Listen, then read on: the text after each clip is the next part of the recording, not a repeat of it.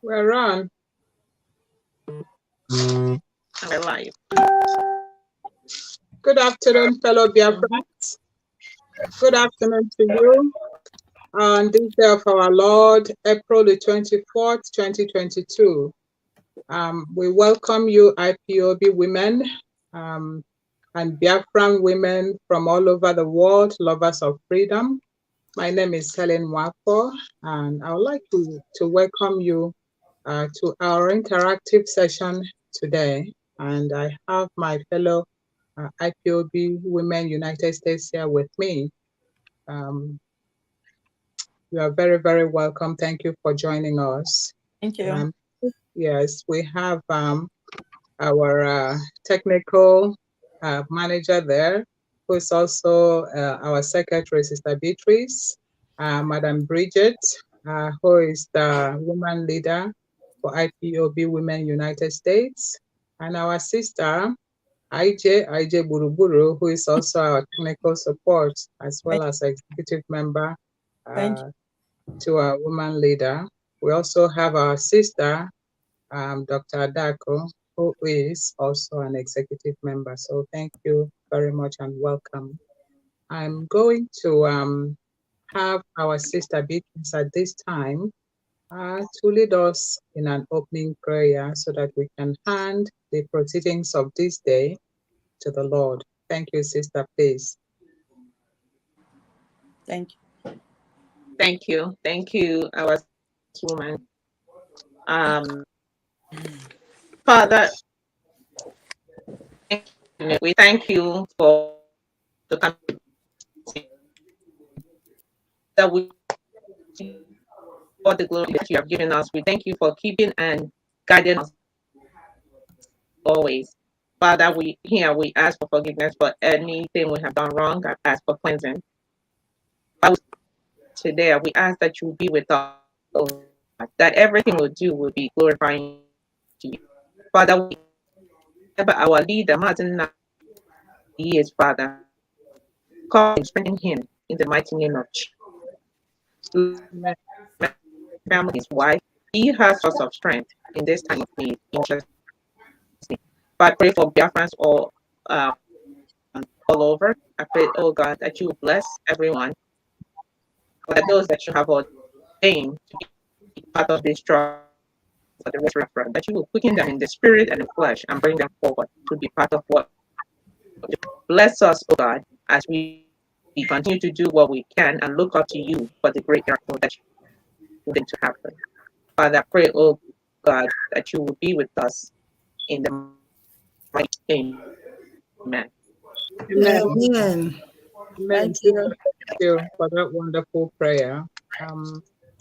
At this time, our sister will also give us our national anthem.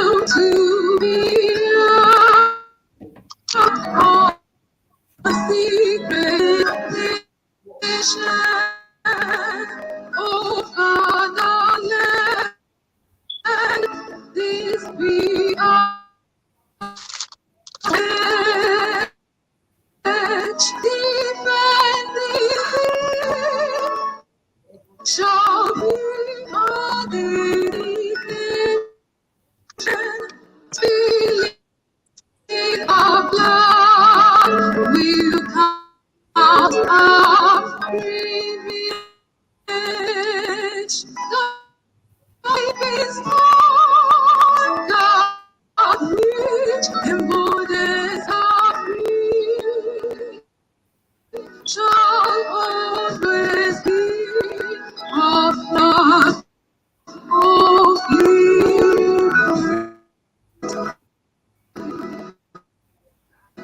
You see all secrets in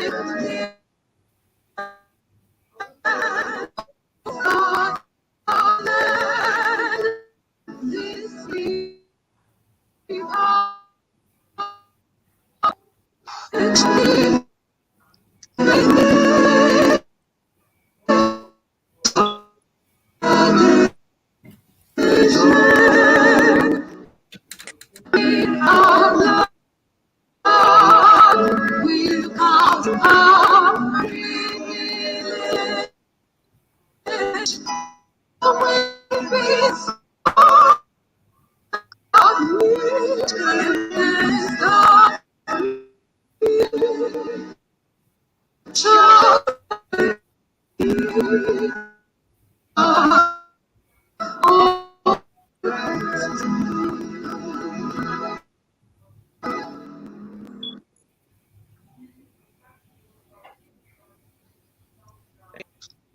Thank you. Thank you. Thank you so much for that solemn national anthem of Biafra. It calls for reflection. Each time I hear that music, you can just see the pain, the blood, the sweat and treasure that our people have given up for a liberated homeland. So at this moment, on that note, I would like us to have a moment of silence for a hero of the Eastern Security Network that was established by Mazi Nnamdi Kanu. In fact, he will be really the first casualty, a general in that defense force that protects our homeland. He was assassinated today, a year ago. So please let's have a moment of silence with our head bowed.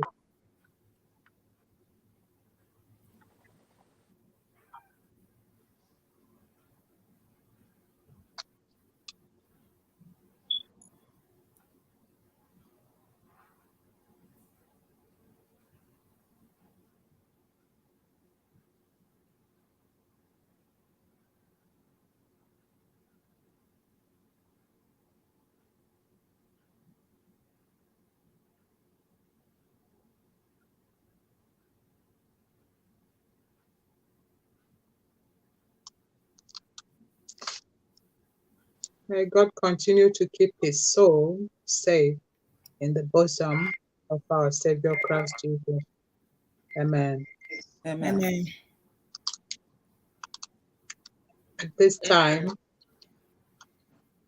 it is really my pleasure to introduce to you a woman who has shouldered so much for this movement, handpicked by Mazi Nnamdi Kanu.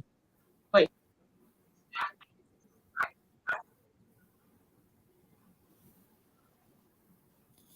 Right, good?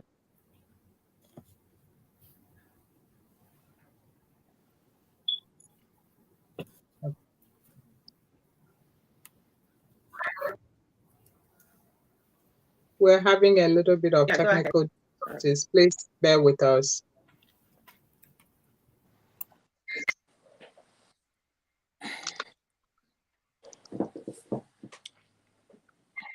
All right. Is it possible to have an interlude of music until the leader joins us? Please.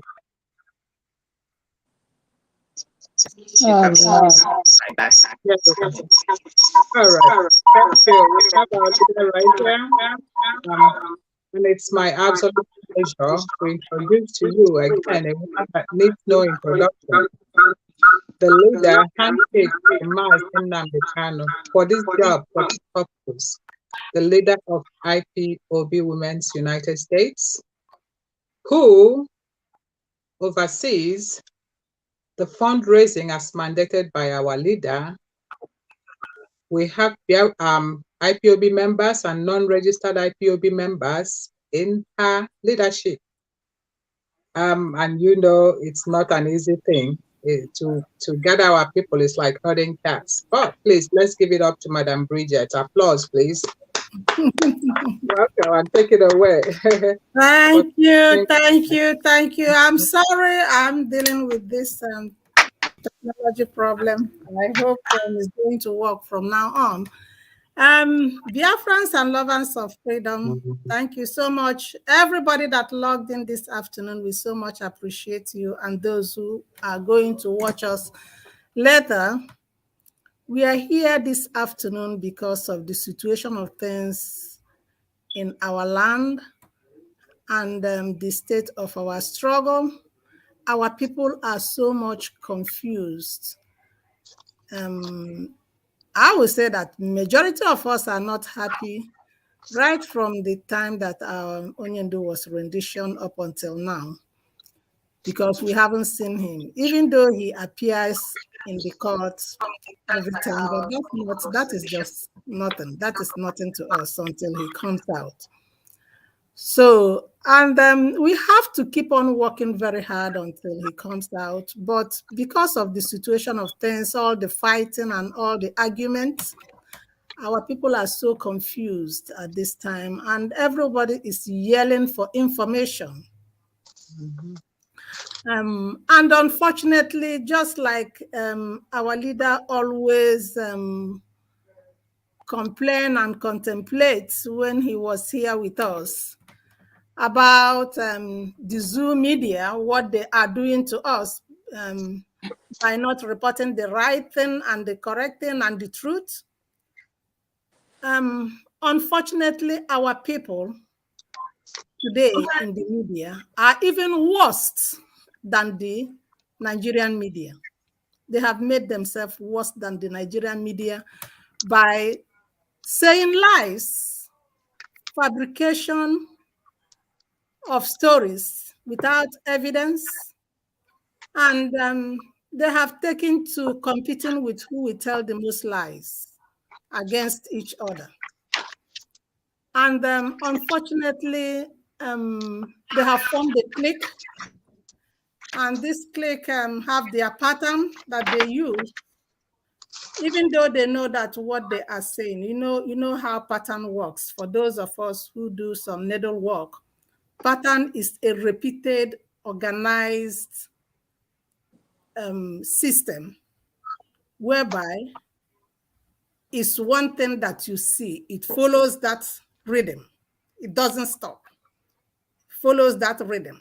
What I mean by that is our people are just following that rhythm of lies. They click together and they follow that rhythm of lies, and they form that clique, and they decide that even though they know that what they are saying is lies, but that's their pattern. That's what they will do. So, and they don't care the impact this is having on others, as well as on our struggle, as well as the impact it have on our leader too. They don't care. They just want to follow that pattern. Whether what they are saying is true or not, that's what they want to do, because they want to follow that pattern. They want to be in that clique. So today we are here to tell you the truth and encourage you to be careful with what you listen to and what you damble yourself to and what you believe. So we are here today to answer some of the questions, like my women, my honorable women, the women that I love so much. They have been confused when they see all those things that are being said about me in the social media.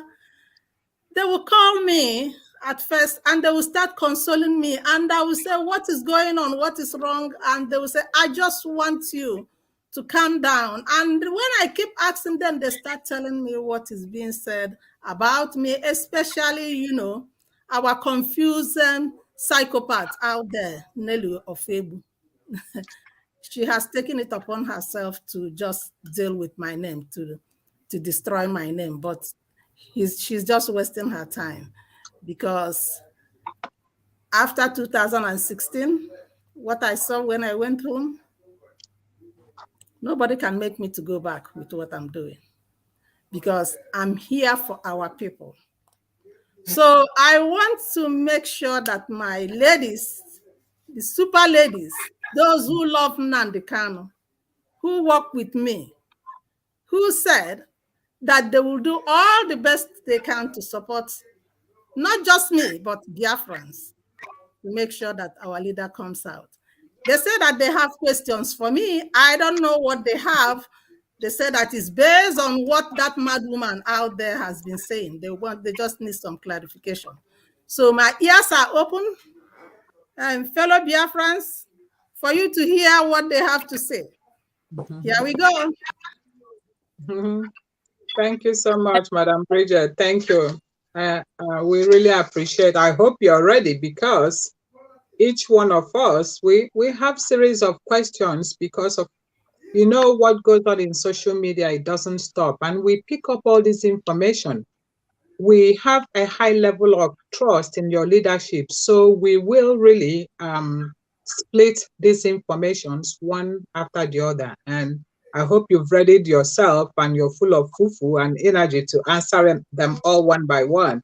I don't know. So, yes, each of the panelists have their own questions, and I'm going to begin by calling our sister Ijoma Aije Buruburu, we call her fondly, to please pepper the leader with some questions so that we can get clarification, so that the people of Biafra can get clarification and feel confident in assisting us, supporting us financially in this job that we are doing, because it's definitely not for personal glory.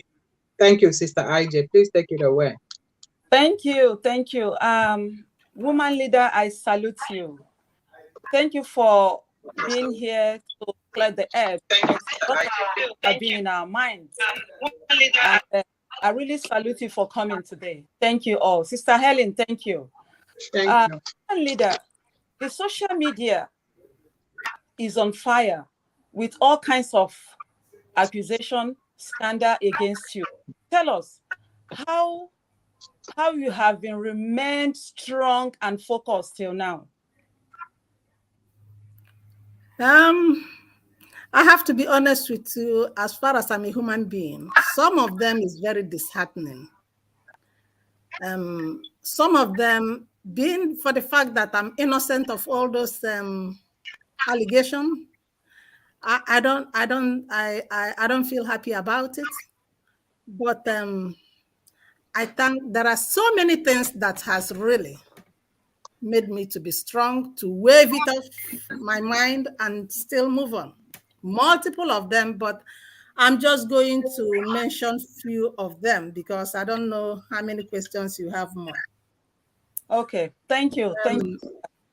One of it is actually, in this life, there is nothing like marrying your own husband, a man that knows you, who knows your heart, who knows what you want.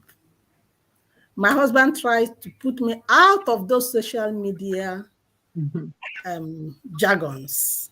Once I come back from work, he doesn't, unless we are in the meeting. Once it is listening to those things, and then he will say to me, "Is it what you are listening?" Then he called me upstairs, and then we talk, and then he said, "Don't worry about those things. Our leader is not here, so you don't have to bother yourself so much. Just focus and do what you have to do." That's my number one support. Then the other support I have, which is very strong, I can talk to him like 12 midnight, 1 a.m. in the morning, is our dear patron, Father Augustine Odimegwa. That is something that he sent to me at one time. Unfortunately, I deleted it without knowing it. I would have read it here for you. But it says that people, when you hear people talking about you, it means that there is something that you are actually doing. And the good ones, we say good about it. The bad ones, we pick on it. So it was very powerful. I don't know how I made mistake to delete it. Then another great support that I have is you, the women, the IPOB women. When I look at how dedicated you guys are and very strong and still wants to continue doing what you are doing, I find it difficult to leave you without a leader. So you really encourage me. You make me to be strong and keep on doing what I'm doing. And also other reputable, honorable Biafran men and women who sometimes when they see those things, they will send it to me. They will say to me, listen, I just want you to have this as an information. Just you have to be strong. We are here for you.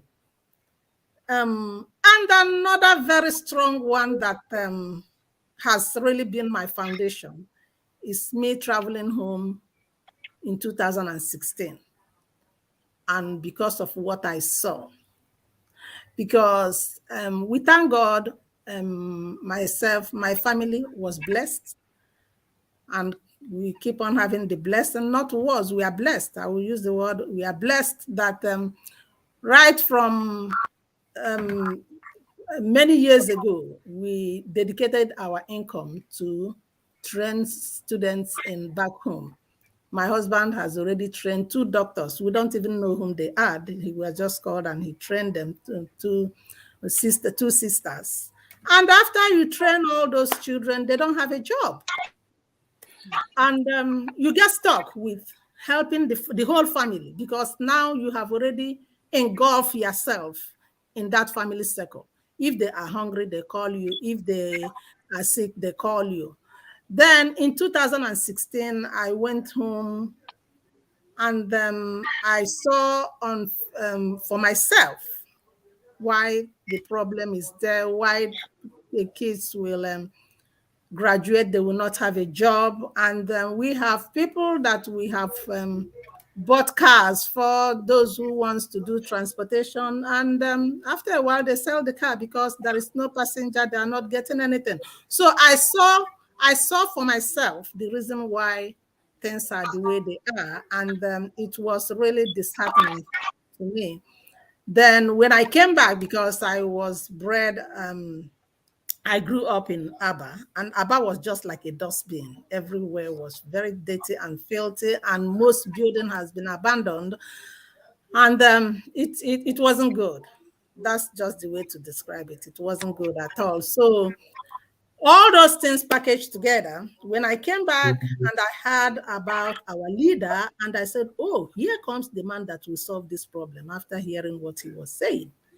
So I started getting myself hooked up in him because to me, it was like, oh, this man will solve this problem. We are not going to go through this again. That was how I felt.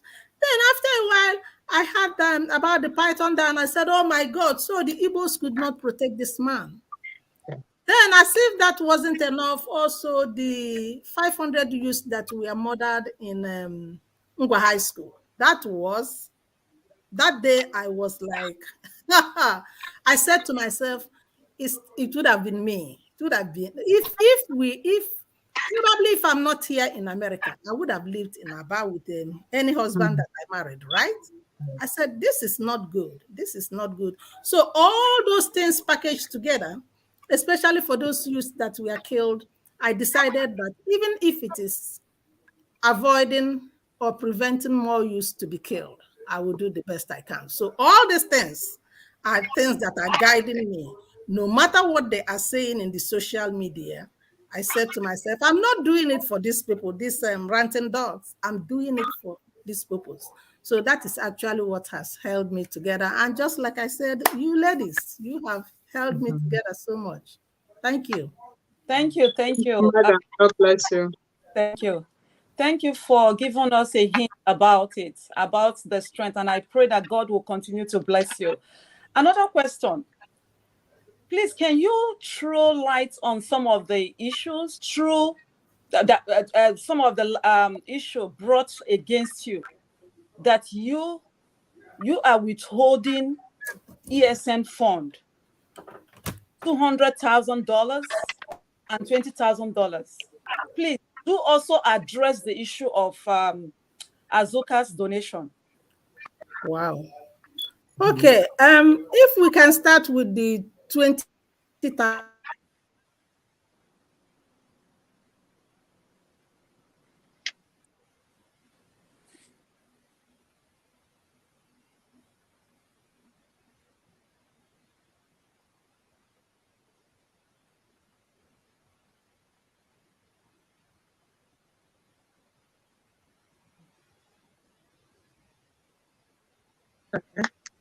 Are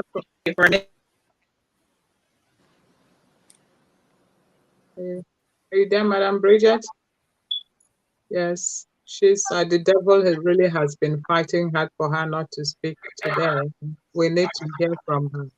So until she comes back, when she breaks with that, let's have an interlude of music. She'll come back. Yeah.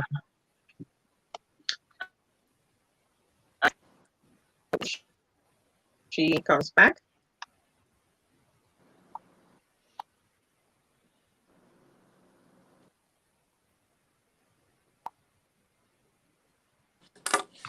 The devil is really fighting. Yes, big time.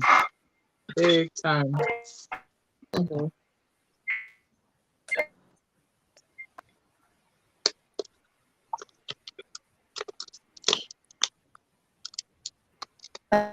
Battery 80%.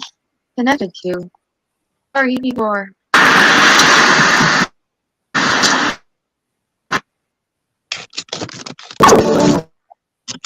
When it's here, I'm going home. I'm going home. United. I'm going home. I'm going home. I'm going back to Biafra. Back to Biafra.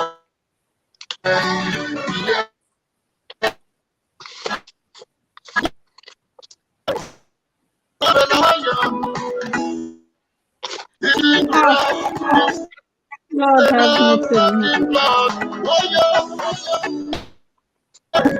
I don't know what is going on.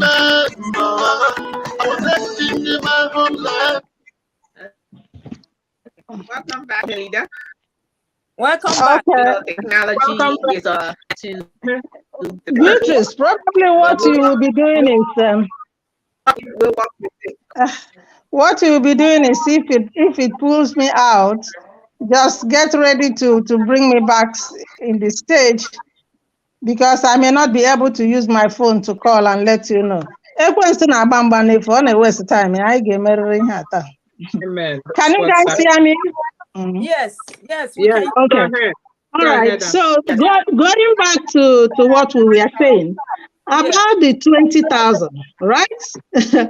Nelly accused me of this 20,000 and actually of me collaborating with what's the name again? Ejiasi and Oliver to send the money that was raised. There was your telephone is re-echoing. Can you it's a very sensitive. We want to get it clear, get it straight.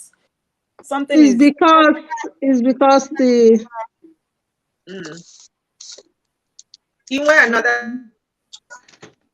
I wanted to go and log in the desktop and see if that will be better. Even if the camera is not good. So. Bear with me. Lord Jesus. Lord Jesus. Yes, it's okay. You will tell your story. Yes. Tell our audience to bear with me, please. Yeah, let's have some music, please, while she tries that. Let me. Okay.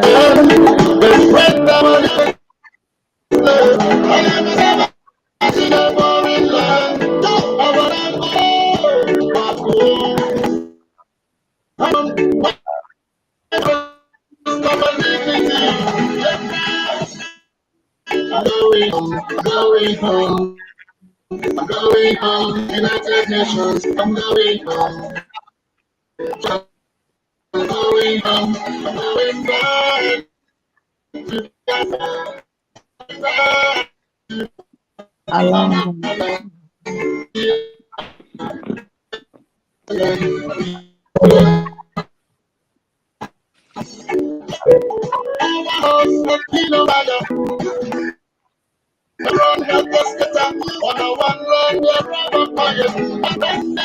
All right. Is it okay now? I don't know where this music is coming from. Yeah, it's okay now. Is it okay? Okay. All right. Okay. Your phone are the on. Yes, let me log into my So desktop. it's okay. We can hear you. Say your name. Hold on. You ladies, you love me so much. Look at this. You're not even mad at me. It's still doing that. All right, let me turn off this one. Let me turn off my phone. Okay. All right.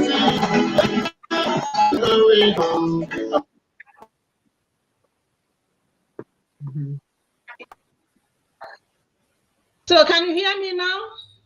Yes. Yes. Okay. So after my Lord,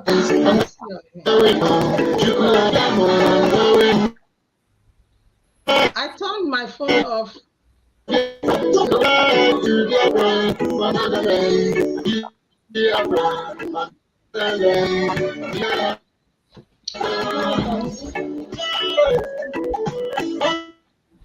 We see consideration, we see subjugation. Maybe because I was logged.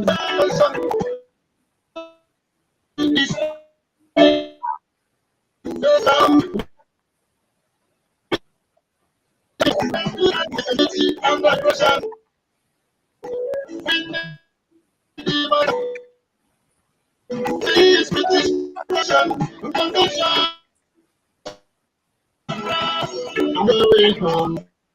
I'm going home. I'm going home. United Nations. I'm going home. I'm going home. I'm going back to Biafra. They are lying. I want to hear everything. Distraction. So we're gonna wait. If it takes us 12, yeah,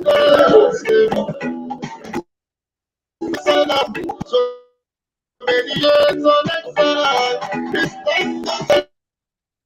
never be done.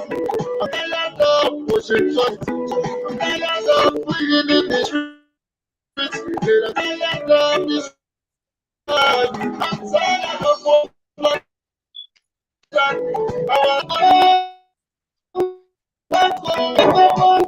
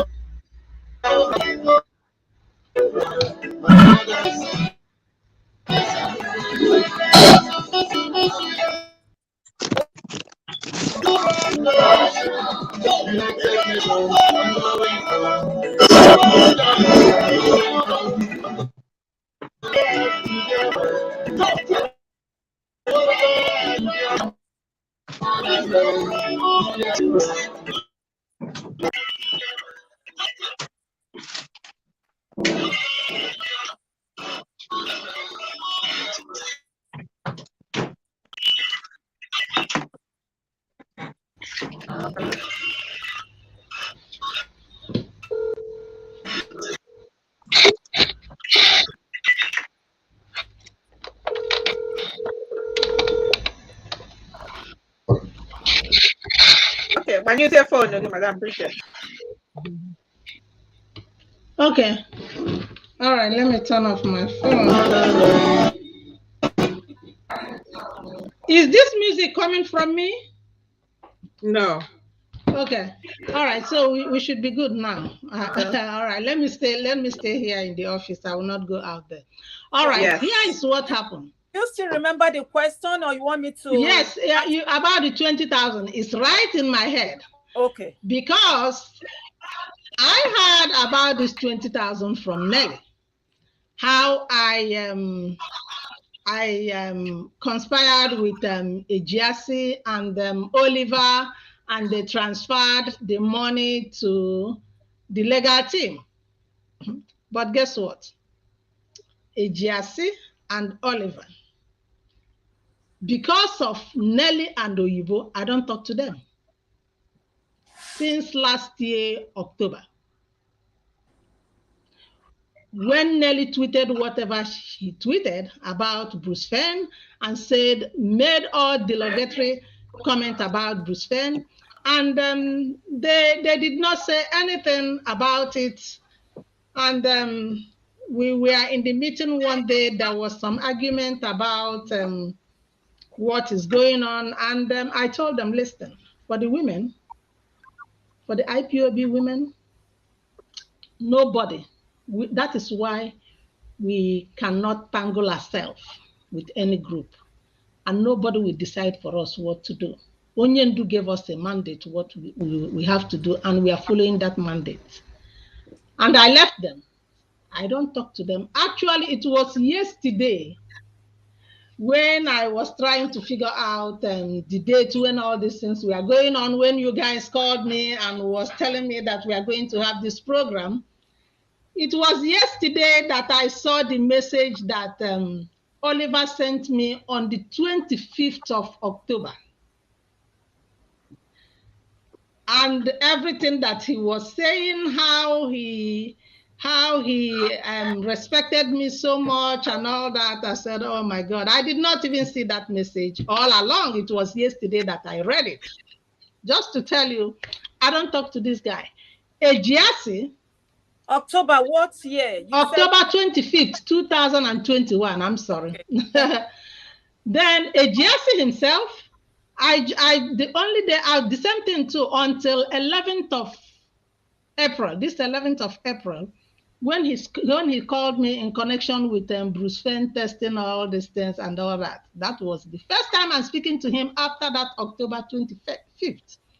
So, my dear, whatever happened with the 20,000, I have no idea. I don't know what their business is. Then I also heard that Simon Ekpa mentioned it in one of his programs, whereby he was telling Ejiasi to what do you call it? To make sure he deposit that money in Umeri account and all that. So it's just Nelly's usual way of linking me to things that have nothing to do with me.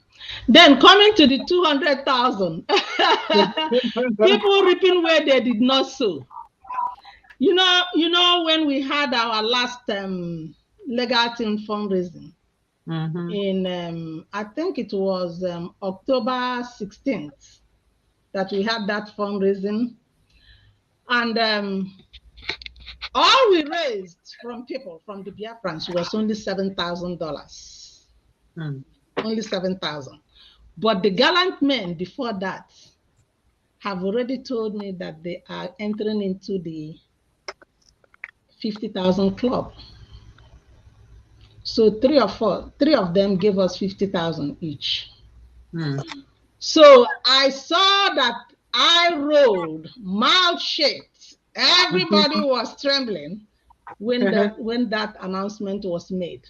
So they calculated all that money, claimed that, and this money, they don't even know that these gallant men taxed themselves because they want Onyendu to come out. They want Bruce to continue doing what he was doing. We had no money, and they taxed themselves to give that money, so that Bruce will be able to travel each time Onyendu is having court case, so that Bruce will be able to do everything that Onyendu wants him to do. So they calculated all this money. I had Nelly saying, this is money that was supposed to go to ESN, and now Bridget Okafor is getting it to pay Bruce and all that. That was the 200,000, my dear, reaping where they did not sow. Yes. Then coming to, there is a third one about Azoka, right? Yes. My dear. Donation. You know this adage that goes in Igbo land, onye okwu ya na-ekotegara aka ya ekotere ya. Azuka was one of us, right? Yes. All of a sudden, after we came back from UK, this woman started working against us. You know the saying, you know what is going on in our land, how the Fulanis have kept us where we are today is through divide and rule. They will come, they will divide us, and then they start ruling us, and then they use us to destroy us. So that was what happened. Nelly used Azoka to try to destroy the women. All of a sudden, this woman started, before we went to UK, we had our first fundraising, the Tucano aircraft free Mazin and the Kano, which we had on September 11th. On that, in fairness to her, her son made the flyer for that fundraising. That was how committed he was. Then in that fundraising, he came and he donated 500 for that fundraising. Then after that, we were doing another fundraising. So after he donated that 500, you know, money doesn't stay in our account, which you guys know. After three weeks, you know, the panelists, you know how we do it. After we calculated all the money, we send it out to, in this case, this was money, because when that Tucano was done, we borrowed 25,000 to make it up. So we were able to pay 10,000 immediately. The 15,000, we are still owing it anyway, but we are paying it gradually. So we would have been able to pay it off, but because of everything that is going on right now. So Azoka said, so after he donated that 500, right? Then when that craziness started about ESN fundraising in November, Azoka sent us another 500 and told us that this 500 should be sent to Mary account. We said, okay, because there were some people who also in our fundraising, they said that the money that they are donating is for ESN. So we said, okay. All of a sudden, one day, Beatrice called me and said that Azoka said that we should send 1,000 to Umeri account. That 500 that she donated in September, even before we went to UK, that we should add it, that is for ESN, it's not for the legal team. And I said, how can that be? When this 500 was donated back in September 11, they have the ESN, we haven't started anything about ESN. Oh my God, it looks like I'm going out again. We're hearing you. Can you hear me? Okay, I don't know why it's frozen. It looks like we're hearing you. So good. Okay, I said, yeah, don't worry. If you go out, we'll wait for you to come in. Okay, thank you. So, so he said that we should send 1,000 to Umeri. So I said, Beatrice, please put her on the phone because I want us to discuss about this. So I said to her, I tried to explain to her, I said, Azuka, you donated 500 all the way in September. And then we went to UK and came back before all this craziness of ESN fundraising started. I said, if you want us to send the 500, yeah, we will send it alongside with the other donation, but it's not 1,000 because the first 500 you donated was for Tucano aircraft and free Mazin and the legal distance and fundraising. She said no, insisted. After her insistence and her anger, because at that time Nelly has already brought her over and wrapped her in her wings. So whatever I'm saying, I'm wasting my time. So I said to her, okay, you know what we will do? The best thing we will do now is this. Bring your account. We will send you back your $1,000 into your account. Then you send it where you want to send it. Because even if we send this money, Nelly and Oyibo will claim that we never sent it. So the best thing is, send us your account. Up until today, Beatrice, did she send her account to us? Hello, can you guys hear me? No, yeah, we hear you. We are hearing you. So up until today, Beatrice never told me that she sent her account to us for us to send her money. And do you know what happened? No. She has made a broadcast about it, that I said for her to send her account so that they can send so that we can send her the money. Then after a while, she changed the story. Azoka changed the story that we are holding her money. We don't want to send it out. We don't want to give it back to her. We don't want to send it to me. The discussion was, we are not sending it to me. We are going to send it directly to you. But so that is what happened with with what they are saying, my dear. Okay. So, any other question? Thank you for that. But also, they said that you went on a fund drive for the legal team, apart from the scheduled fundraising event. How about that? You see, this is actually what they did. They are the one, because just like I said, after Nelly have Azuka wrapped on her wings, from time to time she will call Azuka and they will talk and decide what she wants the women to do. I was sitting in my house one evening, Oyibo called me on the phone and said to me, oh, there is an emergency now for ESN. There is an emergency. We need money. So, because at that time we scheduled a fundraising on the 16th of October. Then she said, oh, we need money for ESN so bad now that I should cancel that fundraising for the 16th of October and use it to do ESN fundraising. I said, oh no, I can't. I said, I cannot, because this fundraising has already been scheduled before we went to UK.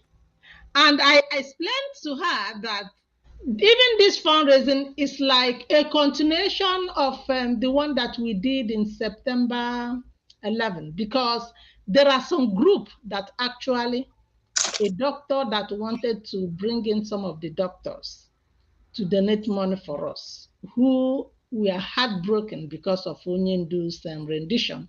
They want to help with the legal team. I said, they are actually the one who asked for this fundraising, so I cannot cancel it. I said, rather, what I will do is this. I said, you cannot even depend, if we have emergency for the ESN, we cannot depend on the fundraising that we will do, because the money for the fundraising doesn't come immediately. I said, what we can do is, we can, all of us in the Eastern Zone, we can tax ourselves at least $200 each, so that we get immediate cash that we can send, that can be sent to the ESN. So that was what happened. Why in the world? Because you know what happened? If they schedule a fundraising for ESN, they are the one doing it. What business is it of mine for me to switch it over and start scheduling what do you call it, legal fundraising for it? And you guys know that I cannot just jump up and schedule fundraising. Before I schedule it, we have to talk about it, right? Yeah. Because some of yours work on the every other weekend. So all the panelists have to agree that they will be there. So I can't just jump up and schedule a fundraising without we discussing it. There is no fundraising that we do without, first of all, discussing it. So everybody knows that that is a bunch of lies. They are the one that did it. And I told them no. Instead, I gave an alternative that really worked very well for everybody. So that was what happened. They just tried to make up stories about me. That click pattern, and repeated organized pattern of lies and accusation. They have already been bought to do it, to do whatever they want to do with my name. So I cannot change how they feel. Thank you. Thank you for clearing the air on that fundraising. So another one, they said you attend several times to access the Umeri account. Therefore, your access was locked. No one removed you, as you claim. All right. For those of us, even though they may say that in order to cover themselves, but the truth is very clear. Yes, when even I did not want to be in that Umeri account. I never wanted to be there. Oyibo called me one day after they set it up, after the HOD announced it, and asked me if she can add me into the Umeri account. I said, I'm very busy. I may not even remember. I may not even be able to be logging in there. I'm dealing with the women's account and everything that the women is doing, and also with what Bruce is doing too. I said, please, if you can just leave, if you don't mind, I don't want to be part of it. We let it go. Then the other day she called me and she was crying so bitterly that she was accused of stealing $1 million. So I felt so bad for her. I said, okay, put me in the account. And she said, okay, no, because that's how, when she wants to play around with you, she said, no. You know how you always bring people in to donate money. When they donate money and then you call me to check, you don't have to call me again. You will just log in and check and confirm their deposit. I said, okay, no problem. That worked too. So she put me there, and before she did that, there were a couple of us that she has already arranged. And the method, for those of you who has worked as a supervisor in any company, like myself, I have, or even the bank, let me use the bank as an example. All of us that have an account in the bank have your username. Your username is linked with your name, but they don't have your password. Yeah. Even if you don't know your username, they will tell you what your username is because they link it with your name. So before Ibo put us in, she went to the bank and she make up a username for us, and they use that username to link us in the system. Then she sent it out to us, everybody, and then told us to, what do you call it again? Told us to make up our password, which was what we made. Now, I know that I have so many logins that I have to log in. So immediately she is set up, I went and I have a place that I write all my username and password. And for this account that I don't go anytime, I know that I may forget it. So I have it written down, typed in the document somewhere in my computer.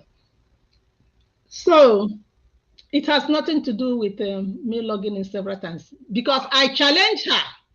If she feels that I logged in several times, because I had her say it, she went to Simon Ekpasen and said that I keep on going in there and logging in there and logging in there. Let her bring a proof, because the bank will tell you how many times you logged in into the system. Let her bring a proof. The couple of times that I logged in there,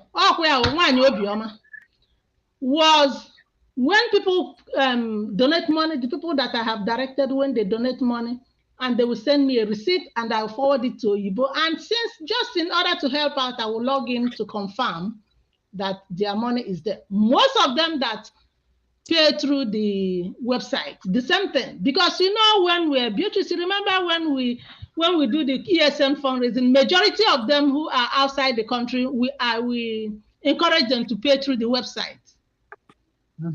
So when they do that, some of them may have doubts if it went through or so. Then they will send me their receipt. They will say, Madam Bridget, please check for me and make sure that my money went in. So that was the couple of times that I logged into the account.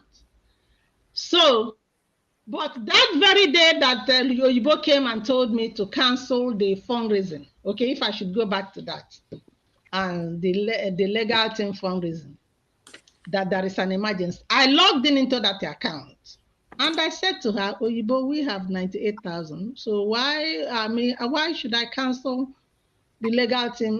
That is when I said, okay, instead of that, this is the option that I'm going to give and it's going to work out.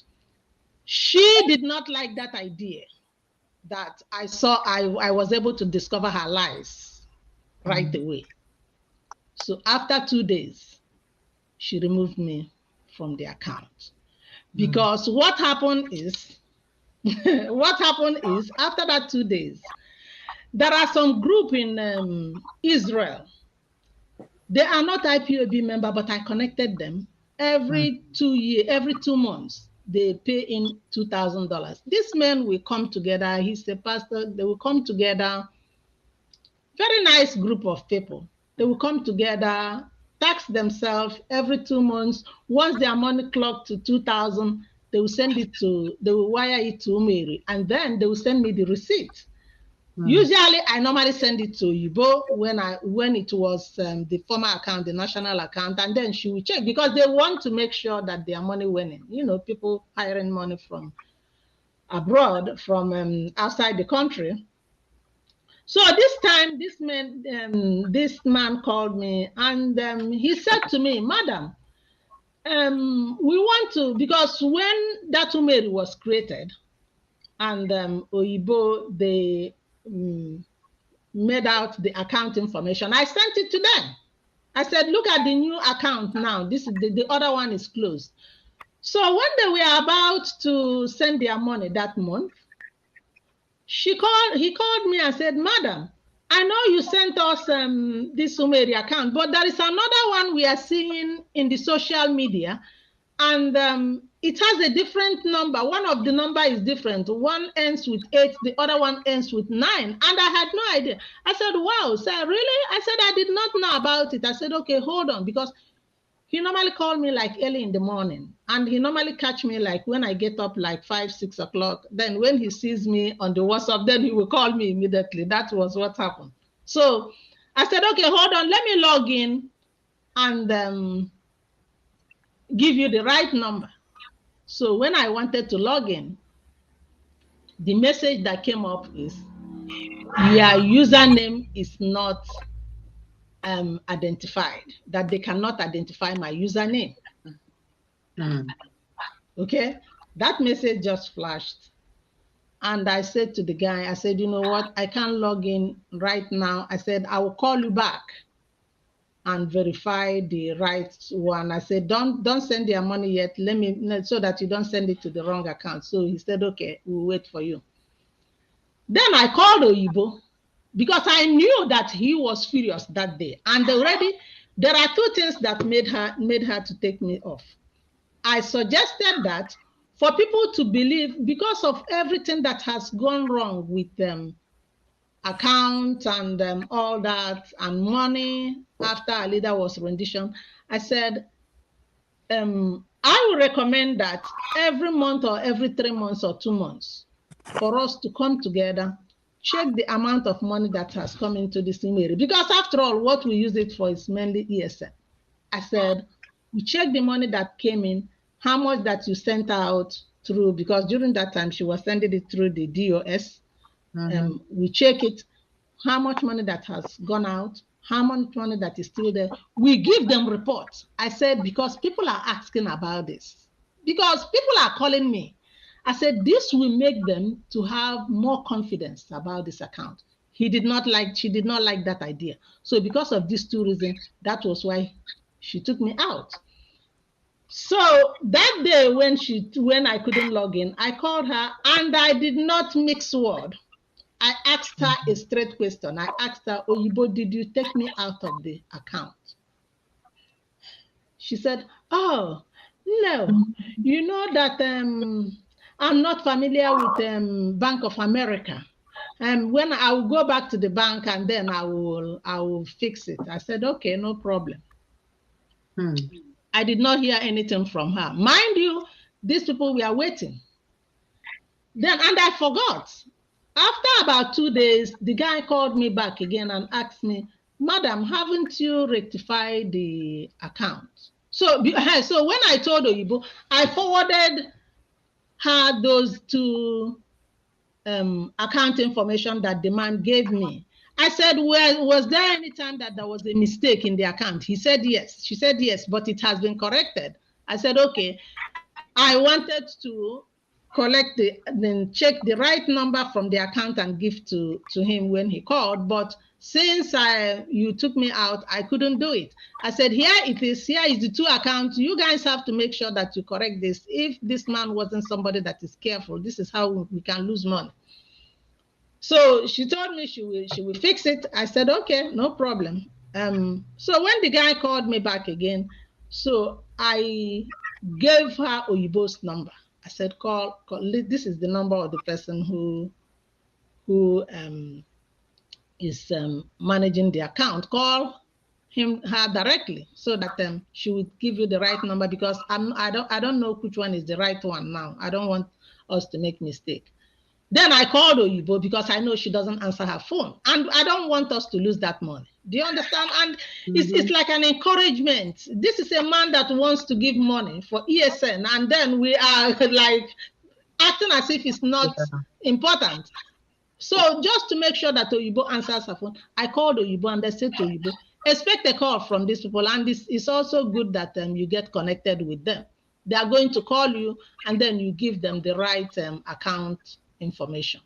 And I let it go. So she said, oh, I'm going to correct your account. I said, Oyibo, you know what happened? You know I never wanted to be in this account. I said, don't worry about it. I said, let's just leave it alone.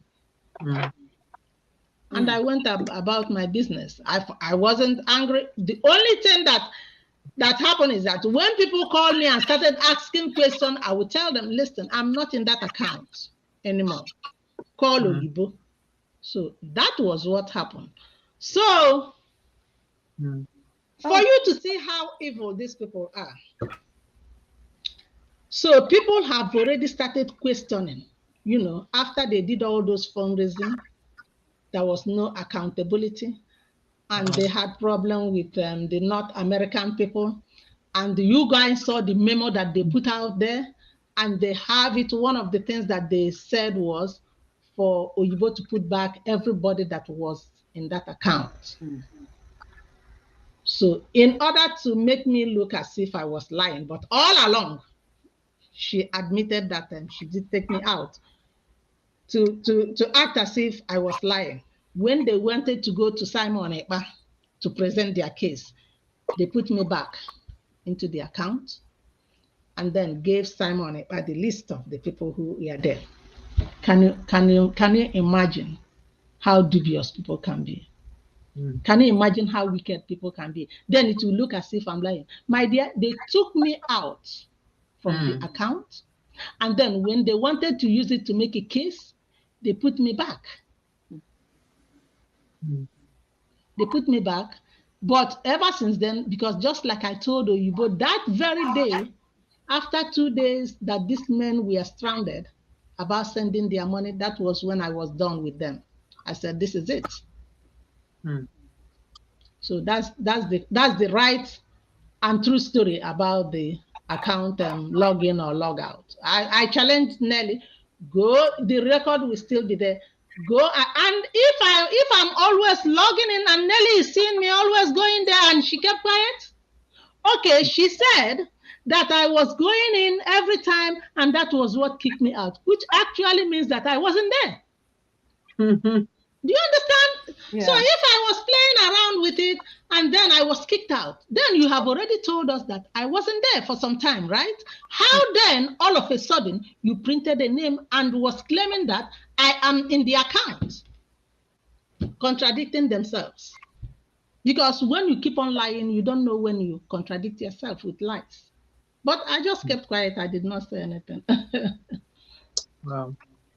Thank I you. still look frozen here. Is there any way to fix me, please? Mhm. Are you guys hearing me? Yeah, Thank you. Yeah, we're seeing you. Okay. yeah. But Thank it still looks frozen. I don't know. You are in the show. Thank you. Thank you, Madam Bridget. So what you're saying is your name can be in an account, but you have no access actually to the account. Say that again. Your name could be on the account, but you have no access. You were denied access to the account. Yeah, initially they put me in. Then after that incident of the fundraising, she took me out. Okay. Then when people started complaining, they put me back in. But did not tell me that I'm back in.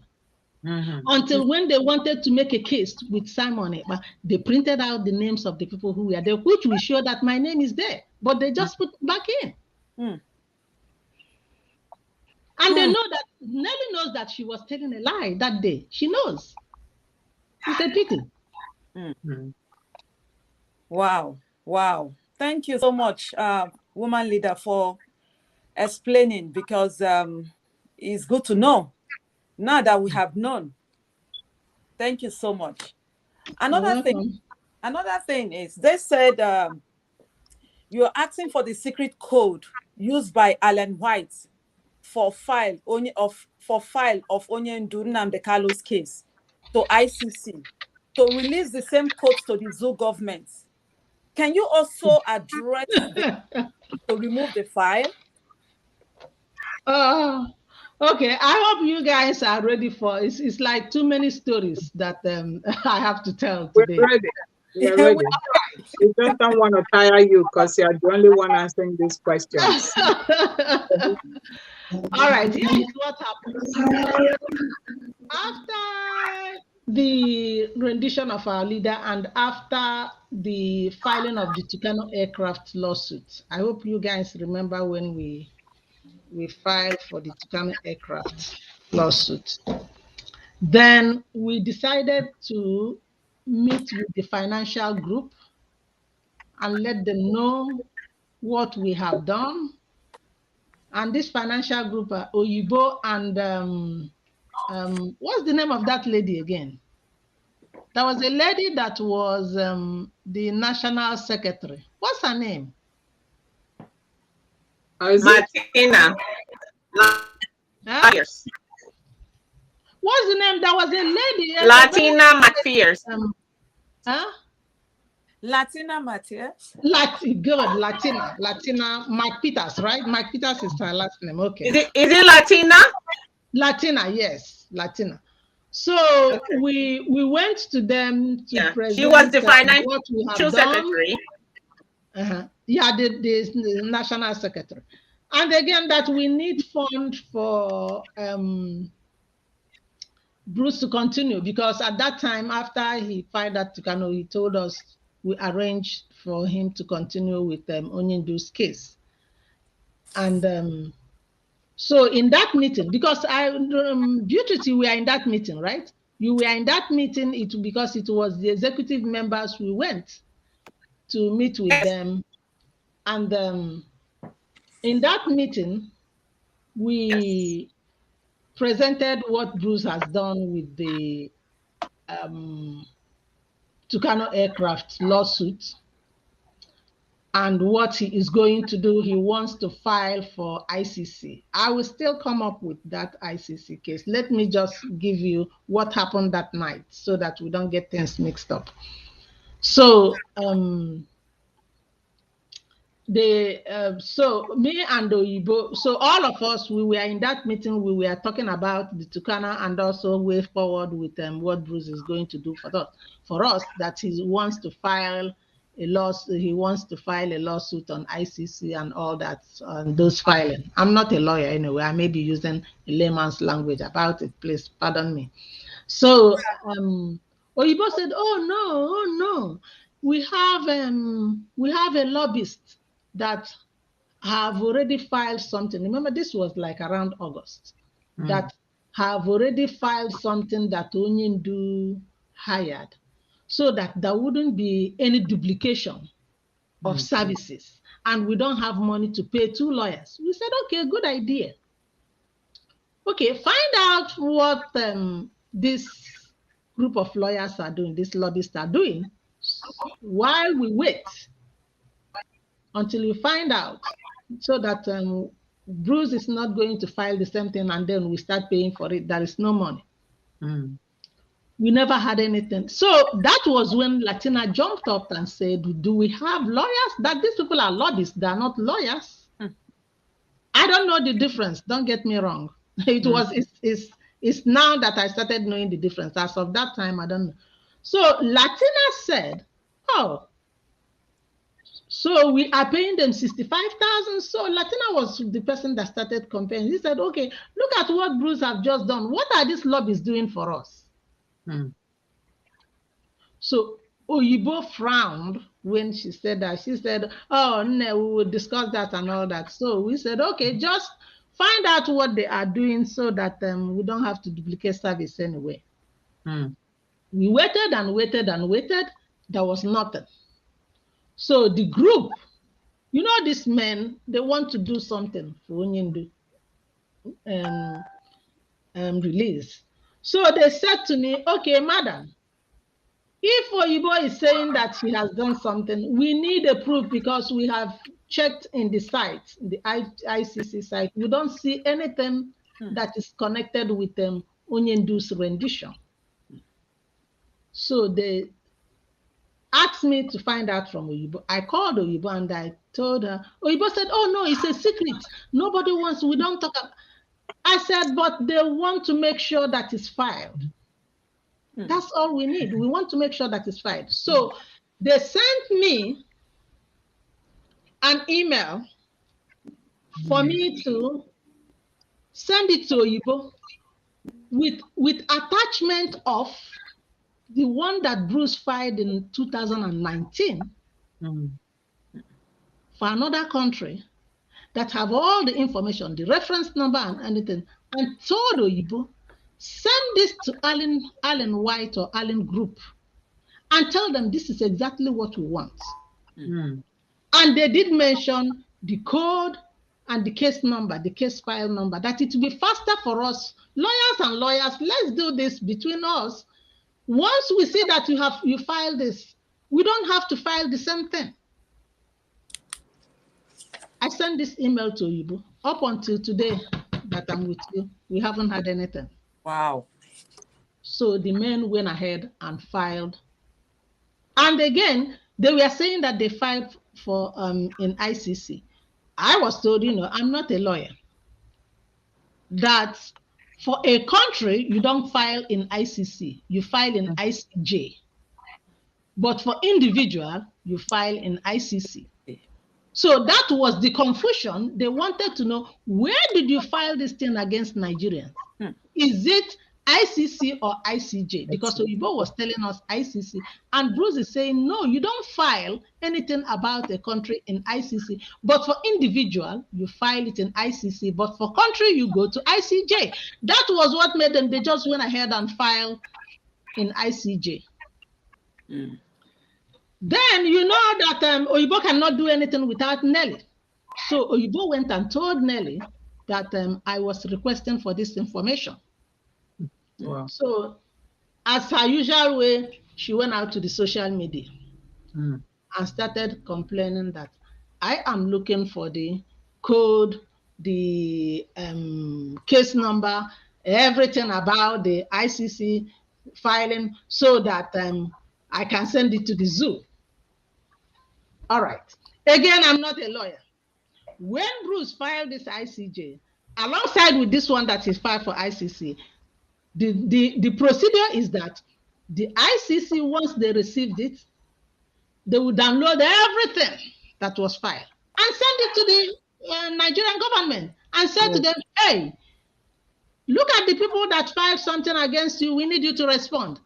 That's how it goes. So all those code, all those special numbers, everything that was filed, the zoo government will have it already. So why will I send them what they have already? Yeah. So if it was filed, if this thing was filed, my sisters, they have it already. It's no longer a secret. Wow. So Wow. So Wow. that's what we are seeing. The Nigerian government it's already. Nobody needs to give it to them. The ICC staff will send it to them for them to respond for what was filed against them. They don't need it from any other person brought from the ICC, which means I don't know if they filed anything or not, because if you filed it, it's no longer it's not hidden anymore. It's there in the public. The zoo government will have it. So that's what happened. Then there is another thing that she said again in connection with that ICC something. That I want to remove it. Oh, I want to remove it from the kindergarten notebook. The ICC system. Who will go there and remove something that was filed? Is that thing, was it really filed?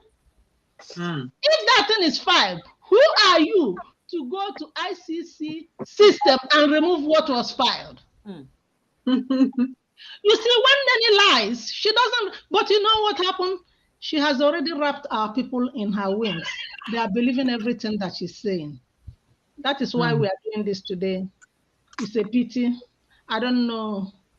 All that they are getting is lies and fabrication, and they are believing this woman. It's a pity. A lot of things need to be unraveled. Yeah. You know, at the point they also said that everything that only decided that then the people removed it. I was saying to them, remove it from where?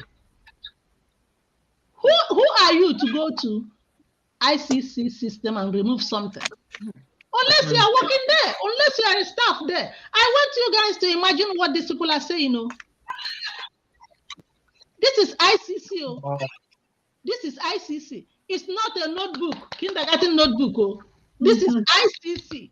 That somebody will go and remove Dr. Dak, you filed something. Then I will go to ICC system and I will remove what you filed. Is that possible? No. Oh, Lord have mercy. You know what? Our people's brain has been jacked up. It has really been jacked up. Yeah. Thank you so much, woman leader, for giving us in fact, this is just a mini education, you know, we really appreciate you. So I'm gonna be handing over to Sister Helen. Thank you so much for okay, thank you. Thank you.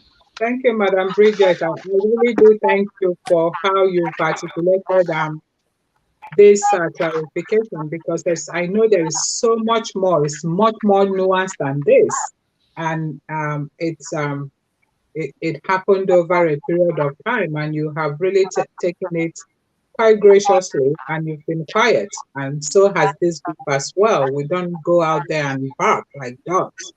You see, what comes to mind is one of the scriptures that I like, and please permit me. This is my philosophical base, and I don't impose my faith on anyone. It's the first book of Corinth, 13:11. You see, you're talking about this cliquey behavior that we are seeing. He said, St. Paul says, when I was a child, I spoke like a child. I thought like a child. I reasoned like a child. But eventually I grew up and I gave up my childish ways. You see, what you are seeing in this cliquey behavior is almost like a ganging up a group of poorly trained girls that gang up against one girl. Yeah. That they see as having something they don't, or something they want. You see, our people in our native dialect, it says, you bring that girlhood behavior into womanhood, it's no longer attractive. In fact, it's insanity. And our people say Arakamma no okorobịa. You see, Arakamma no okorobịa, when you are full of energy, in fact, it's theatric, but Arabia in your old age is no longer sexy. When you're taking the behavior of girlhood and bring it into your womanhood. So hopefully, people will be advised. And I'll take this chance now to help us shift gear a little bit into some positive things, because when Onyendu appointed this group, it's barely 2 years old. This is a very young group. And I'll have Madam Bridget to please call on our secretary. Some interjections may be necessary to please account for us, narrate for us some of the accomplishments. And Madam Bridget, you may also, because you are here during the founding, feel free to interject. Thank you. Madam Bridget, take it over. Thank you very much. Let it not look as if I'm the only one talking. Ụnụ ma na ndị Igbo na-atụ n'ilu sị na agwa ofu onye hụrụ na awụ eke, right? Yes. In fact, IPOB women have been the life wire of this struggle. We have done a lot of achievements, and we don't make noise with it. We are not the empty vessels that makes a lot of noise. We just keep quiet and do what we have to do, because we feel that this is our responsibility, right? We feel that this is our people.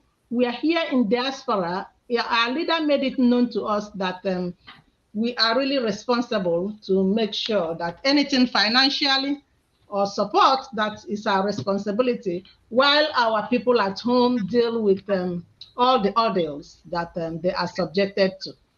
So we have made a lot of progress. We get up every day and we do something.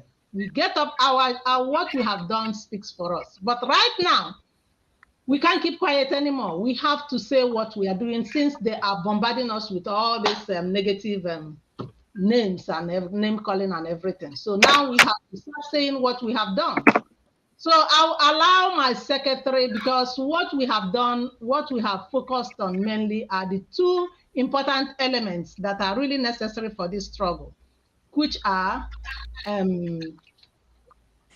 funds in form of fundraising, as well as creating awareness.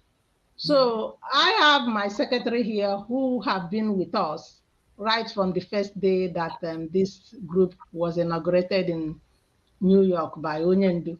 So she can give you a rundown of what we have achieved, and anywhere they want me to come in, I will come in too. They won't. Sister Bridget, please take it. Sister Beatrice. Yeah.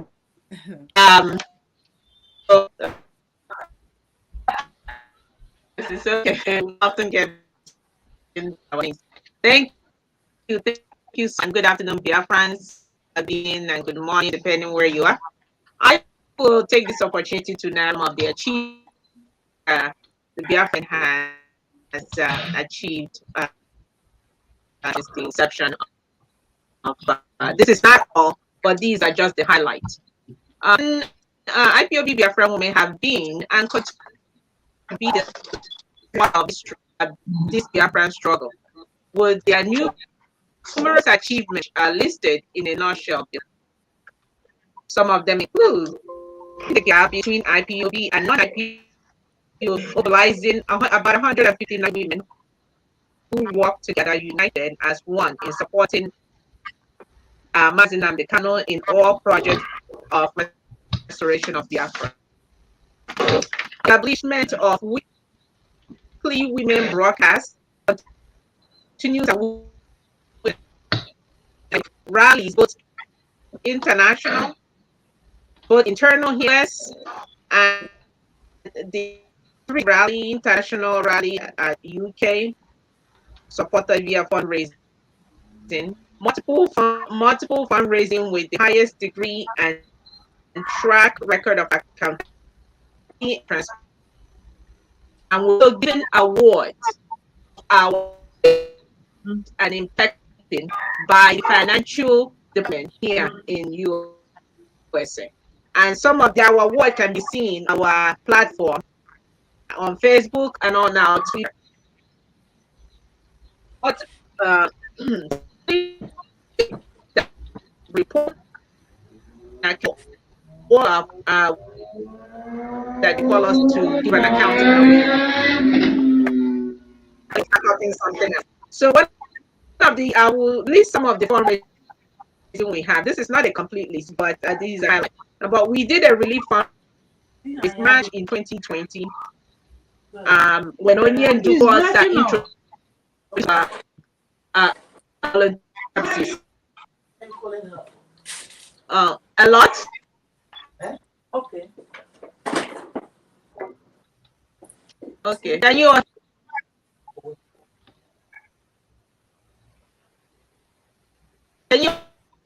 hear me? Yes, Yes, I can hear you. we Oh can. wow. Mhm. But it's like Russian. It's like, Breaking up. Okay. yeah. So continue reading. Yes, continue. You're better now. Okay, I'll slow down. Okay. Okay. So one of the first fundraising we did was the relief fundraising back in 2020. This was the after our leader first introduced our volunteer services. Wanted to do what we can to support them, and we had a massive amount for that fundraising. We raised close to 9,000. With COVID, as you know, the Mm. and we raised support for our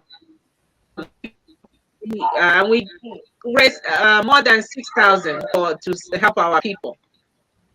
Mm. We also raised for SARS protests people in the land. Madam Bridget established to support to increase support for the struggle of restoration. The first fundraising, we raised about 166,000. Wow. The liaison. 1 minute, please. I think women is trying to come in. Yeah, I'm here now.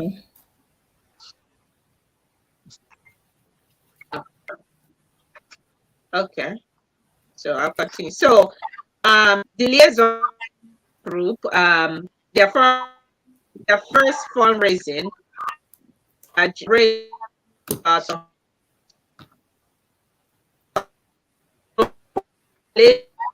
of, uh, for Radio Biafra to um, station the Biafra for 20. We generated 28,000.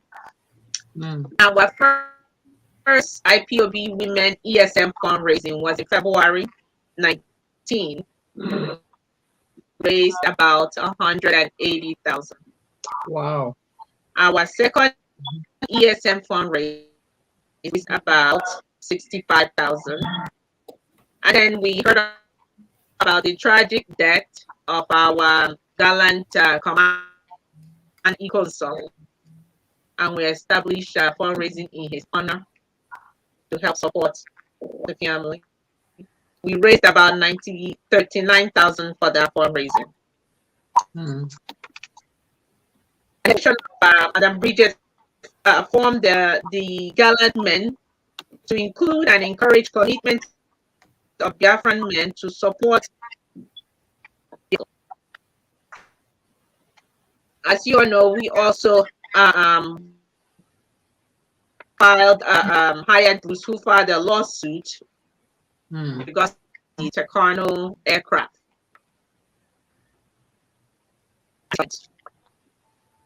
And I believe our leader will elaborate on that,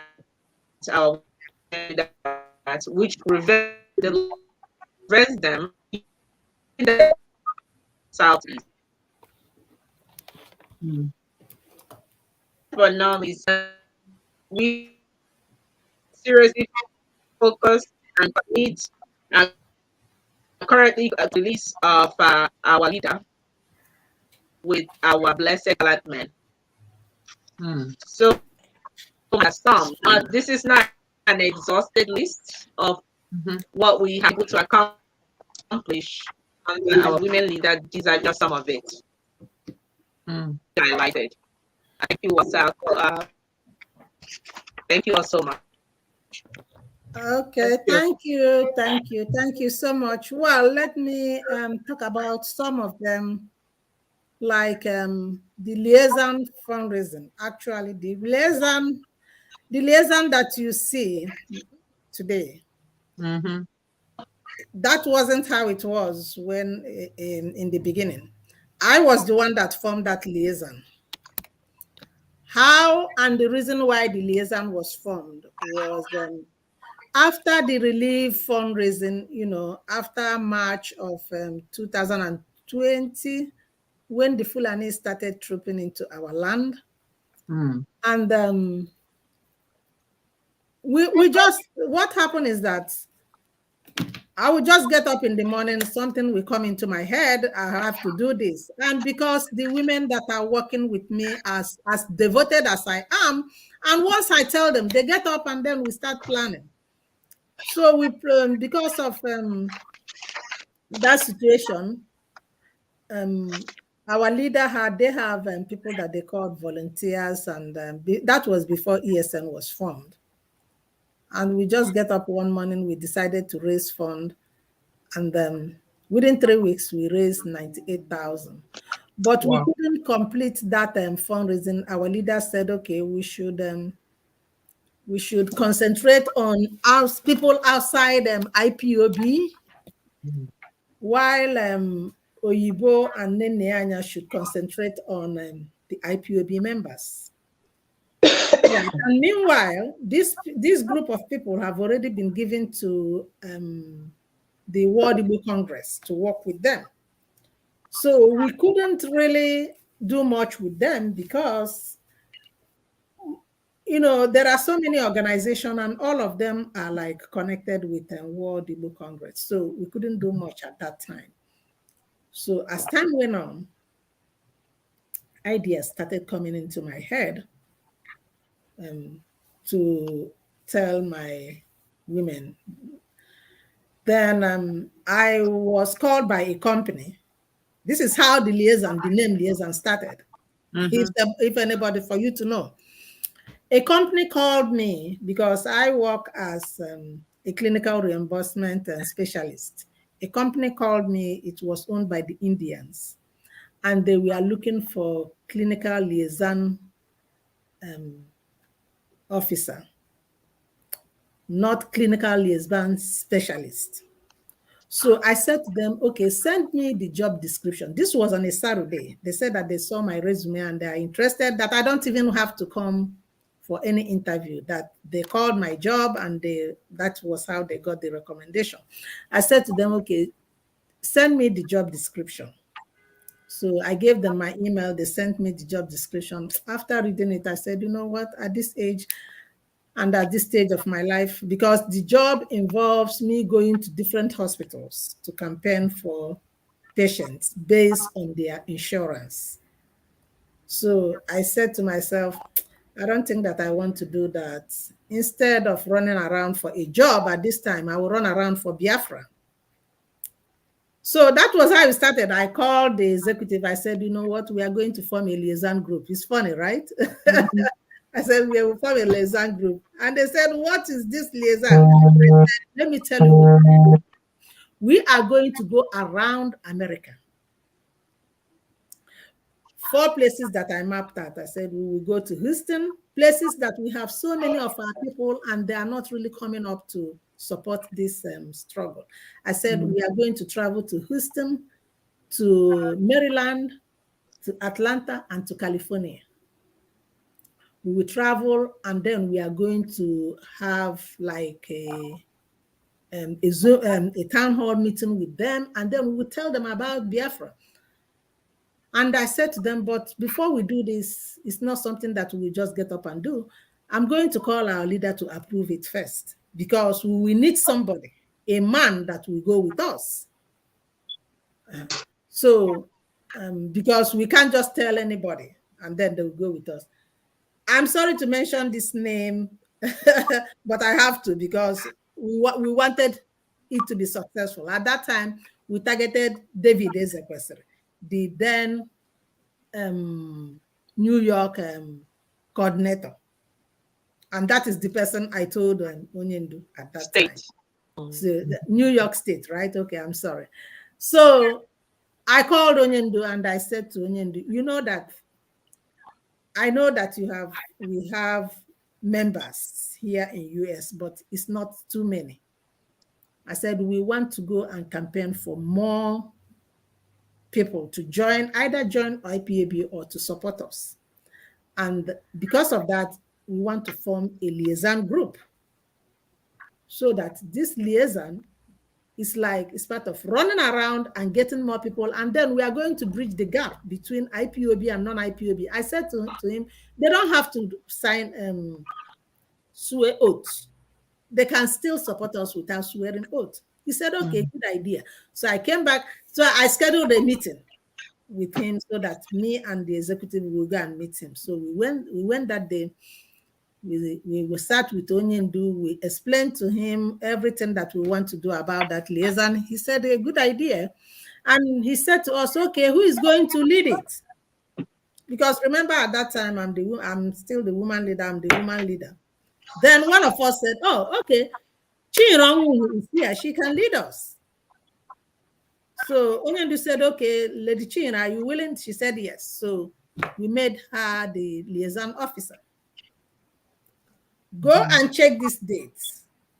September 8th. After that time, we had that meeting with Onyendu around August. So Onyendu forgot everything about it.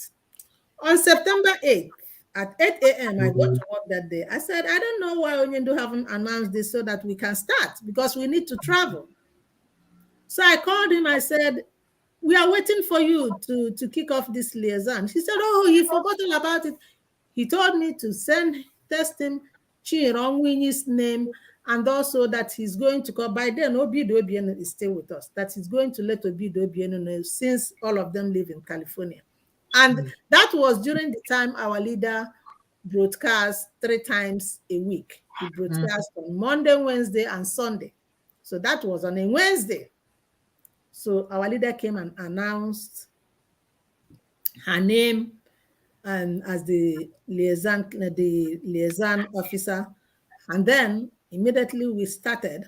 So I told her, because she was friendly, she was my friend. I said to her, okay, the next thing is for you to form a forum of people that we will have this organization with. She said to me, oh, she doesn't know anybody. That I think I know that I'm the one that will run this liaison. I said, okay, no problem if you want me to do it. So I started calling out names. I started calling people and calling, and I was able to get about 14 people, men, but mainly men. We were the only women. The executive members were the only women. The rest of them were men. Mazin Bakwe is one of them. That was when I got so connected with Mazin Bakwe, because during the time we had the relief fundraising, he gave us his relief check. That is how we so much got connected with him. So we formed this liaison, and then when we were in this liaison, we needed to raise an immediate money. So that was how we started planning on how it will be. Everybody have already donated. So we made plan and said, even those who want to lend money to IPOB, can still be given the opportunity to do that. So Maazim Bakwe was the one that came up with the idea, okay, if people will lend money, they need like a certificate from Onyendu that Onyendu will sign that when Biafra comes, these people lend money, they will be paid back. Mm-hmm. Then he said, okay, in order to encourage people who will give their own as donation too, at least let's make up something that we will give to them. Maazim Bakwe came up with what we called memorabilia, Mm-hmm. a plaque to give to. So different types of plaque, about 4 of them. So Maazim Bakwe had all these ideas. So because of that, I said to Maazim Bakwe, okay, you can work with Beatrice and Rosemary on this memorabilia. So they are the one that we are working it. While we come together every 2 weeks. Then after all the memorabilia and everything was set up, we came and we decided to introduce the fundraising within us. Anybody who wants to give her money as loan can give. If you want to give it as donation, that is free will, whatever you want to do, and it should not be less than 5,000. Whether you are giving it as a loan or as a donation, it should not be less than 5,000. And you thought that it was just because these are people that I know already, the men that I have been talking with every time. So before you know it, we raised 120,000. Then Chironwinyi then went and got people, a few men, about 3 or 4 of them from California. They donated about 30,000, so making it up to 166,000. And I called Onyendu. He said to send it to the then national account. Okay. Then after that, the people in California that came, they started blaming Chironwinyi. Why is she allowing Madam Bridget to organize this and all that? She is the chief liaison officer, and then Madam Bridget is doing this. They were the one that put that discord between us. Mm. And Lady Chino herself will come and tell me that story. She will tell me, look at what I said, okay, Auntie, do you want to take this? I don't mind. You can take it. She said, oh, no. I just want to let you know. So at a point, it started like looking as if there would be a problem. Mm. That was when I pulled away. So when I wanted to pull away, Maazim Bakwe said to me, why will you organize this type of, why will you have all this organization and they are pulling away? I said to her, listen, I will do more than this. For now, this is not working for me anymore. So Maazim Bakwe, if you ask him, he will tell you that I said to Maazim Bakwe, there is a lady that sings in my village. She's very friendly with my mother. Her name is, she has died now anyway. Her name is Eleme. When she is singing, she says, Eleme himnya, ma nyarodo. So I said to Maazim Bakwe, my name is Eleme. Eleme himnya, ma nyarodo. I said to him, watch and see, another thing that I'm going to do will be far more better than this. I said, this one for me, it has expired. I need to do something else. So I went back to the women and we started organizing.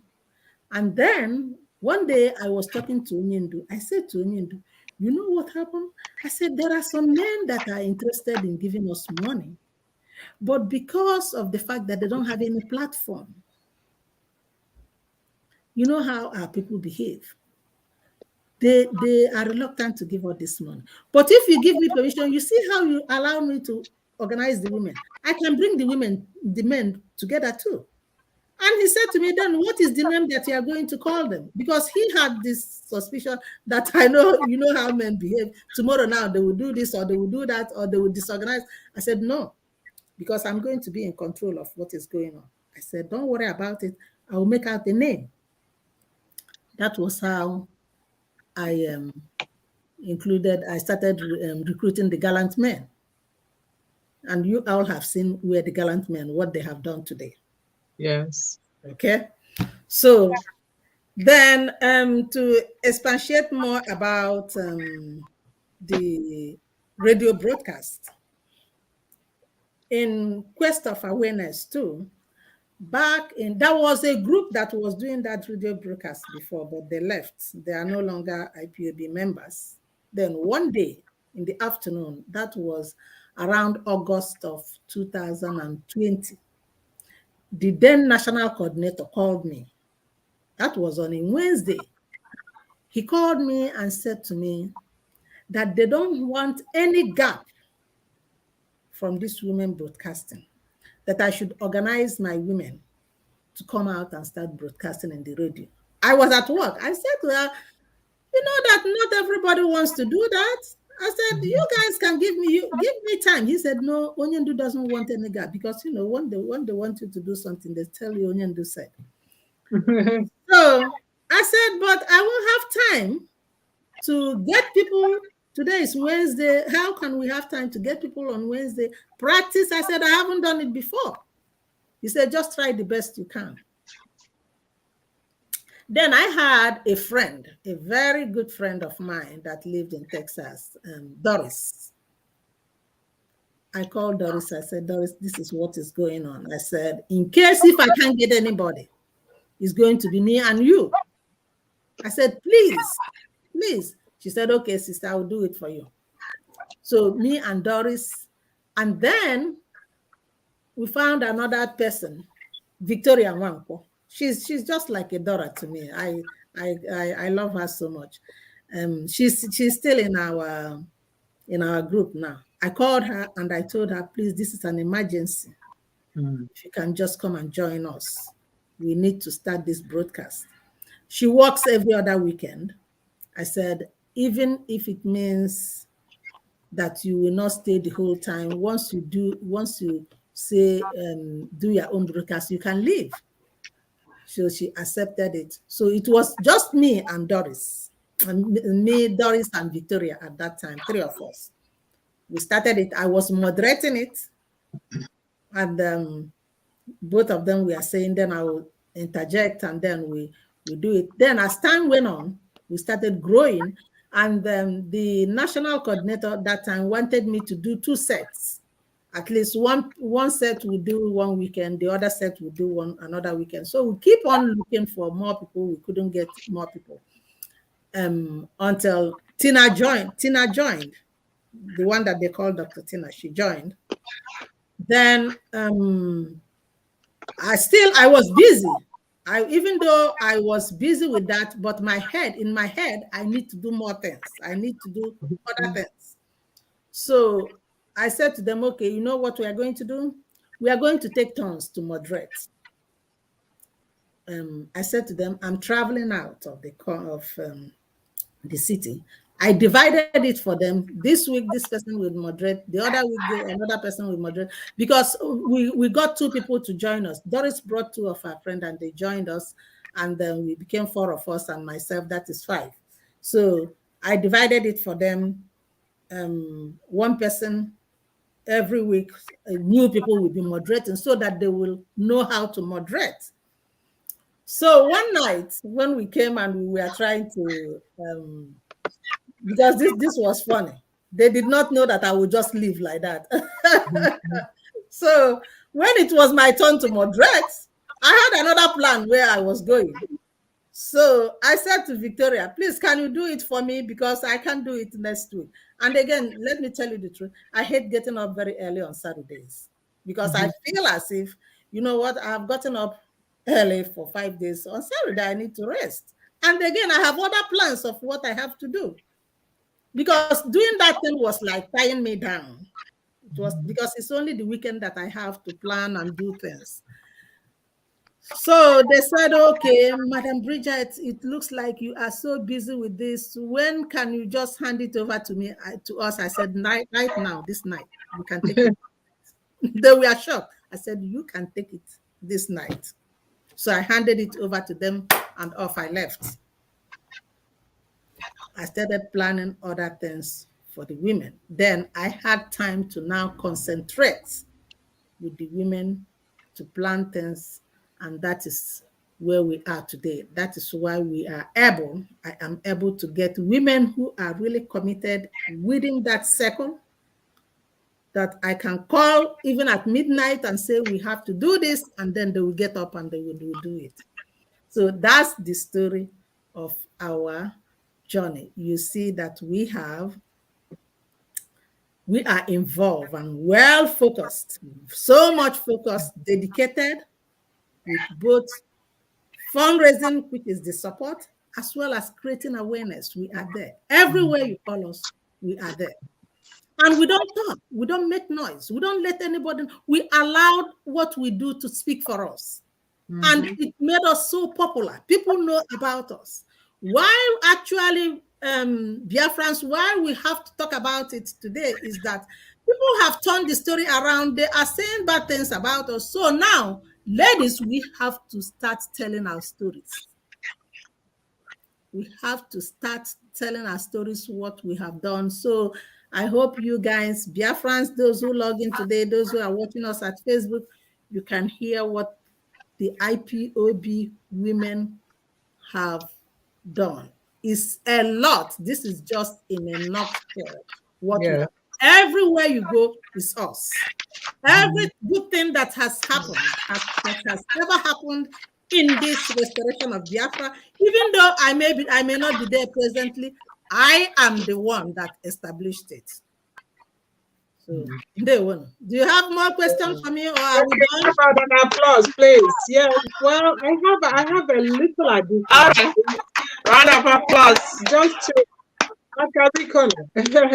yeah, just to also tie it up nicely for our people. You see, like the little list that our sister Beatrice read, that is a nutshell. There are so many other intangibles that we don't mention, people we've supported. Do you know that roughly, barely 2 years of us being established, we have raised over $500,000, about $5,081 roughly. I'm not counting the fundraising we did the last time. And when Onyendu was out, the spreadsheet goes to him so that if you donated, Onyendu has your name as a person that is supporting Biafra. Onyendu will direct Madam Bridget how to disburse this money. It is per his instruction. You see, your money is in good hands. I can tell you, honestly, I've been in the United States for quite some time. I have never devoted my free time to be among women as I have this, because this is something that I strongly believe in. I don't need to be persuaded. I just saw an avenue when Onyendu was imprisoned by this man. I was outraged. From then on, it was door open. So anyway, I mean, I like to think Madam Bridget is not manipulating us into motivation. She'll talk about that later on. Okay. And it is my opportunity to ask her some of the questions. And I just hope that these questions also represent you. So I'm gonna start with this. There's a cliche that we have. It says, "Oh, oh, more questions for me? Yes." I was thinking we came prepared. I hope you are, because I have my God. Okay. Please, just be patient with us. I know that everything we end with all these good stories of your achievements. No, you are still bombarding me with questions. We are. We want to clear it today. Wow. Okay. If anyone has questions, we have a platform. Send us your questions. To drink, bottle of water to drink. Yeah, I need it. I really need it. Yeah, go ahead. When I need it, please, I have to go and get water for myself. Yes, I have some tea here. So really, just with the cliche that I said before, I'll take it all with if you don't mind, can I say just one more so that our people in Biafra land will know what these women are up to? You know that at one time the IPOB women, we planned to provide radio in the whole of Biafra land. Yes. That was one thing that we wanted. We have looked at everything that we have done. We said to ourselves, you know what, as women, we want to do something under our name. Mm-hmm. Let it be told that the IPOB women in USA, this is what we did. So we planned that because at that time they were using they call it relay station, and they said that we need three relay stations to go around Biafra. That three of them will be able to go around Biafra land, and there will be Radio Biafra everywhere.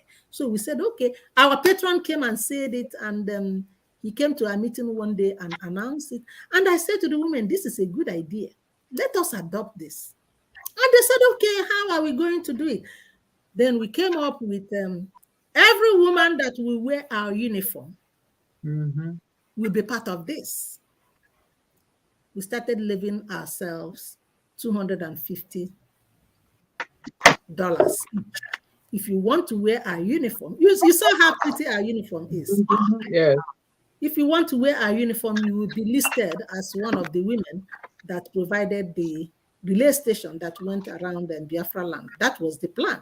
And by the time you know it, women, we are paying their $250. Everybody wants to be among this list. Within 2 months or so, we were able to get $15,000. And because at that time they were donating for one of them that they called Navy Relay Station. They have tried to donate this money and tried to donate this money, and it was taking long. Every time they will come and they will announce it on Radio Biafra, and people were giving £5, £10, €2, €5. It was longer. So because of the fact that I have already told the women and they were all gingered up, and then I said to them, you know what we will do? Let's just buy one. Let's start with one. You cannot believe what I did. I had to go to my IRA, my retirement account, and I pulled out $10,000 so that at least we will get one relay station. And that was what I gave. Yeah. And so when we went to see Onyendo and when we told him money, so that 15,000 plus the 10,000, that is 25,000, right? So we went, and then when we went, and I sent that one to the national account, then the 15,000 was separate. So when we went to see Onyendo said, there is a lot of emergency in our land now. You know, what is important is for people to be alive. That as for the relay station, that they have found out that that very big ones uses big generator, and the generator is like ₦1 million. So they are trying to figure out what next, the smaller ones that uses satellites. That if we don't mind, that he knows how women behave, that he will need this our money to save life. If we can just bring it. You know, when Onyendo says such a thing, you will not refuse, right? Yeah. We had to send that our money to Germany so that they can use it to save lives. So, dear friends, I want you to know that we, the women, have had it. You see what you're suffering now about not getting Radio Biafra? It was our plan to make sure that you had one. But because of what happened, the emergency that struck us, the Fulanis were killing us, and Onyendo said, oh no, we will get the radio later on. We need life. We need to save life now. We'll have to give that money away.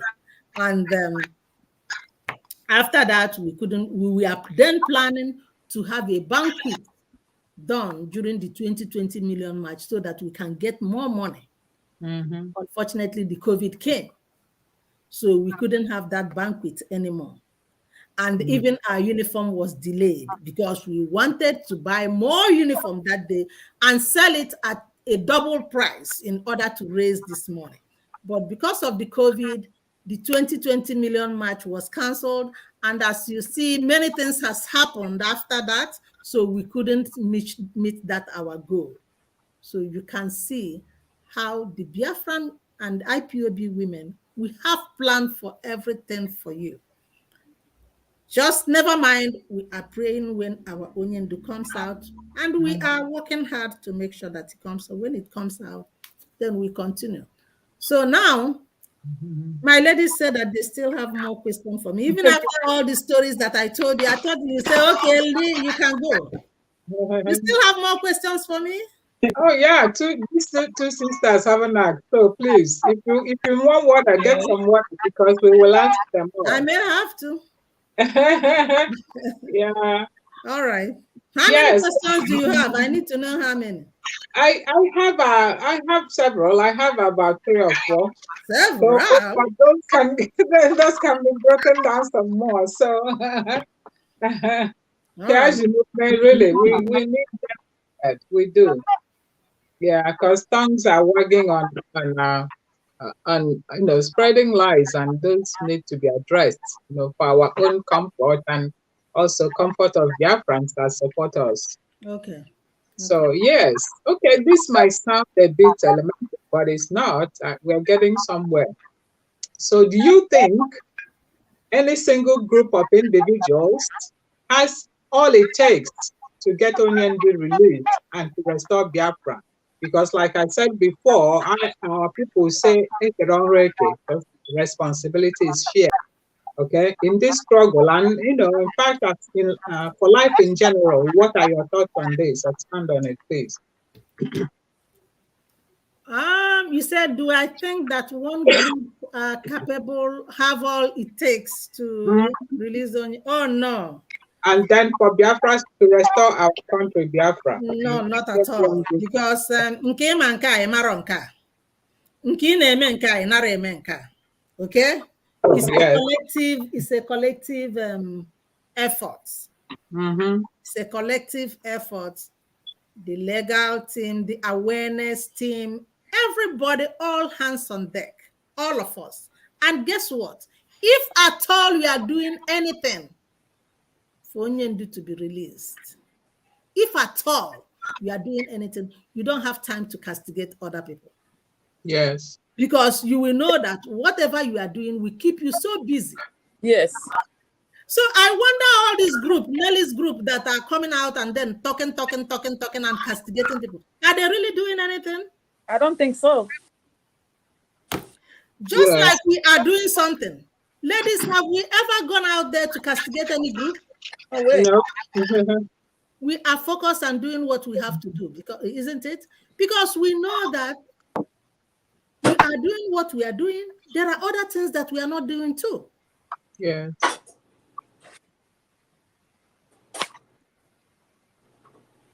Yes. Madam Bridget, they forced you out again. Can you speak?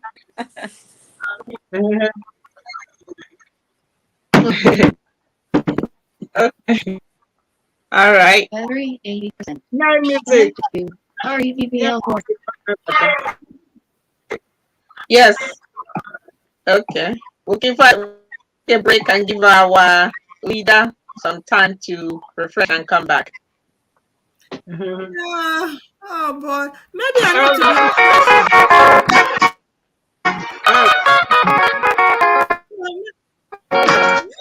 Is that me? No, we got frozen out. So Beatrice, now you're frozen. Turn it off. Is that me? No. Where is the music coming from? You are frozen. You were frozen out. Okay. Yes. Okay. Yeah. So just like I'm saying, if you are really busy and doing something, you don't have time to go to the social media. What more going to the social media and castigating other people? No, it's people who are not really doing anything that is always there talking. So I don't think that any group have all it takes. In fact, the gallant men, we are saying it too, that they were, as we were talking, they were telling me, you know what, I think it's time to see if we can educate our people, especially the mothers, the real mothers, my group of women, and let them know that they have really made this Biafra restoration to be like a child play. What is the kind of That's sad.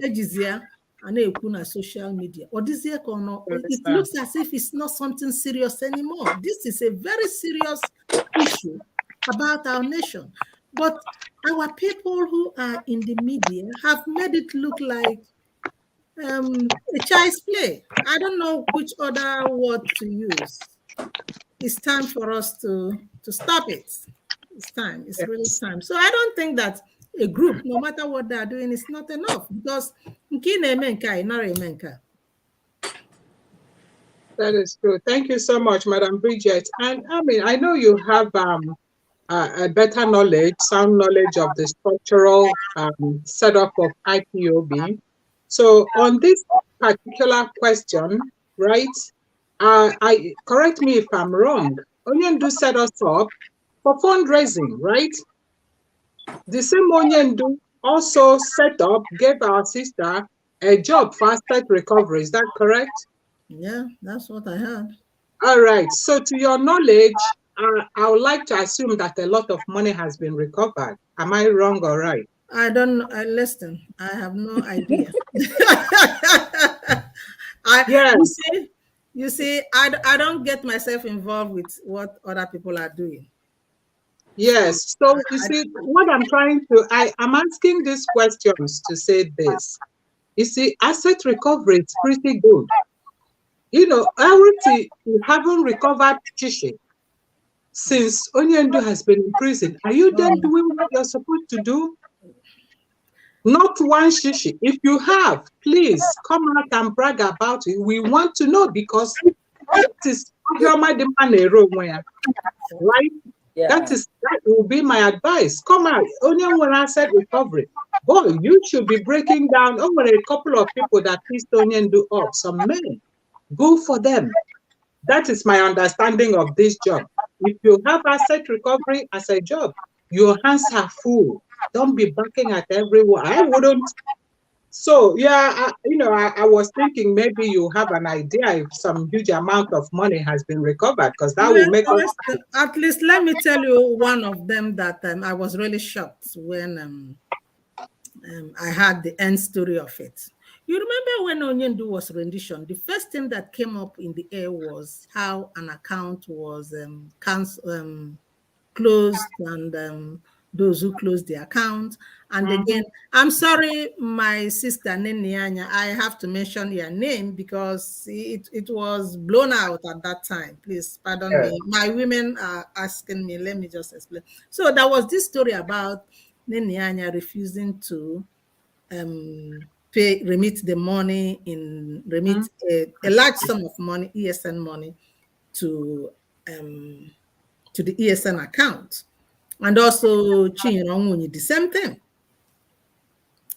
Nelly picked this up, and it was the talk of the day. It was the talk of the day every time. Just as she did, she had Azoka on her wings, and Azoka would bring this topic among the women. And Lord Jesus Christ. One day, so this because of this money, everybody was upset because why will this happen? Why will somebody confiscate IPOB money and refuse to bring it out? Yeah. So as usual, you see, I will be at work and they will call me a group call. And I will say to them, listen, I cannot have a meeting when I'm at work. Can we talk in the evening? Let's have a meeting in the evening. Then I'll call Beatrice, please set up a Zoom. Let me see what is going on. So one day we came, and mind you, after that incident of Nene not remitting the money, we went out for broadcast. We talked about it. We had a meeting with Chinasa Nworu and Ofoma. We complained about it. So that was in that meeting between Chinasa Nworu and Ofoma. That is how we knew how DOS is set up, that they have different departments and they work independently. So they told us in that meeting that they are not in charge of finance. They can't really do anything. So that was how we said, okay, we are going to talk to Chike Doziem about it. I scheduled a meeting. And that was how we scheduled a meeting with Chike Doziem, because Chinasa Nworu and Ofoma couldn't resolve our problem. We have so many complaints that day. The money was one of them. The rendition of Onyendu was one of two main issues, if I can remember. So we talked to Chike Doziem in the meeting, which I did apologize to Chike Doziem. I did not know that meeting was streamed live, because Yeah. we went out to create awareness. Again, during that time, Nelly was working with this lady, Chinwe, and they connected us for us to go and create awareness, because every place was cold about our leaders' rendition, to go and talk to our people. And if you don't, even during that time, there was two ladies, one Black American and a white lady that joined us.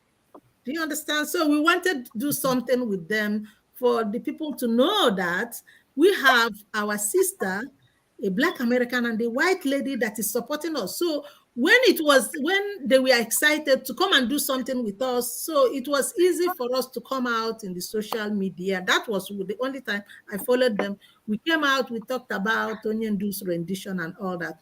And they brought about this money issue. We talked about it in the issue that this is not fair.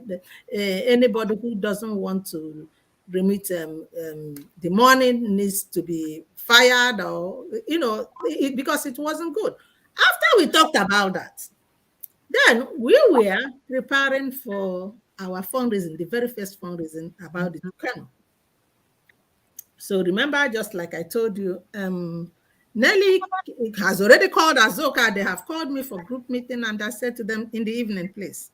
So I called, please schedule a meeting. Then they came.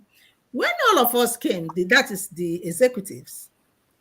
And because we have talked about this too much, to me, as far as I know, we keep on talking, not doing anything. So when we came, they started talking about Nenyanya's money again. Then I said to them, I said to the women, okay, do you have any suggestion of what we can do? What can we do? Do you have any suggestion? Because we have talked about it so many times, right? Immediately I said that, because remember, when we scheduled that meeting, Azuka went and brought what's her name? Nelly Ofebu, because she's the one that is concerned so much about this money. When we want to do any meeting, she will go and bring her. Wow. So Nelly entered that meeting. So when they brought up, they said it's about that money again that Nenianya was holding. Remember, this is a Zoom meeting amongst us. And I said to them, I said, you know what? My fellow women, do you have any suggestion? What can we do? Immediately I said that the mad woman, Nelly, she said to me, oh, Madam Bridget,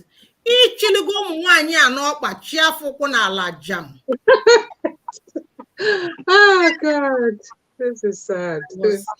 I had my hand on my mouth, and I said, what do you mean? I said, yes, I said, okay. I asked the question because I am tired of this story. Okay. I don't know what else to do. That is why I'm asking my fellow women, what do you want us to do? What can we do? Anybody have any suggestions? I said, I will tell you, I don't know how to do this because I can only be a dummy once. We have that meeting with Chinasa Nworu and Ofoma. We have had meeting with Chike Doziem. We have gone out to the social media and talked about it. Why again can we be talking about it in our private life? I said, I am tired of it. I am tired of, because we are not doing anything about it. So nobody have any suggestion or anything. She did not like that idea. She was so furious with me and all that. She was so mad. I said, listen, I can't help you, my sister. I cannot. At my other side, the gallant men are calling me, we have fundraising. You haven't prepared anything. I said, yes, because these women are tying me up with what I don't want. And father was like, You better start preparing for this thing this 2 days time. So that was what happened. Then recently, what really got me that I want to share now. There is a man that called me and said, you know what? That he used to work with our sister Nelly. And he told him what they can do to get this money, if at all it's true, that Nene haven't released this money. They can write a letter. Do I know that she never did anything? So I'm just answering your question about, because that one was the one that I know stood out.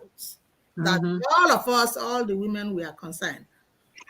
Up until today, our sister who is an asset recovery, who should get us this money, if it is true, then they still have the money. Because if I'm saying that you have the money and Onyendu have given me the power to get this money, I will travel to this thing and get that money.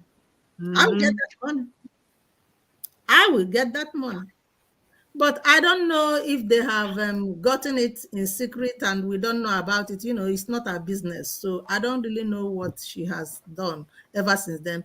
But I'm going to read what the people who trusted them, who we are working with them, when it's time, I'm going to read it. It was a shock to me. Somebody forwarded it to me 2 days ago, what they wrote about how disappointed they are with Nelly Ofebu and Oyibo. So I'm going to read that later on. All right. So that's it, my sister. I don't know what she has done with the asset recovery issue. And it's not my business side. I'm not asking any question. Yeah, I say it in the light of Ekeronreke. I know. And now we need money, right? You are right. We need money. We need money. The day, home folks need and she's money. not even doing that aspect that was given to her. Instead, is every day she's in the social media. Yes, that is important. Ooh, yeah. Lord have mercy. Thank you so much, Madam Bridget. I have one question. I have another question. So this group that you've led so heavily well, there are so many center groups. Then please tell us, we have the Umuada group, and some people are persuading that as long as we're Igbo women, we're Umuada. What is the difference? Tell everyone the difference between this group and the Umuada group, please. Now you got me on hook. All right. The story of Umuada group. You know, just like I said, the Fulanis, how they got us this day is by divide and rule, right? So we were all together, doing things together. And as far as I know, there was no problem. I did not foresee any problem at all. All of a sudden, Nelly got into our midst through Azoka. And Azoka started speaking a different tongue, started even working against us.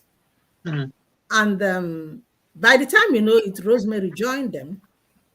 And I was screaming and I was shouting, especially about Rosemary, because Rosemary was one of my core members. Beatrice will bear me witness. We had a meeting with Rosemary and Adane, and I'm telling them, listen, let me tell you what is going on here. Every time Rosemary, once they get Rosemary, they feel that they have gotten me. And then they will have this meeting and then they will decide. And then after that, they will come and call me. I said, I don't understand what is going on. And Adania did, because Adania and Rosemary, they have a very good rapport. They talk. Do you understand? Adania talked to her. You know, we are all adults, right? All of a sudden, Ndidi Amaka, who is, I love that girl. I love everybody, but Ndidi, I call her a fighter. I talk to her all the time. You know, the way she talks, I love it. I love the way she talks, okay? Ndidi joined them. And they started going out there for what will I call it? Awareness. They started going with Chinwe, because it was Nelly that connected them there. I went. So the two times that I went, it was the day that one guy came and was calling us name. So I took the women and we went and we warned him and we told him that, listen, we are not happy with what happened to Onyendi. So you should not call us name. We are acting as mothers. We are acting as women. And before we went out, I told Chinwe, anytime that we are going out, I need to see the agenda of what we are discussing. I will look at it and I will approve of it before we go out there to talk about those agenda that we have. Those 2 days I was with them, she showed it to me. I had to change so many things. And the second day, Nelly did not like it at all. I think she and Nelly had a problem with that. And Nelly was saying, why would I do that?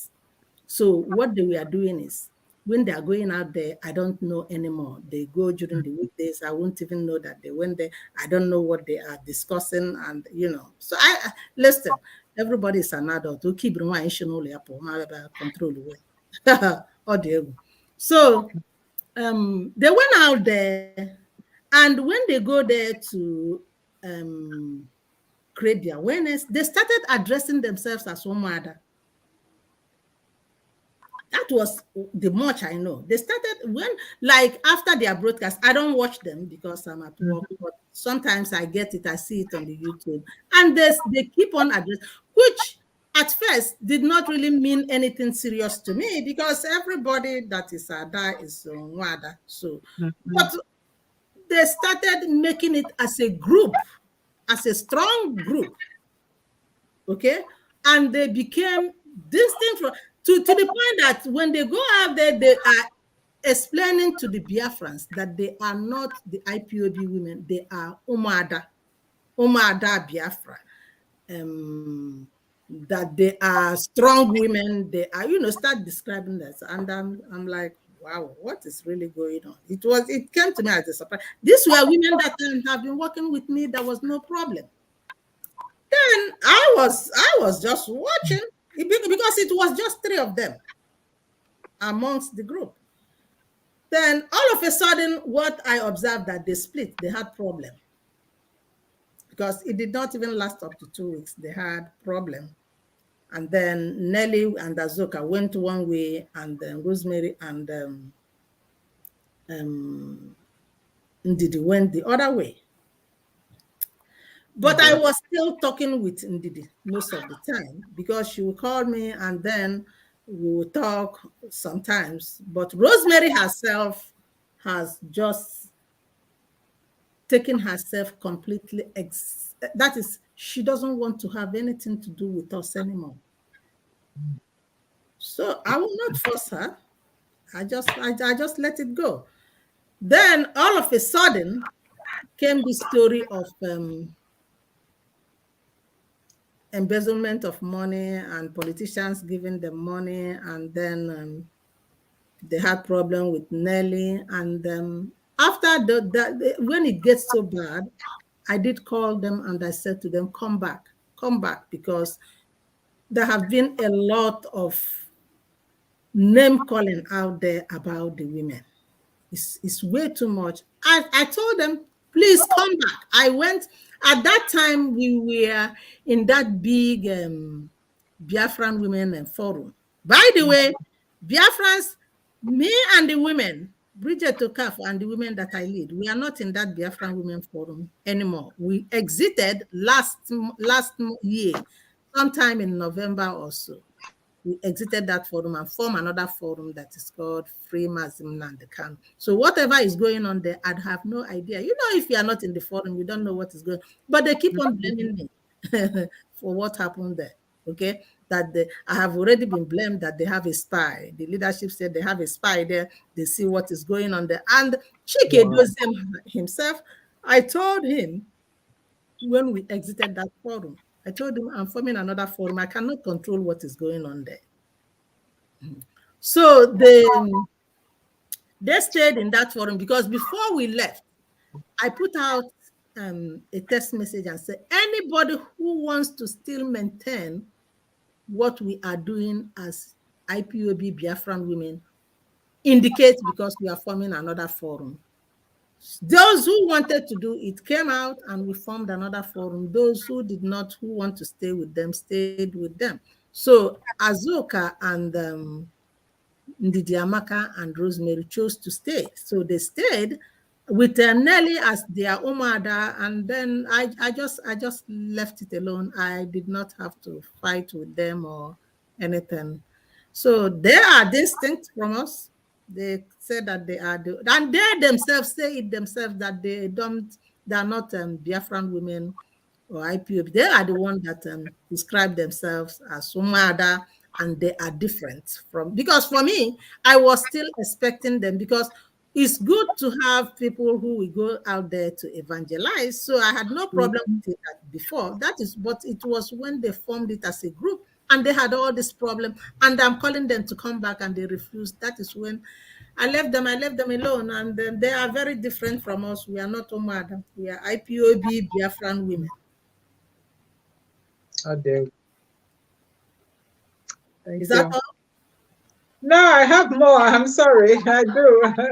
Because Can I there's get so, can I get a bottle of water if you don't mind? please go get some water. Yes. Yeah. Yes. Let's have an interlude of music, please. Music, music. Yes. All right. Uh, Okay. I'll do the same.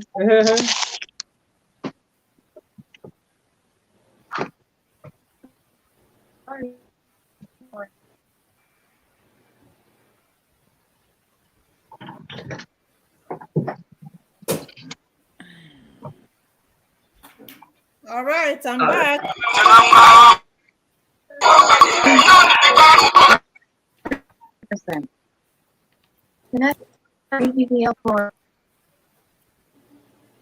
Okay. All right. I'm coming. Thank you so much, Madam Grace.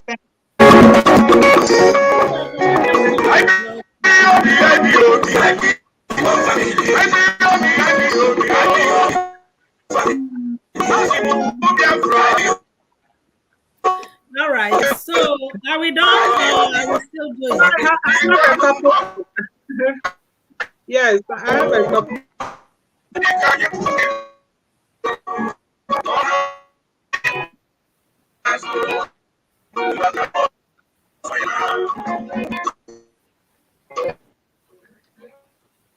So we are for Nnamdi Kanu. All We don't right. believe in Oh running yes, around always. madness in Yeah, for social media. Onyendu. Yes, that's what we are. Always. All right, Mano let me tutu go mana bale mane here. do this. So yes, Madam Bridget, I know that from time to time, so there's just some groups that are mentioned, like this emissaries group. You've mentioned it sometime in some of our broadcasts and also tried to explain. So I would like you to shed some more light. What is, I know you are or were a part of it. What is it all about? What are the function of these emissaries? And Oh, mistress, right? yes. You just remind me of what they wanted to do to me with that emissary. Probably that's where you're heading to, right? Yes. Is that where you're heading to? Okay. That's what I want to know. Yeah. All right. Here What is is what it happened. about? What's the problem, if any? Even before I was given this position, just like I told you guys, my traveling home in 2016 changed my view about what is going on with our land. Then we went to Atlanta. I was given this position. Mm-hmm. Even before I was given it, I have already started doing things for IPOB. With the national coordinator, if he's alive, will tell you. At one point, he will say to me, "Are you the one coordinating on me?" Because I used to tease him. We used to talk, and then we used to laugh. In fact, I call him brother me. So before there was problem and all that. So even before Onyendu, why Onyendu called me his emissary is because he has seen what I'm doing. He has seen my heart. He saw what I was doing. He saw what I was capable of doing. Okay. Then he made an announcement one day. And if you listen to that announcement, you will hear when he said, Madam Okafo a formidable woman. She's my emissary. Okay. Mm-hmm. Now, I was shocked when people started linking this emissary with fundraising. Wow. And my sisters, do you know emissary? Emissary, as far as I know, the last time I looked, means an agent or a representative. Yeah. Yes. An Mm-hmm. agent or a representative. It has nothing to do with fundraising. And I have been doing what I have to do as an emissary, Mm-hmm. even when Onyendu was here. So all of a sudden, after Onyendu's rendition, probably the people who are excited about, oh, we are emissaries. That was when they remembered, I am an emissary. But, you know, for me, it wasn't exciting because I have been doing it. Yes. So they have their self-imposed assignments, which is fundraising, and want to leap me into it whether I like it or not. Mm. But remember, I have been doing fundraising. And that fundraising, nobody told me to do it. The day that we were being inaugurated at New York, Mm-hmm. that was when I said to Onyendu, me and my women group, we are going to raise fund. I was the one that chose that assignment. It has nothing. Biafrans, go to the dictionary and look at the meaning of emissary. Emissary doesn't mean fundraising. Okay. Okay? Maybe my dictionary is different. Telling me something. I'll Google it. Emissary is not fundraising. All right. So to tell you, they want me to. They started saying, "Oh, you are the emissary, so you have to raise funds." Wow. And I said it, and because that day, when they all of a sudden made up a flyer, have my name on it, and I asked, why do you have my name on this flyer? I did not even know. I will not be able to do anything about this. They said, oh, because you are emissary. What? Mm-hmm. Okay. I called Rabbi Charles if he will Okay. say the truth. I called him. I know he will say the truth. I called him and I said to him, listen, my dear, you see this emissary thing? I'm not going to be part of it. And he said, why? Oh, we are the one that, you know, if we get Biafra, you are not. I said, let the Biafra come. And he said, asked me why. I said, because of Nelly. Nelly is the one writing the script. Nelly is the one that you are pushing the agenda. He said, oh no, I don't take any command. I said, he said, Madam Oyibo, she said to me, she takes from Madam Oyibo. I said, both of them are the same. I said, Oyibo cannot do anything without Nelly. Nelly is the one pushing the agenda. I said, with all due respect, I don't need any distraction now. I said, this woman is filled with distraction and I don't need it. That's just the reason why. And she said, okay, I'll call her. And we started arguing. I said, you know what? I'm going to put this in writing. I said, I'm going to put this because I printed it out. Let me get it. I left it in. Wow. The truth is unveiling. Yes, it is. The truth It is unveiling. Mm-hmm. We So thank God. I send it as a text message because I wanted every one of them to see it. And this was what I said. This was the only thing I said on the text message. If you don't mind, if I will read it. Read it, please. Yes. I said, good morning all. Due to recent events, because what happened is that was when Bruce traveled to, I think that was when he traveled the first time. Then, what's her name? Because I forget people like that's name easily. Nelly went to the social media and started saying all this derogatory statements and name calling to Bruce. I'm like, what is going on here? And when he mentioned that any fundraising for Bruce is depriving money for ESN. I said, okay. So if that is the case, I cannot do both. If these two fundraising are antagonistic of each other, why will I do both of them? So that was went to I sent it on the text message. I forwarded it to Ipob. I forwarded it to Rabachas, and I forwarded it to her because she works with Oyibo. And because again, why I had to forward it to her, this woman have my name in a letter at one time. She had my name in a letter that she wrote to, she says she's firing the national coordinator of Canada. She want to fire her. And she have my name in that letter. Did not even tell me. He has already given this letter to this man. I don't know this man, but he knew who I am. Do you understand? Yes. And when I saw it, and I sent the text to her so that there will be a record. I said, Nelly, before you put my name in a document, why not let me know? At least when they ask me, I know what to say. I said, I do not coordinate. I am a woman leader. I don't coordinate. And now I don't even know what this man did. In case if I'm asked. Can you believe what she said to me, sisters? That she doesn't need to tell me when she's putting my name in any document, that all I have to do is just ignore it. Oh my God. I said to her, really? So that was like a couple of days before this incident. So that was why I put it down there and I sent it to her. That's why I sent it to her too, so that she knows. So I put it here. Good morning, all. Due to recent events, our leader is really due to recent event, until our leader is released, I will not be involved in any other fundraising except the fundraising geared towards his release.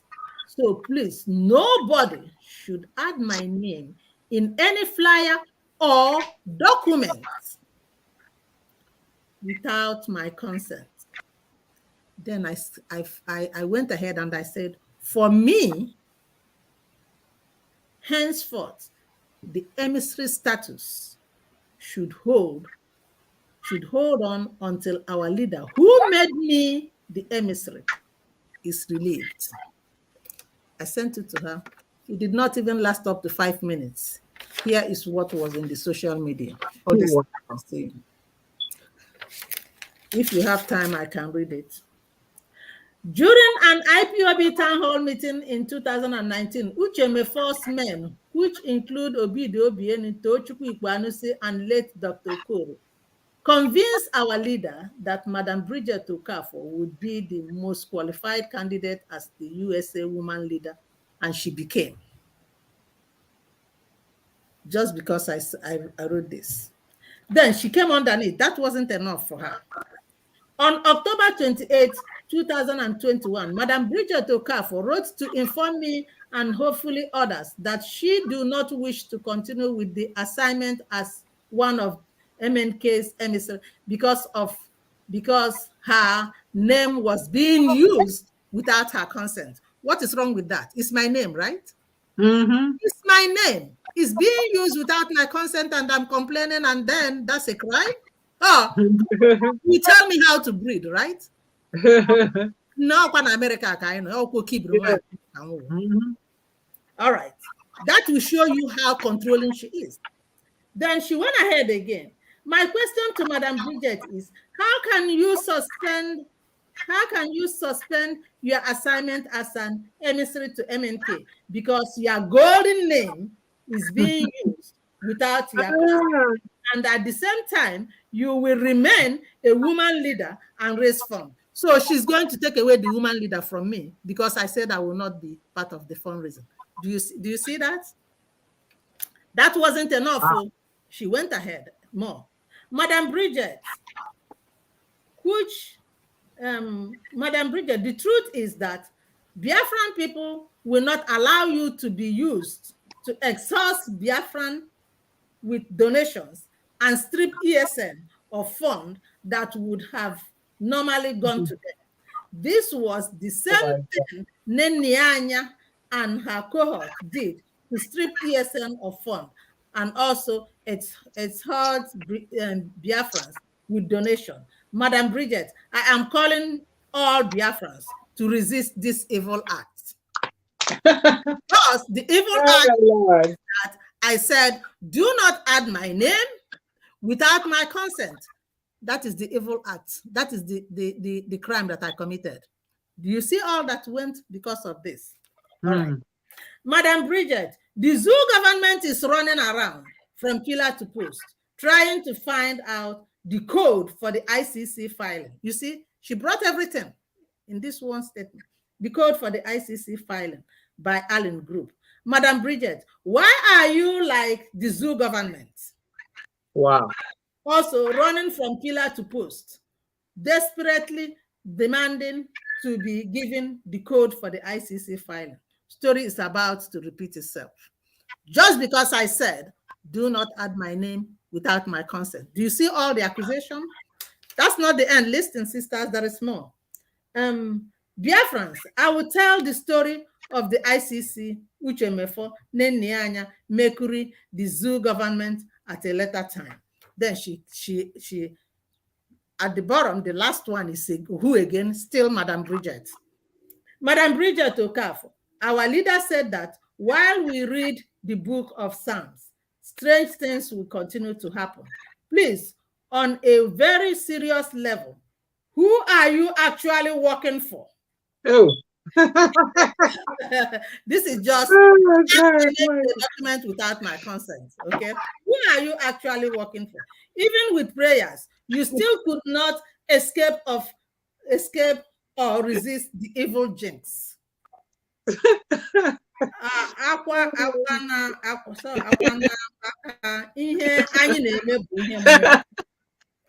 Then on top of here was also my name. This is what I got for telling Nelly, please, my dear, before you put my name in the flyer and document, can you please let me know? Yes. Wow. And from that day, because when you guys told me that we are going to have this, I said, okay, let me search for the date. But when I printed this out, because I can't here, it's difficult for me to forget it, because it just brought about everything. Only simple question when I say, I don't want this. Look at all you generated on the 28th of October. Up until today, it's still going on. What did I do? Well, Madam Bridget, because on that note, really, thank you so much for that explanation. It really broke it down. I want to ask you, in Asunu Fulfudi, do you speak Fulfudi? Oh, I will. In Manasan, I'm not so Fulfudi. Agmaga meet a dintan Yakub, CNA, pick on one name. Release the I wish I can. I wish I can speak Fulfudi. Are you telling us unequivocally, do you work for the caliphate, Bikono? Do you work for the caliphate? That's a big one. Now work for caliphate almost every day. Now work I'm the caliphate, but onye na-eme ka ọ ma anya. Nelly onye na-work for caliphate. Oh, kwam kurio. Cherekwana ka m go run here somebody forward. I was shocked.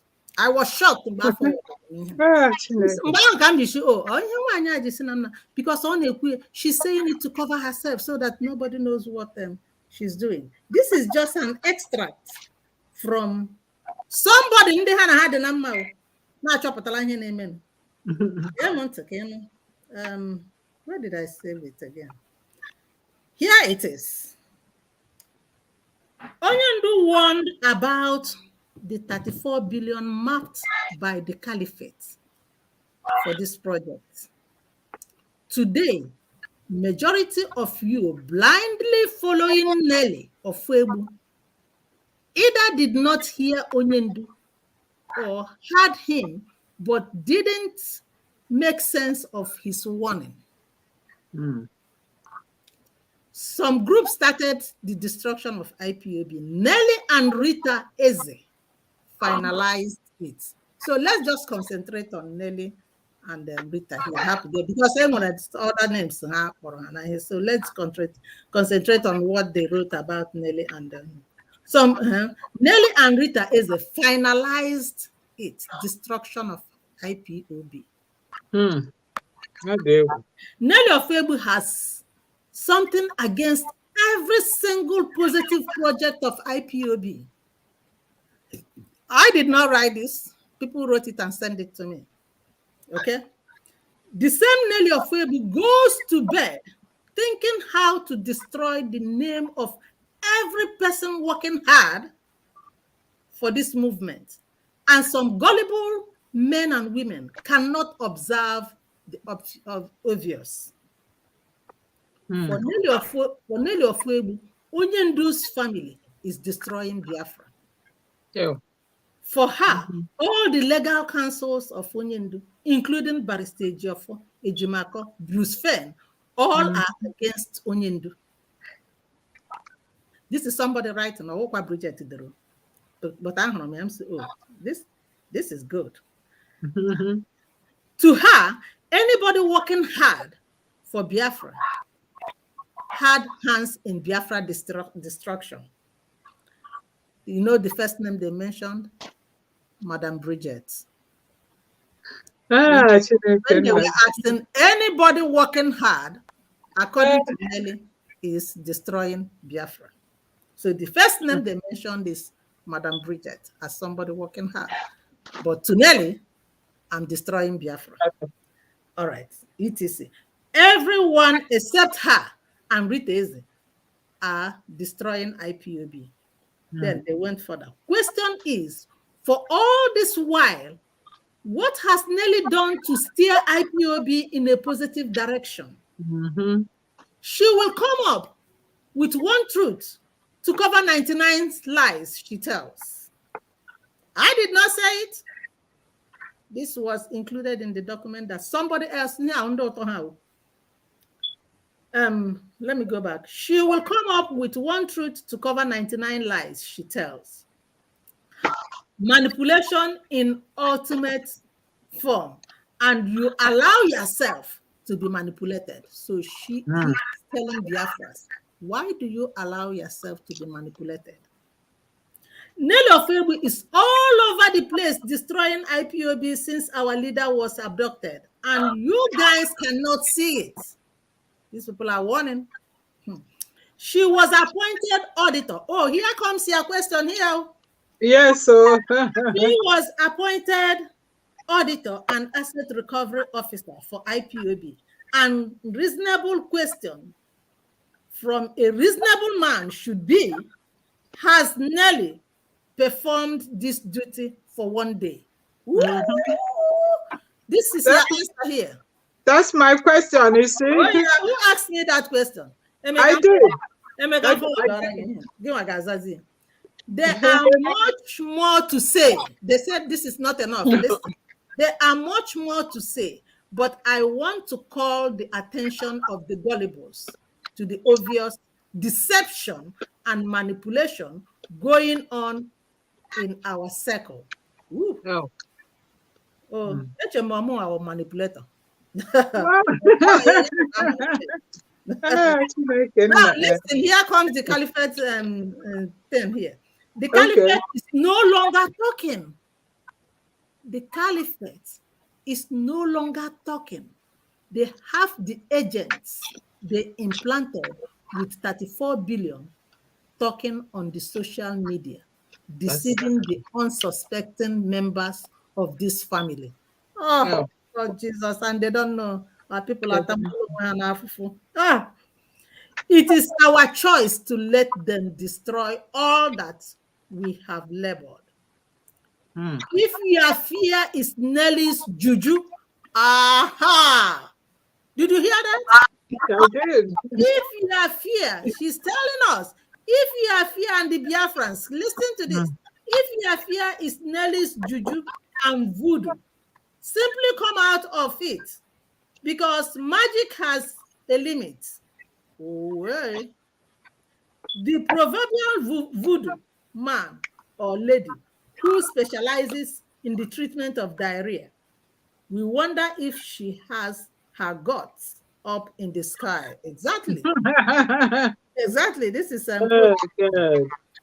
Let her place a curse on herself. My sister, that answers your question. It sure does. They See, are so saying that people are thinking. Nelly is actually the person working for Caliphate, and in order to cover it up, he is calling everybody, to confuse everybody, he's calling everybody that the person is working with Caliphate. Caliphate, I won't be a politician. Young a politician, oh, yana ha wunde. I don't know them, and they don't know me, my sister. God so kind, this was not from me. This is from their own friend. Who was their friend before? Okay. Does that answer your question? It really does. Thank you so much. I mean, you know, I'm pleased that other people are thinking the same thing. Sometimes you think you're in a bubble, but obviously someone is thinking exactly the same thing. Oh, yeah. You know, Oh, yeah. People are seeing what is going on. And did you see what they said? That every single person working very hard, that is the people that she keeps on attacking. Then what is she doing? Doing the bidding of her people. Wow, that is disturbing. It really is. Thank you so much for really shedding that light. So this is the last leg of my question. Oh, I have more. You have more. Thank you so much for hanging with us, because it you know it's relentless, and sometimes when we hear this echo constantly, we want some clarifications. That's why we are taking a lot of so time. That one right? Yes. All right.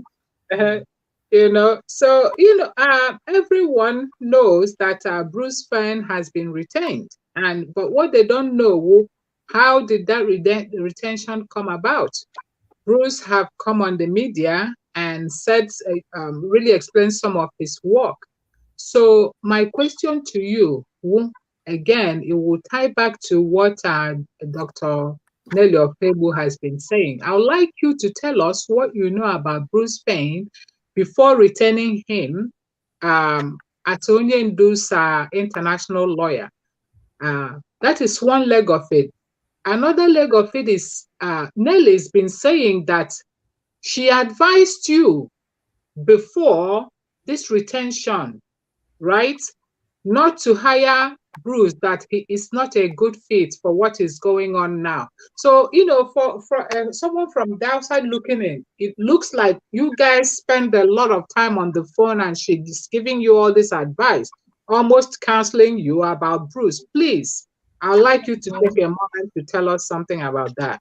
All right, I will jump on the second one, please, because you know what happened? I don't talk to this woman. Can you believe it?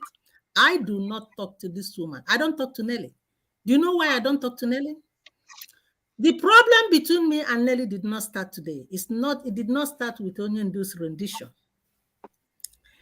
We all have read all our achievements, what we are doing as IPOB women. Immediately Nelly came into IPOB and had my name, she developed this jealousy and did not want to hear that name. Unfortunately, she got her ways when Uchemefo had a problem during that peaceful negotiation that we did. And I was told, I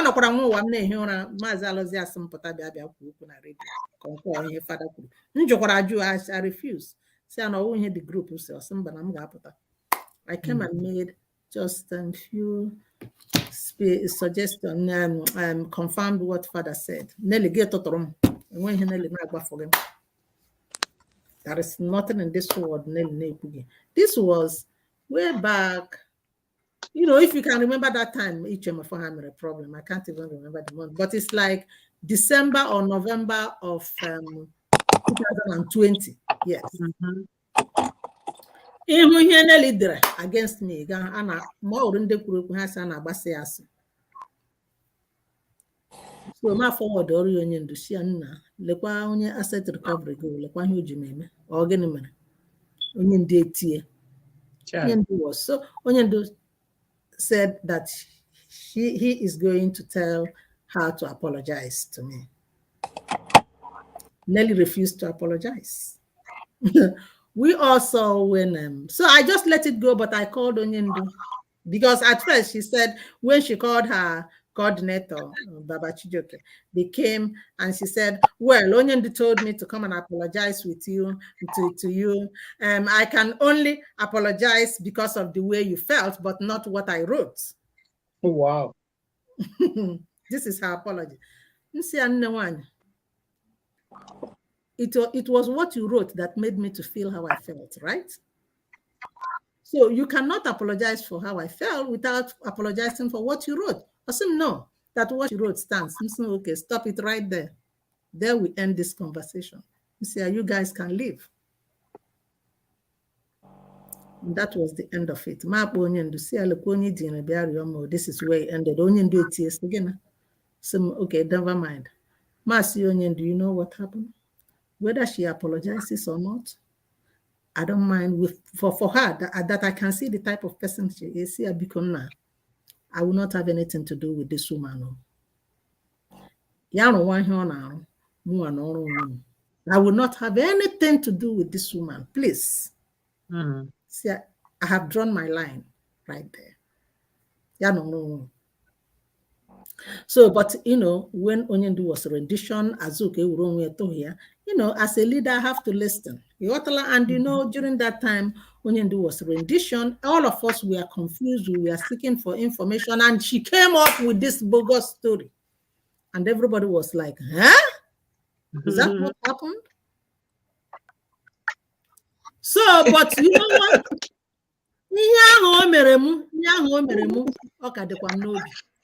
Ụmụ nwaanyị a na-akpụ m otu a na-aga ma na-akpụghachi oche m azụ shi mba cherekwanụ chere akwawa onye a akwa Nelly akwa the same Nelly ha na-akpụ m na-aga ma na-akpụghachi oche m azụ. She was doing. So, if she can say all these things against me, how can I believe what she's saying against others? But the rendition of Onyendu, hey, up until today, is still like too much for the women. So we are still seeking for information. So I don't blame anybody that fell victim with all those stories. But for the fact that so I was just taking it for a pinch of salt and watching. Did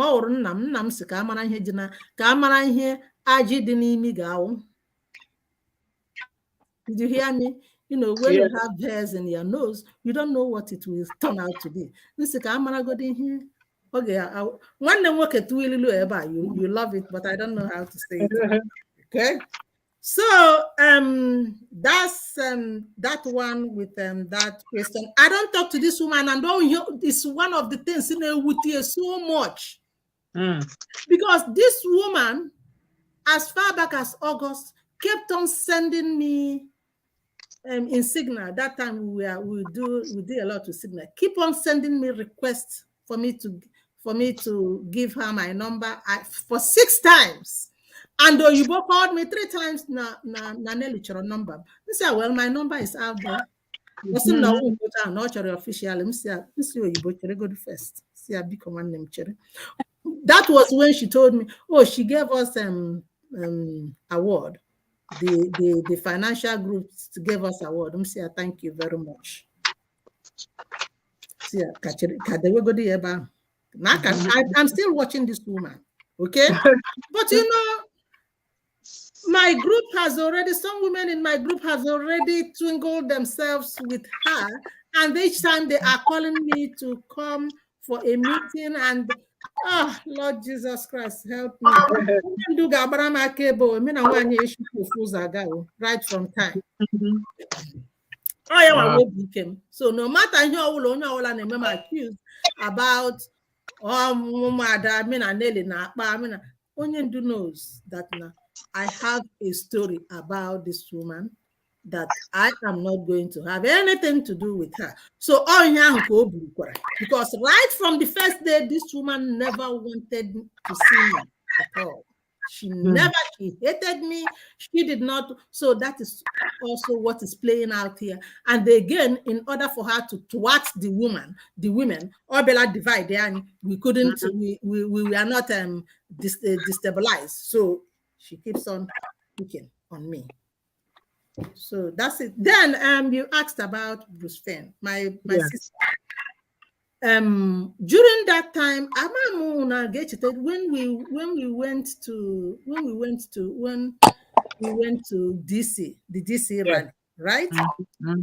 I can't forget that date. It was in May 16th when we were planning, because that rally was June 16th, 16, 17, 18 for 3 days.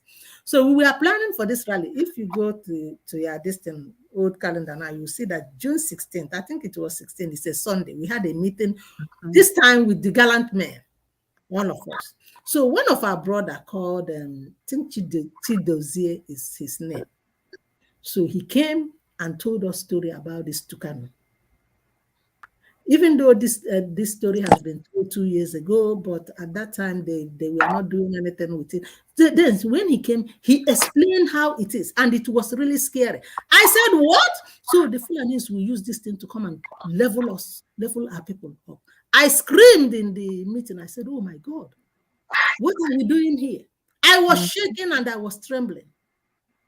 It was one of our gallant men that said to me, madam, calm down, calm down, calm down. I have it. We have the story already. We are just looking for the lawyer that will take it up. So when he said that, I said, really? He said, yes. So that was when we started planning. And then Bruce, so when they were discussing about it, the gallant man, Bruce Fenn's name came up. And they said that he was the former Deputy Attorney General of the United States, and he's good with this, he can do it. So we called him up, and he did not want to take this contract. He refused because he said that he has already worked with the Nigerians. He did not hide it. He said he has worked with the Nigerians, and he knows that there are so many factions that are looking for Biafra. He said, who is actually our leader? Because he knows there are so many groups that he would like to meet whoever is our leader, and they talk, and he will be sure that he actually wants to give him this contract. So that was when we started calling our leader, but he wasn't answering the phone. And so we told him that our leader, from time to time, he normally go into this sober mood whereby he will be praying and he will not like anybody to disturb him. He said that is probably what is going on here. Can we just can we just proceed with this whenever he comes out, and then we'll let him know? He refused. Do you know what saved us? It was one of us that said, you know what, that there was a letter that Onyendu wrote to Joe Biden about this Tukano, and he signed his signature where he said the likely then that the Fulanis will use this Tukano if they receive it. So we asked Bruce if he can use that letter if we find it. He said, okay. So they found the letter in the internet and they gave it to him. That was the only reason why he took it. And we started working with him with the Tukano. Then after that, he proceeded with the rendition of Onyendu. And let me tell you something. If Bruce Fenn is not something that have known our story very well, Bruce Fenn will not be so dedicated in this job. He knows what we have been through as a people. He knows the story of Biafra. He has worked with the Nigerians, yes, from what I was told in the past. And you know what is funny with this? Nelly is a politician. Oh. He knows all these things. Oh. He's a politician. He has worked with Tony Nadi and all those people. And you know how he is. Once he's doing something, he wants to drag you into it, that you are the one that knows. So Bruce Fan did not deny it. He said, yes, he has worked with these people. And because he has worked with them, he knows very much. He knows the story of Biafra more than me and you. So that is why he is able to do what he's doing for us. So I don't know if that answered your question. It does. Thank you for shedding light. Thank you so much. We appreciate it. I know this is long and you have to really think and remember things. We do appreciate it that you're shedding light. I think it will also, in as much as it's helping us in this group, it's also helping our people at large. Yeah. So next we have a couple more. I hope you're ready. More questions or more? We have. The two sisters have to ask. I'm going to call on Sister Beatrice, our able secretary, to pepper up some questions because she does has have questions for me too. Yes, and Dr. Yes, yes. Oh Lordy. I Yes. want to ask. Yeah. How many more am I going to answer? I have about 3. You have how many? I have, about 3 or 4. Wow. All right. 3 or 4. Yeah. Okay. Well, I will not refuse. All right. So I thank you so much. Yes. Thank you so much this time to come. You are breaking up. It's so long, but people can help. Is it from mine? Oh, or yours? I am. Yes, from you. It's It's from you. Yeah, I can hear you. It's now. from me. Yeah, you are breaking up. Okay. Okay, so maybe I will try and log on with a different. Yeah, while you are Give doing me a that, minute. Let me see if I can log I on. just take 2 minutes break? You can put in the music because you know what? You guys are bombarding me with too many questions. Can I excuse myself?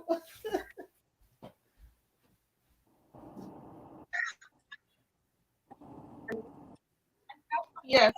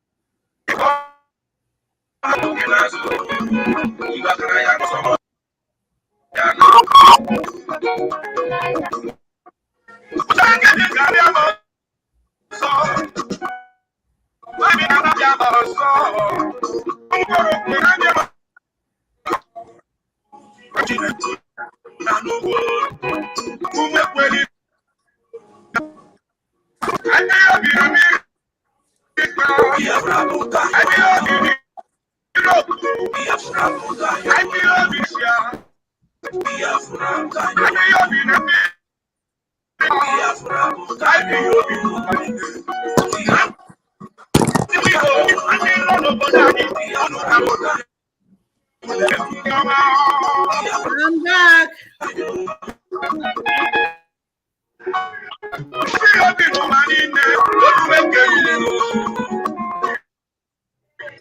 Okay. All right. Is Sister Bridget back? So, Sister Yes. Grace. okay, give me a minute. I will try. I'm trying to connect to a different. So, All right. We're Continue gonna your get it music. right. You're doing a good job. This is all new to you.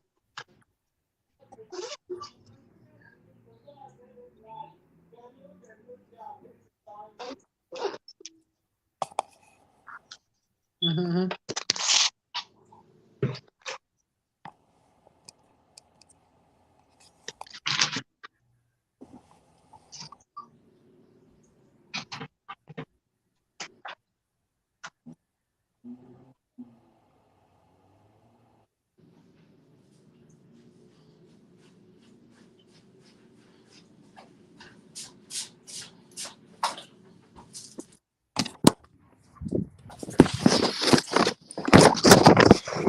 can you hear me? Yes, Hear you. yes, Okay. we can hear you. All right. When our women leader come back, I'll start. Okay.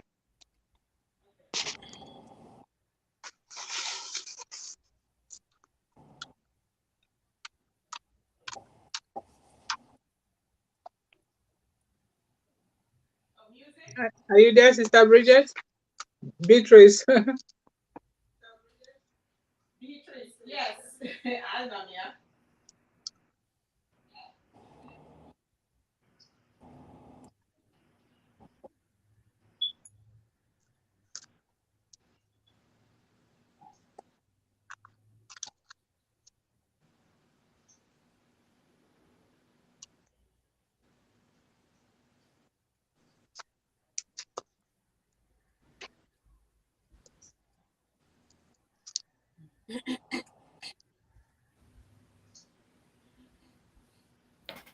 I am so sorry. Mhm. You It's know okay. that this is weekend. Tomorrow is work. Okay, so where are we? Okay. Yes, Beatrice. Yes. All right. So Beatrice, go ahead with your question. I will be asking you my question. Are you ready? I have no choice. Okay. So our women leader, I know that you've been so patient and focused in the midst of all these frivolous allegations and social media ranting. So I thank you for taking the time today to clarify these topics. By grace of God, you wouldn't have to do this again. But so my question begins. Dr. Nelly Ofebu claimed that Onyendu Mazen Namdekano did inquire from his lawyers, Barrister Ejiofor, for the progress of Alan White has made. Yet you are accused of stopping Alan White from visiting Onyendu Anyi. This doesn't even make sense. Could you explain, please, and clarify? Oh yeah, I had that too, and I said, if I can do that, wow. Okay, what has Alan Onyen do? Because I remember, if I can remember very well, you remember after we went to that meeting, and then no, it was during the time that they were questioning Oyibo about the account. That was when I had it. Oh. about the fundraising, not giving report and all that. And then they were saying that Alan White, they required from Oyibo to tell them what Alan White had done. I think it was in the memo. It was in the memo that I read it, the memo that they sent out there, that I read it, that they were questioning what Alan White has done. And I saw it on the social media where Nelly was ranting and then was furious about it. Are they asking, are they the one that hired Alan White? Mazen Nandekano is still alive. Why are they ranting and asking what Alan White is doing, that they did not hire Alan White? Okay. After a couple of weeks, it was the last two broadcasts that they had. And then he is saying again, Mazen Nandekano is trying to find out what Alan White is doing. And I said to myself, what is wrong with that, baby? You just said that nobody has the right to ask because they did not hire Alan White. Now, the person who hired Alan White is asking to give him report. What is wrong with that? If you ask me what Bruce Fenn is doing, I will tell you the much I know, and I would say to Bruce Fenn, come and tell what you are doing. But I will tell you the much that I know. What is wrong with that? We are paying this man $65,000 every month. And it's from do you know what happened? All the stories, I'm hearing it from Nelly. And then, why putting me into it? Let me motorcycle. Okay. Their group, who later on found out that they are not people to be trusted. We are asking, tell us what Alan White is doing that we are paying them $65,000. They are the one that is asked. They asked them that question, okay, and put it in writing. They had it in writing because, however, we have already talked about this when they accused me of ICC something, how I want to take the code and all that.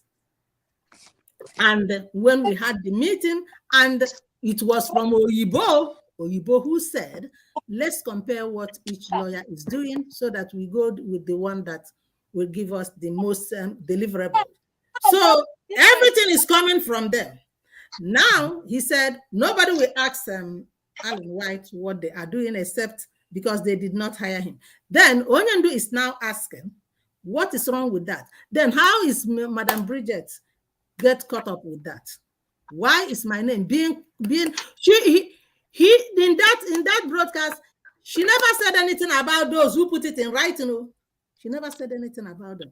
It's Madam Bridget. I tell you, women, that this woman hates me to the last. She hates me to the last. Do you see how she was dancing and demonstrating when she was talking about me, how evil I am? I was just watching her. So I don't know, my sister. She said nobody should ask them about what Alan White is doing. It's only the person that hired them. Then the person that hired them is asking now, what is wrong with that? You tell them what Alan White is doing. Is that what it is? Yeah, I don't know. As one person once said, no be juju be this. Yeah, not real juju. Real juju. To cover up. Then because once they start talking about Madam Bridget, everybody is like, eh? Then they use it to confuse and cover up what they are doing. Anybody who needs relevance, call Madam Bridget's name. You see how the other one was calling my name, Madam Bridget, Madam Bridget, Madam Bridget. If I come to you, you are coming to me as an emissary who's supposed to be doing fundraising. Do you know the meaning of fundraising? I was just looking at her. Does she know what emissary means? I hope you guys watch that video. Madam Bridget, Madam Bridget. Oh my God, this is an Yes, obsession. ma'am. Oh my gosh. Thank you so much. Another question I have. Oh, more question too? Yes, Yes, uh, yes. we want to clear there must everything. be there must be something special about you. You understand? So I never knew that I was this popular. I When Onyendu was here, I never knew that I was this popular because let me tell you what happened. When this position was given to me and I was trying to run from pillar to post on how to make it work, Father said to me, "Ha, no, I can't see how. Why are you this so humble? Position. I'm saying, listen, Father. Here come about how to make this work. I don't even know how to make it work. Oh, yeah, here juru me here. I said, you see, so madam, I don't even regard it as anything. Everything that I do come to me naturally. Just come to me naturally. I'm not expecting any praise about it. I'm not expecting any thank you. But once you start taking me for granted, hey, I'm saying no. I deserve a thank you than what you are doing.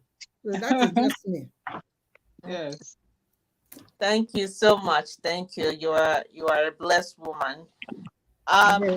Another question I have is we heard China Samoru on Radio Biafra broadcast accusing you of recruiting two women, each from Europe, to create a Biafran women group because you want to change IPOB.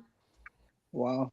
And so, women leader, was there a time you planned that the IPOB women USA would take over the IPOB leadership?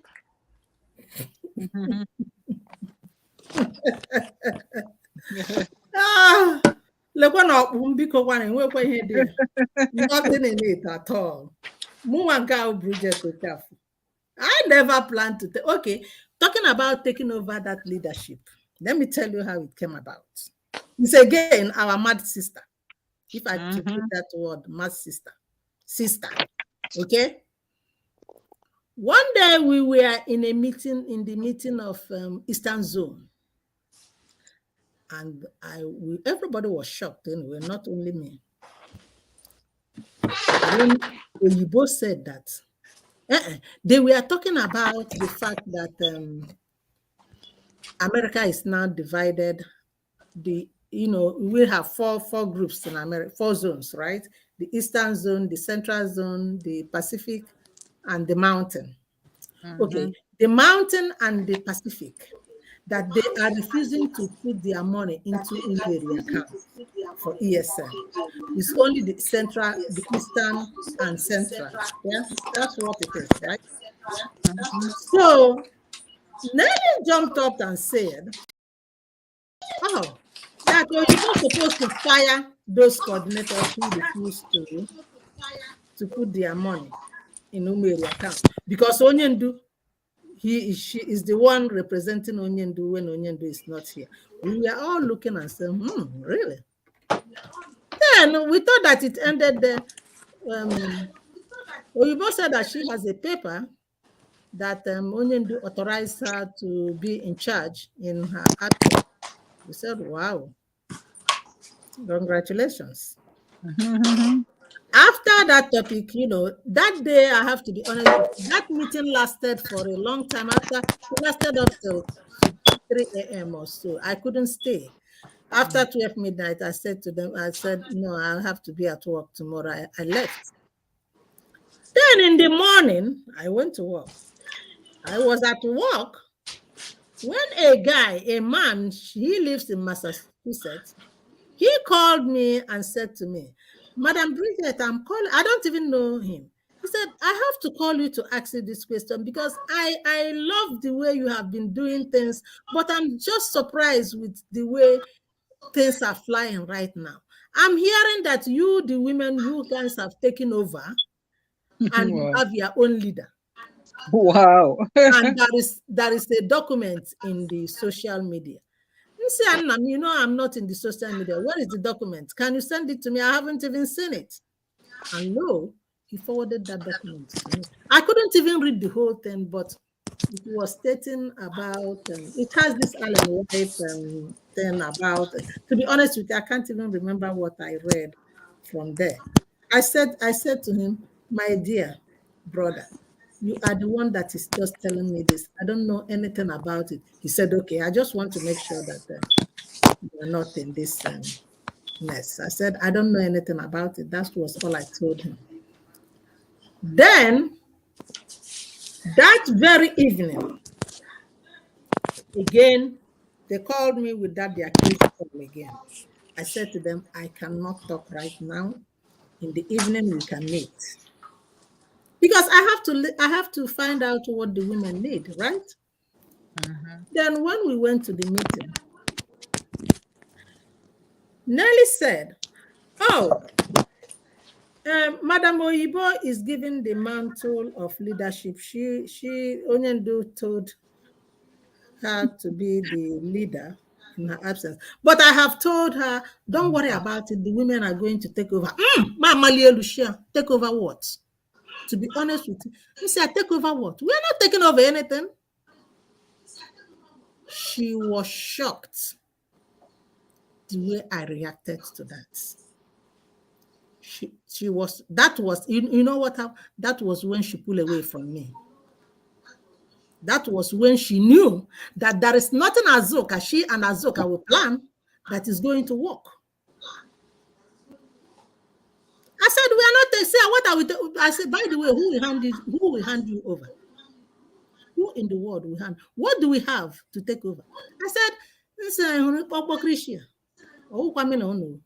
so I explained it there to them so that if anything happened, they will say that it's because the women took over. You don't know that? So I know. You know what she said? Oh, Madam Bridget said everybody will be in their lane. Say, yes, my sister, we will all stay in our lane doing what we have to do until Onyendu comes out. What we are doing is enough. So my sister, I never. So you know what happened? I was just watching her one day in one of the broadcasts when she was saying, "Oh, the woman came and said they are taking over," and I'm saying to them, "Oh, what are you taking over?" I was looking at her and I said, "Ah, Wow. deceit to the last level." And you know what this woman does? Because she is so eloquent.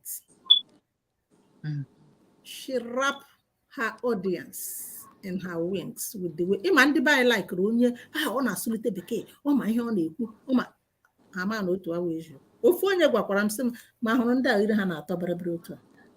Be careful. Miss well, Anya Kam Canele. So my sister, the taking over came from Nelly and the Yibo and her group. Indiana has to plan. It has nothing to do with Bridget Okafor. When the first day they mentioned it to my name, I said to them, no, capital no. Because you know what? If anything happened, then it will be blamed because we took over with empty hand, right? What are we going to take over with? What are you going to do? What in the world are you going to do? Nothing was handed over to us. I'm not my moody berry banker because. So that is it. Then you asked two questions, right? About watching as Samuel said in Radio Biafra, right? That I repeated two women. That was really ridiculous. You need to see how the women acted with that. Okay, that was what happened when we were preparing for the UK rally. When we had a meeting with the group from UK, so the decision came, the very first meeting we had, the decision came to, first of all, write to the HOD and then write to the national coordinator in UK. Helen, you remember you were the one that drafted that letter. So And going to this rally wasn't even my idea. It was our patron that said, you know what, with what is going on now, it would be great if we do that because UK, Britain is actually the people that is holding us. When he said this to me, I said to him, Imana him and father, look at this can pull leg because when the meeting gather, you wrote it sounds so good. Oh, one if you John Gikuya, I think they will accept it. Than more, this involve paying for flight tickets, leaving their job. See, it's too much for me to tell them. I know it sounds good. Also, okay, I will do that. So, father, so father described it the way that is odika emecha onye ndu esheba ndị Britain ahapụ onye ndu. So we as I actually you know all got cost I gaga. So we jumped up and I was surprised. I was looking at them, the women were so excited. They said, yes, we will do it. Then I said, okay, let's plan. Azuka Noreba and Senior Mandemad in UK, she volunteered that she can help organize the women. Then, see how you take it, baby, go ahead. I left it for her. Say, do your thing. Then, after that, but they call me from time to time. So our sisters from UK, when we called them, they said, so you guys have to start applying for permits. So that was when they said that it's usually Dr. Kachi that helps them with permits. So when they told Dr. Kachi and told Dr. Kachi what they were about to do, then they came up with this idea that so they contacted Abanyim, and in the response that HOD gave me, he said for us to make sure that we contact the European rep coordinator, which is Mr. Abanyim. I don't know him before. That was the first time I was speaking to him. That so there we are the one from Europe, then we are the one that came up with the idea that the best and effective way this will happen is for them to contact 2 women from each, because this is what they told me after they started doing, that are going to contact 2 women from each country. Then that 2 women, they will choose 2 women that is really strong, that is able to do it, that is well known in those areas. Amano maybe you I got to be even got to be London. Amamo how to go to Europe. Madam countries in Europe. I don't know all of them. Near my source of London, I'm not. So that they will get all those 2 women, and those women will then mobilize people in their area. This was what they told me that they came up with. This is Dr. Okachi and okay for it. Okay, help them. Okay. I don't know, even up to today, I don't even know the women that they chose. So all I know is that in our next meeting, people started coming in from different parts of the world, which we thank them so much. Even in that meeting, after 2 or 3 meetings, we had to choose people, representatives. Do you all remember? We have to choose who will represent this country, who will represent this country when we were about to do our flyer and time was coming when we will do it, just to make sure that we have enough crowd. We were even in that meeting, we were selecting who will represent each country. I don't even know the women that were chosen. I don't know their name. I don't know their phone number. All I know is the women that came in for that meeting and the women that came to the rally.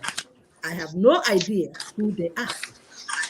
Then when we came together, they have already had my name. They know me.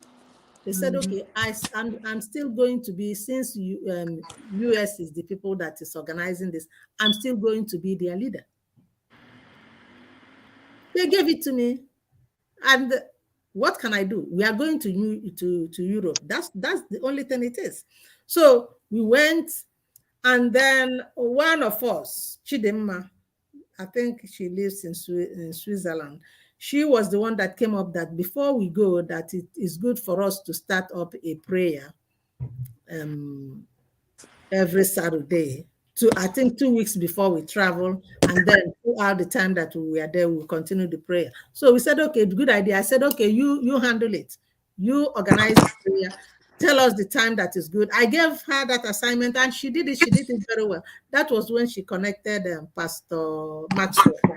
She was the one that connected Pastor Maxwell. So which is something very great. So that was how it happened. Up until today, I mean, again, I'm adding the women in the heart connected. All I know is that women came from Europe, and all of us went to UK rally. And then we came back after that. They wanted us to continue that prayer. And that is what we are doing up until today. So I was shocked when when they asked her a stage question that somebody asked her, and she was saying that. Do you know how I knew? That very audio, you know who forwarded it to me? My cousin that is in Japan forwarded it to me. Then some women started asking me, and they were so upset when they had that. They said, Madam Bridget, I don't know why she's saying this about you. We all planned this thing. You never called, you did not do this. You know that up until today, most of those women refused to listen to Radio Biafra anymore because Sure. of those lies and allegations. They said, I'm not going to, they said that they're not going to listen to Radio Biafra anymore because they are lying over there. If they will tell these lies that they know very well that it has nothing to do with me. I don't even know the particular women that were selected. I don't even know who they are, even up to today. Let alone the only person that I know in that outside UK. I know the people in UK. I know Bishop Comfort. I know Chichi. I know Sophie. I know Cindy, the one that did the t-shirts. Outside that, the only person that I know, I can only know people who were always there. I know so many women, but I can't even know their name. There is one that is really very funny, but when I look at the picture, I remember their faces. Other than in that UK, the only person that is still with us that I know is Rose Odife. That's the only one. Yes. I don't know any other of them. I don't talk to them. I don't have anything to do with them. That was why these women were so much upset when they had that. They said they are not listening to that Radio Biafra anymore. This is what they got from fabricating lies against Bridget. So my sister, ma wụrụ onye ndụ si na papa ya sị na ya nọkwara nwa ụwa onye na-akpụ isi a na-agba ya gburugburu. I never said anything. I did not even think about it. That's what they said I did. Though.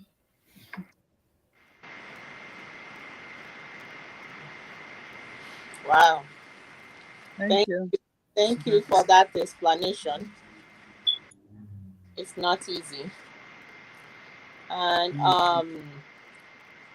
the another question is what has been, it's like very, Dr. Nelly probably use this adjective very often to describe you.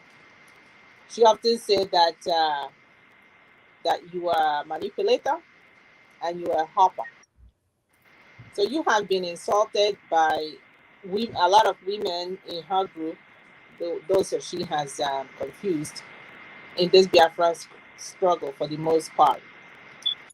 Women leader, how have you managed to stay to cope and stay focused on what you're doing midst of all these name calling and insults? Coming to that manipulator and hopper, I had it from her too, that I manipulated the DOS, I manipulated Simon, I manipulated the legal team. I think it's 4 of them, maybe the caliphate too. I did, right? I manipulated them too. And I said to myself, oh my God, if I can do all this, I must be a great woman. You know that? If I can manipulate all these people.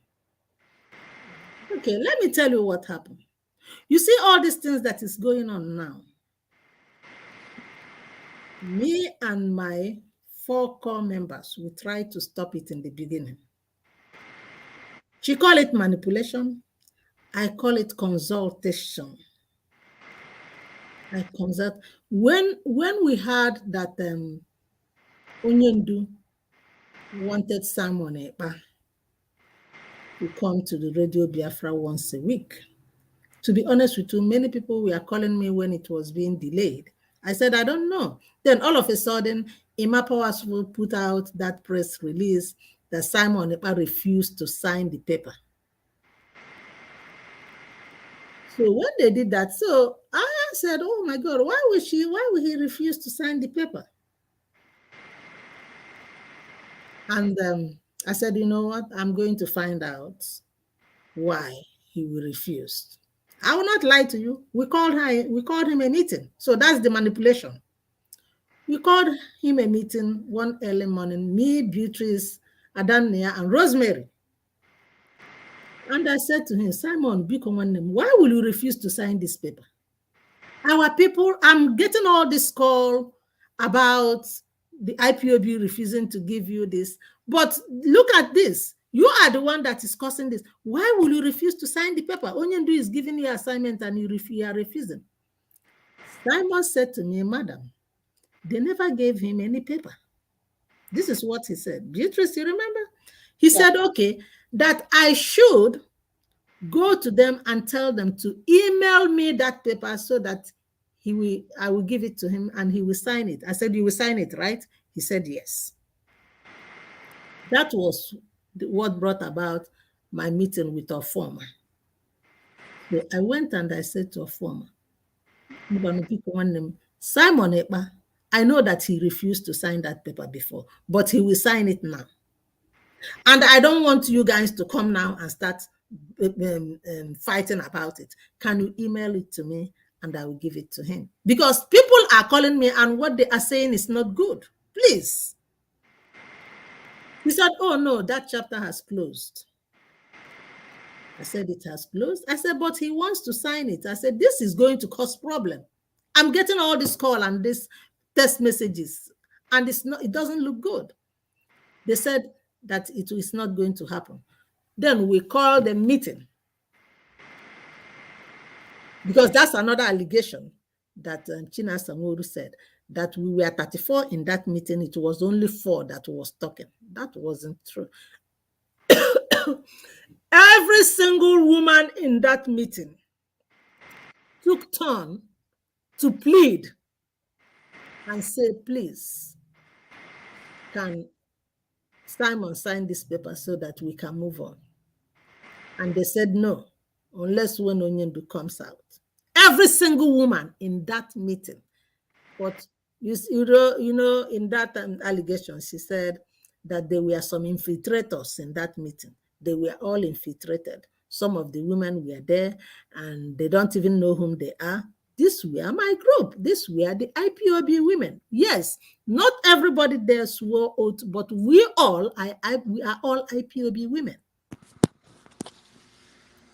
So after that meeting, it lasted for so long, they still refused. I remember specifically one of the women, I've forgotten her name. She lives in Maryland, very beautiful lady. All of us were in DC at that time. She said, okay, Madam Bridget, can you tell them if they don't want to give her this thing, but let them stop. She was saying this as if she was crying. Let them stop all this fight that they are having in the social media. That is too much. I said, oh, they are having a fight. She said, yes, I need to see what fight they are having. Then I said to them, okay, what happened on there? Leave Simon. Let him continue doing what he's doing before. Everybody do what you have to do before, so that we can just leave it alone. Let it be like there was no time that Onyendu told him to take the distance. Mm-hmm. That was how I manipulated Simon, and I manipulated the DOS, according to Nelly. That's the manipulation, I know. That's because each time there is anything that doesn't look good, I will call the person. I have called Simon. Yes, I have called him and said to him, Simon, you have to be careful. Don't do this or don't do that. I take him as my own son. Do you understand? Before all this craziness started, but I have stopped calling him a long time. I don't talk to him anymore because Nelly came, and then when Nelly said to me, I'm manipulating Simon, I want to bring Simon, I said, my man, I'm doing your gelato. So I don't call anymore. But then when I hear them about that I'm supposed to call, I will still call, but I don't anymore. Then is it Chike Doziem? I have called Chika several times. I have even sent him email before all these things got bad. Please, can we fix this problem? Because it's not good. Well, he is a man. He will decide what he wants to do. I cannot pull him into what he feel that probably it's not time for him to do it, or he doesn't want to do it. But I tried. This is as a mother and somebody in my position. I tried to bring everybody together to make this peace, but it did not work. So that is Nelly's. That is to me, Nelly. That is manipulation. I manipulated the DOS. I manipulated Simon Ekpa. And the legal team, I don't know who I manipulated. Is it Bruce that I'm manipulating? Yes. I don't know. I talk to Bruce when I want to talk to Bruce. He's in my team, so I don't know if I manipulated him to. Keza here, Barrister Jaffa, yes, we talk to him because when he wants to travel, when Bruce wants to travel, we get messages from him and all that, and tell him Bruce is coming this day and all that. So maybe that's how I manipulated Ejiofor too. Who else did I manipulate? Ejimako. Yeah, he claimed that I manipulated Ejimako and sent him the 20,000 that I did not even know that any 20,000 was going to him. So who else did I manipulate? I must be a great woman. Look at all the people that I'm manipulating. It's left for me to manipulate Binta Nyako too. If I have a time to, if I can do that, I will do that too. I must be great. Kora Namaka.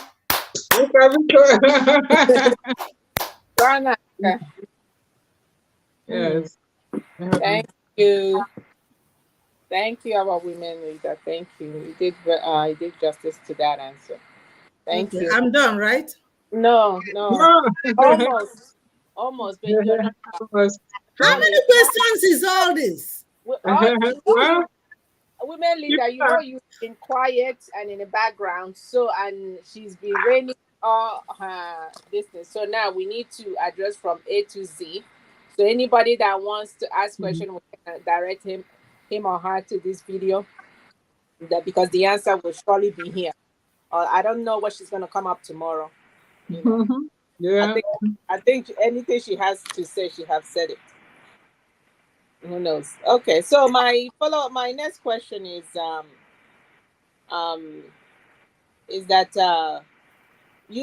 she also accused you of being recommended and recruited by our leader's enemy. Does that have any basis for reality, or is she, please go ahead. Yeah, because it's in this paper too. You remember the very first one? She said that I was recruited. And she also said you are working with Tony Nadi and the zoo government. Yeah. So about our being recruited by our leader's enemy. Okay, the enemy, Uchemefo wasn't there in the Atlanta. Uchemefo did not come. The only person that came was Onyendu and the wife. Obido Obiene, yes, he was there. Dr. Koro was there. Okay. Here is what happened. God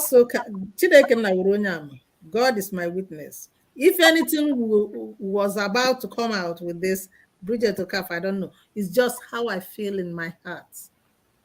After hearing what everything Onyendu was doing, then I started thinking about the wife. I said, oh my God, this woman, we need to appreciate her.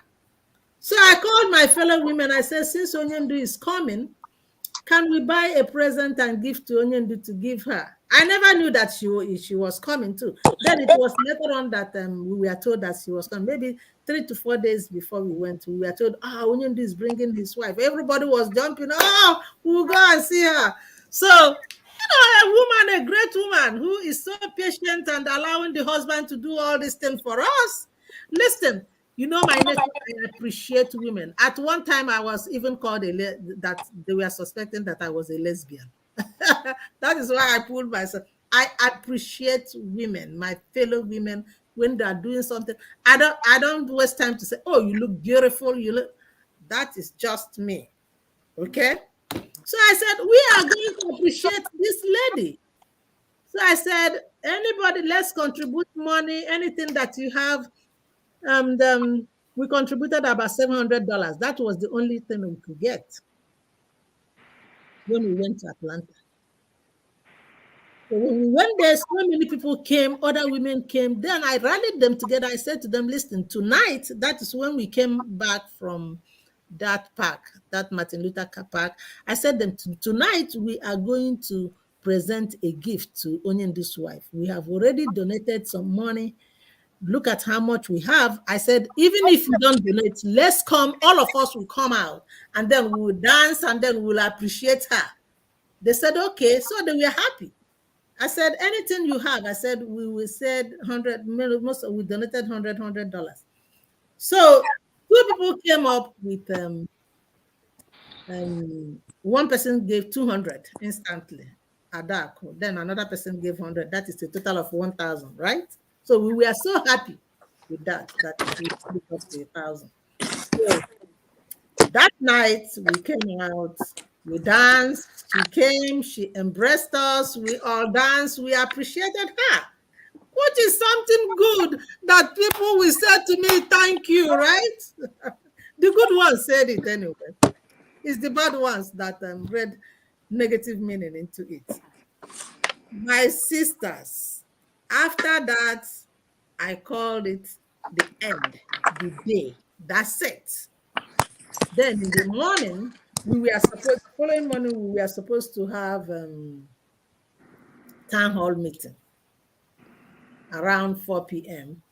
So their schedule that day was the coordinators will have meeting with them, and after that we then have the town hall meeting, and many people were coming. So that morning when we were in the lobby, we were having our breakfast with other women, and we were just talking, we were rejoicing, and the national coordinator, the then national coordinator, he came and said to me, because they have been telling me to start up, just like they tell every other person to start up an IPOB family in Philadelphia. They had it before and then it was closed. I said to them, no, I don't even know anything about IPOB. I just joined. So they were forcing me to coordinate. I said, I have 2 jobs. I don't have time for that. I told them outrightly, no, I just want to follow them, contribute my money. That's it. That's all I want to do. When the coordinator come to tell me, I said, no, don't tell me. I don't want it. I don't have time for it. So when the national coordinator came to me and was saying, I don't want to call his name like that because he has passed. So when he came to me and said to me, oh, we are having the coordinators meeting and the Onyendu wants you in that meeting. I said to him, I told you that I'm not going to be a coordinator. Why? I said, I'm not going anywhere. I said, I have told you, I don't want to be a coordinator. So he said, well, he wants you in there. I said, no. You tell him that you are making me a coordinator. I said, I don't know what to do as a coordinator. I'm just new. Because that time I was like 4 to 6 months into joining IPOB. Like about 6 months. Yeah, it's up to 6 months. So as they were preparing, so Onyendu was coming down the step. So he came and said, I'm telling you that Onyendu said. So those women started pushing my chair to the door and say, you have to go. So we were doing it like something that children were doing. They pushed me. And as they're pushing me, I'm pushing back like this. And then here comes Onyendu coming. So they pulled me into that room.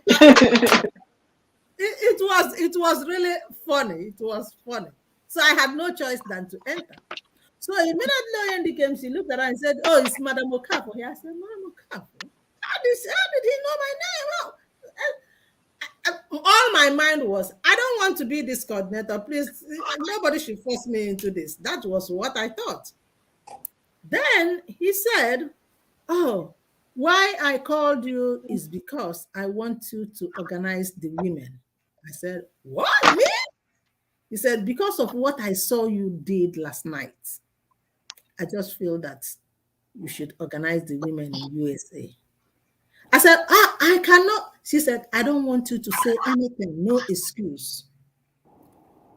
That was how it happened, though. Okay. I became the women leader, right? Okay. Nelly is telling me that the enemies of Mazana, the enemies he mean that was there, if it is enemies, is Obido Obienu was there. Tochukwu Ikwanusi, I haven't even talked to him before. I don't even know who he is. All these people, I don't know them. I don't, that was my first time of seeing them. The only person I talked to was the national coordinator. I don't know any of these other people.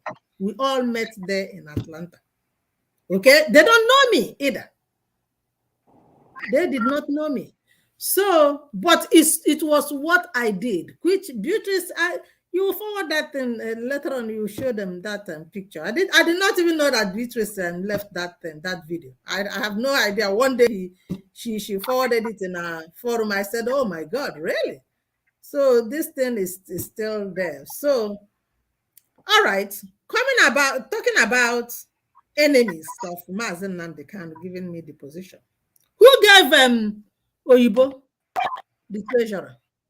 The same enemy, if you call it enemy. Obido Obienu was the person that made Oyibo the treasurer. Okay, let me tell you the story how Oyibo became the treasurer. Okay? Ndidi si na asawa nje agadi nwanyị aga sachati anyị. Akwe? Yes. She's talking about others, but all happened. Yes. All right. I don't know if you guys can remember when Onyendu announced at one time that all the accounts should be handled by the women. Yes. She made it in the broadcast, right? Yes. At that time, we, the women, it was right after we did the relief, we were doing the relief fundraising, and we have planned, all the women have decided that we must have our own account because everything that we have to do is through the national account. We say we have grown enough to have our own account because we want, when we do fundraising, we are sure of what we are doing. We are tracking it. We see it done, putting it in another account. So Onyendu sent me the registration. I agreed that we will open our own account. Then come this fundraising that we did, and again, Onyendu wanted the national coordinator to add Nenianya into the account. So they did not add her into the account in time enough when Onyendu asked. But they told me that they don't know how to do it. They were arguing and all that.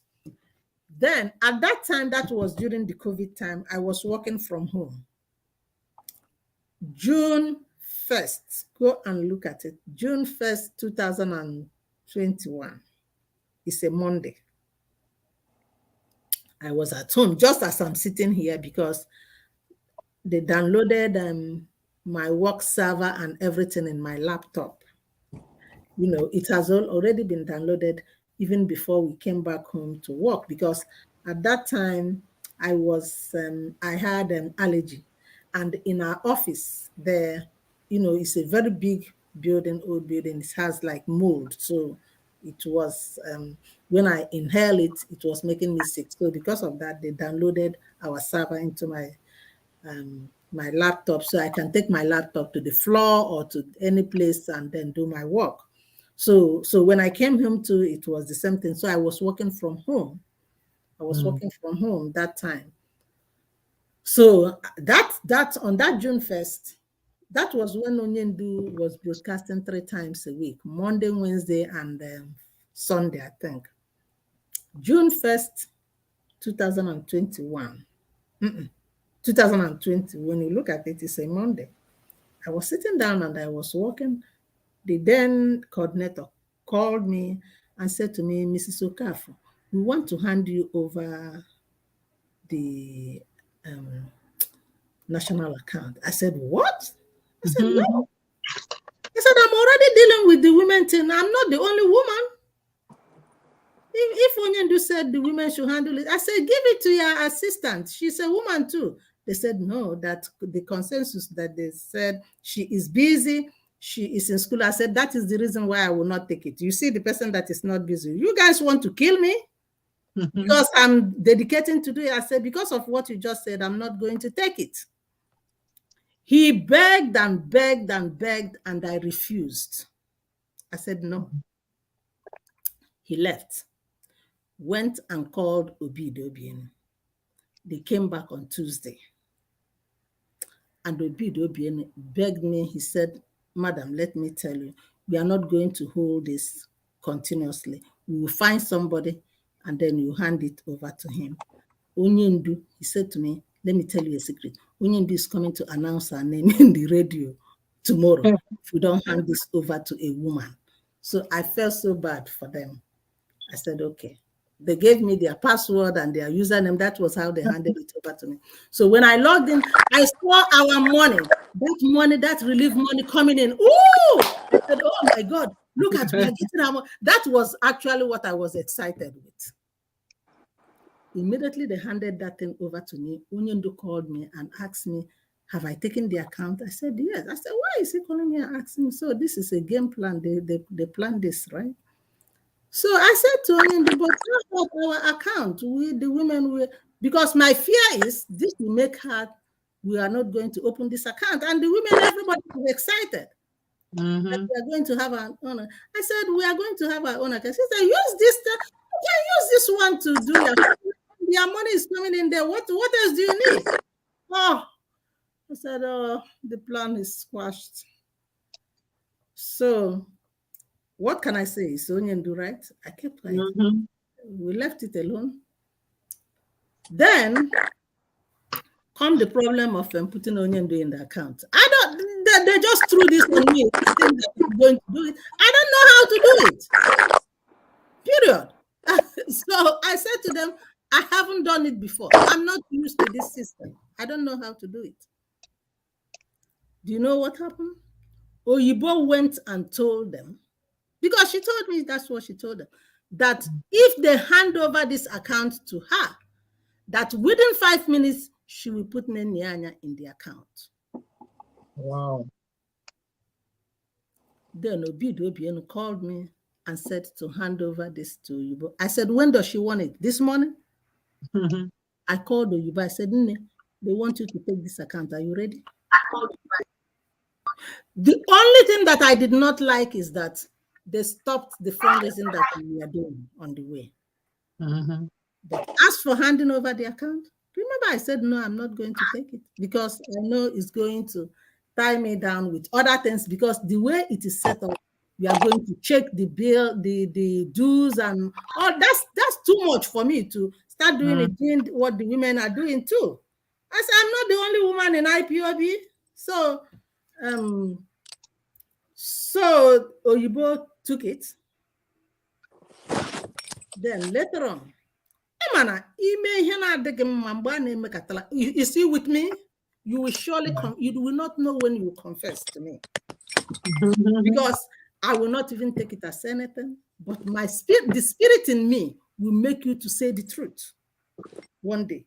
She was the one, Oyibo was the one that called me and said to me, no, because she thought that I was, the only thing that I was really upset is that they made us stop our fundraising that we are doing. No, but now this account, no, this Chase bank, no here they use no longer. So now how an account about it. So now here they mail. That's what she does is she will use the credentials of their own account. We call the Chase Bank and then we open the national account. Then she will be asking them question on what to do in that national account. Then it will look as if she's doing it in their own account, but guess what? She's doing it in the national account as they're asking, as they are giving her the response. She is doing those things. I said, oh, really? I said, okay. I hung up the phone. And that was it. Then after I hung up the phone, I said to myself, this woman is something. She used this trick to get this thing. What Yeah, she doesn't even know what to do. Then it looks as if she knew, because that's what she told them, that she can do it, but she had it a way of she would do it. I said, but you know what happened? Mm-hmm. The women have opened the account, and I'm doing my thing with the women. I'm okay with that. So do you have another question? Mm-hmm. Am I Thank done? you, Bridget. I think, Sister Beatrice, do you have any more? Did I answer all the No, questions? that concludes it. Thank you. For yours, Sister Jack has some. Okay. Yeah. Thank you so Ah. much. So Yes. you guys prepared for me, all of you. We did. We did. That we felt that this was important, just to move us forward and to I believe we've done the work that we have earned people's credibility. But when you're under constant assault from time to time, it should not take you over. But something has to be said to clear the air. Okay. Yeah. Thank So you. But what yeah. the point I'm making here is, if Nelly will claim that the enemies of Nnamdi Kanu gave me the position, the same enemy of Nnamdi Kanu gave what's her name, Oyibo, the treasurer, right? The Wow. same enemy, those who call enemy, gave Oyibo the treasurership. Asa and Jaga Dumaya, such a thing here, right? You are condemning mine when your friend is the same thing. Yes. These are the people that was working with Onyendo at that time, right? Are you the one that will come and recommend? No, it's the people working with him. So if you are saying that the enemy, because I want her to hear this, Nelly, if you are saying that the enemy of Mazen Nnamdi Kanu gave me the position, the same enemy of Nnamdi Kanu gave Oyibo the treasurership. Yes. After she went and tricked them. Hello? But Yes. for me, whatever I did it with a clean heart. We were just dancing that day, or appreciating Onyendu's wife. Innocently, never knew that anything will come out of it. Even in the morning, when the women, we were all there dancing and rejoicing, seeing ourselves, talking, and they had to push me into that hall because I had no idea. I had no idea. Wow. That's amazing.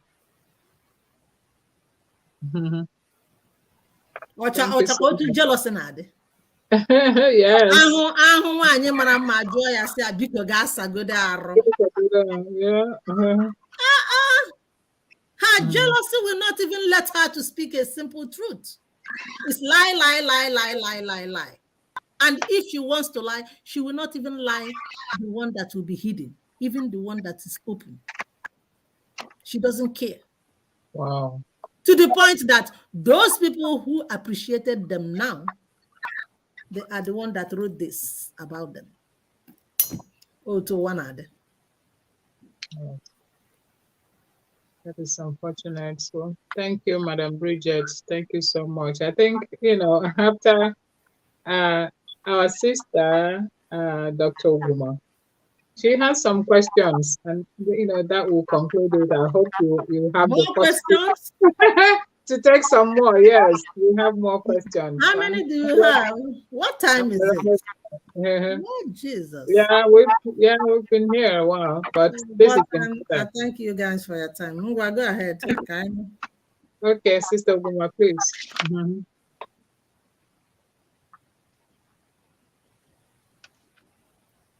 What happened? Have to mute. Is she muted? Okay. We can hear you. Open your earpiece. Remove your earpiece. Remove your earpiece. Speak. Can you all hear me now? Yes. Yes. Okay. Yes. All right. Sorry about that. Mute your Okay, Madam Bridget, are you only okay? She's back. I'm here. I'm here on a Jimon hostage today. Mazi Simon Ekpa on one of his broadcasts told Biafrans that any time any lawyer of Onyendu lacks fund, that they should reach out to Madam Oyibo. And not too long ago, I we saw that Bruce Fine actually was advertising for legal funds, and then advertising it using the IPOB USA Women account. So here is my question to you. Did you ever contact Madam Oyibo regarding lack of fund for Bruce before approving for him to advertise IPOB Women's account for legal fundraising? Okay. The IPOB women account and the national account are the two accounts that Onyendu approved for fundraising since 2021. ESN was established in 21, right? Or 20? 20, right? Yes, December 20. These two accounts are the two accounts, the only two accounts in USA here that 20. Onyendu 20, right? Yeah. So it was 2021, the first Yes. yeah, because it was towards the first fundraising that we had. So those are the only two accounts that Onyendu approved for fundraising, to the point that one of our brothers that gave a reasonable amount of money when I connected them asked, where do you want me to send this money? Because that our brother normally send money to Bia Foundation and also to national account. He has himself set up. He pays $300 every month. So he asked Onyendu specifically, where do you want me to send this money? Guess where he told him to send the money?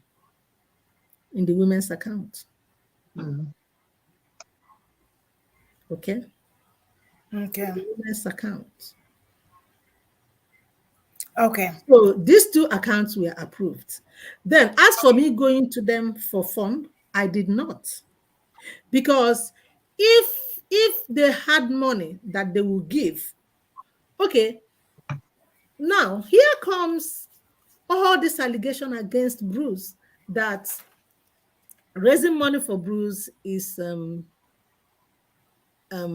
taking money that is meant for ESN. So how then do you think that the money that is already in Umeri, that they will give it for Bruce? That's not possible. They will not. That is why I did not go to them. Okay, let's assume that I should have not put out the fundraising and then go to them first. Okay, they have seen the fundraising flyer. Have they said to me, no, you don't have to raise money, we have money. Come on, let's give you money. Because Bruce is doing something that he has to be paid so that he will continue. And see, Lana is not boasting.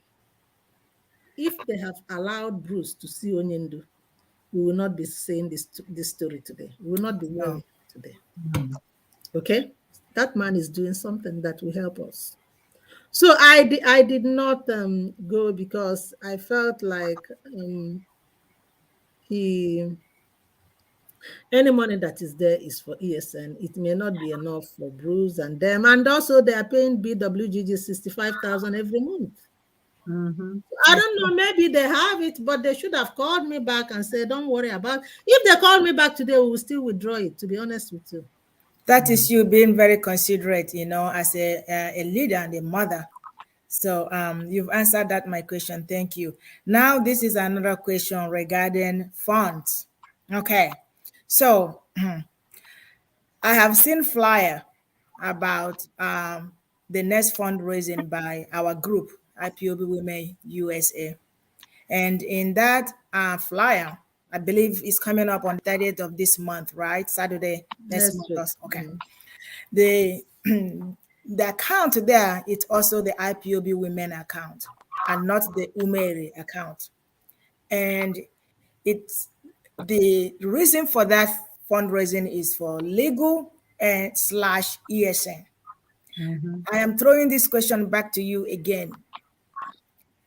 Are you going to transfer after this fundraising, whatever is realized from the fundraising? Are you going to move it from the IPOB women's account into the Umeri account? Madam How will Bridget. I do that? When this memo is flying about them not giving reports, them not being accountable for all the money that they raised. No, it will be used for what it is meant for, directly from our account to where it is needed. And before this, I told Simon, come, let us arrange this how it's supposed to be. And that is how Nelly said I'm manipulating him. Because Simon is their representative, right? I said, come, let us, not just me, everybody that is in US here, let's arrange how we are going to do this effectively. Simon refused. So what do you want me to do? The money is going to where it's supposed to be done. Because Umeri account, don't get me wrong, that account, yes. From the announcement that the HOD had back sometime in 2001, it was approved by Onyendu. But you know what happened? The people who are running it, from what they said in the memo, you guys wrote that memo, right? I did not say it. I don't know what they're doing.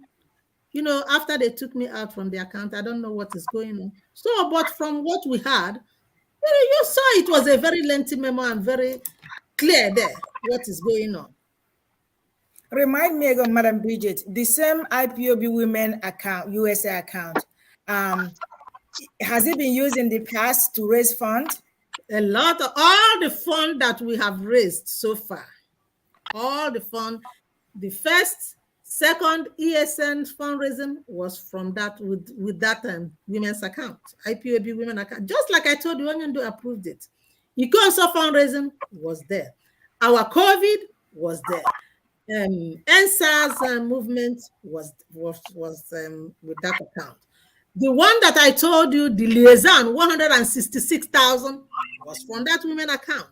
The 15,000 that we raised from our what do you call it? The levy that we wanted to use to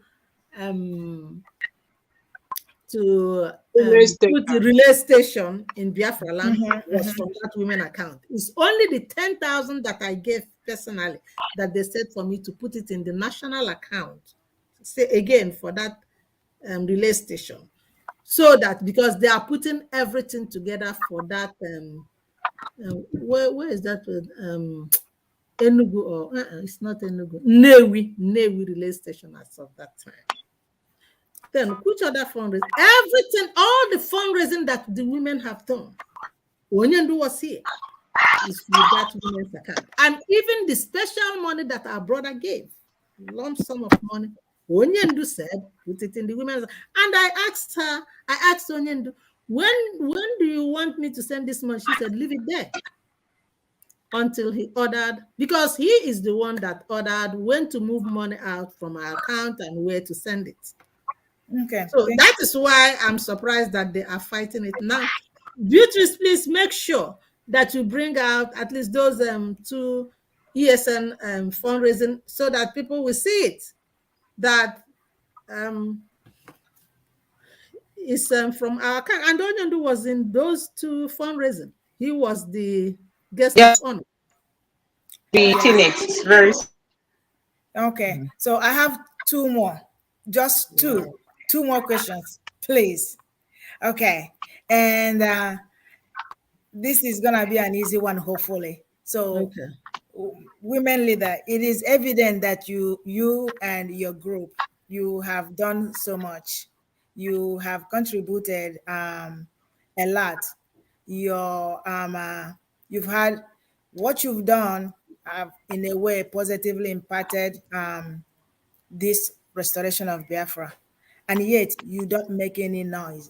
I hardly ever see or read anything about from you, whether YouTube or social media, particularly from you, your Twitter handle. There's no noise making about your achievement with this group. How come you don't want to be like others to blow your trumpet? Mm. All right, listen. It just happened that both myself and the women that I lead, it looks like we have the same spirit. Um, when we started this thing, once I said to the women, let's do this, all of them jump and we enjoy it, we do it together, and we keep quiet, but the story is just out there. People are talking about all these things that we are doing. People are talking about it. They are already, right? People are already talking about it. So, and it's even better that people are talking about it than we are out there talking about it. That is the way I look at it. And the women, we just felt that we are doing what we're supposed to do. So we don't really want to advertise it. But guess what? Now, with all these negative things that we will be talking about what we are doing now. It has changed. We'll be boasting. If they call it boast, oh yeah. Because you flooded us with all this negative story. So we are going to show the positive things that we have been doing. So in those days, we allowed what we do to speak for itself, to speak for us. And people were seeing it, they appreciated it, they loved what we were doing. So I did not really feel like, empty vessels make a lot of noise. You see those ones that, oh. That's not, also noise they make. That's it.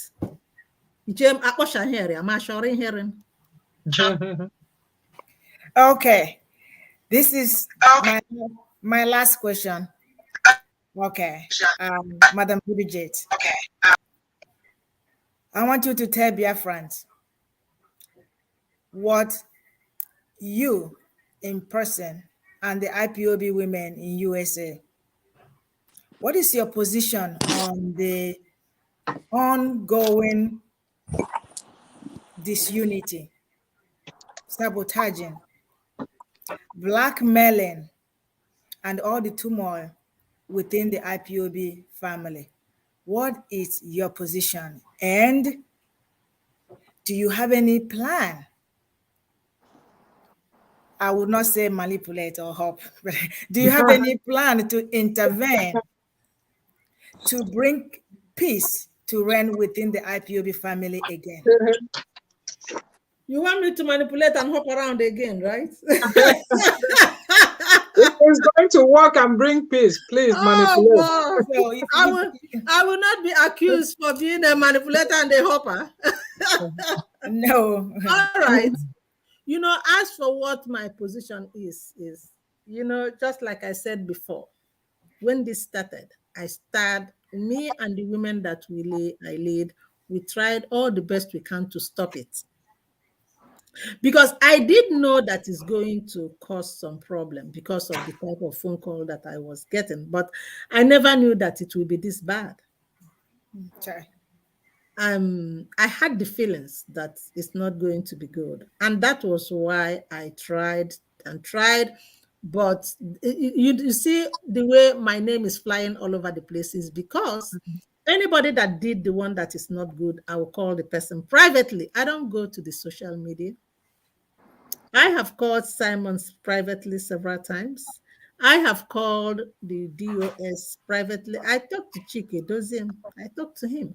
I have told him several times, I have said to him, it's time for this to stop.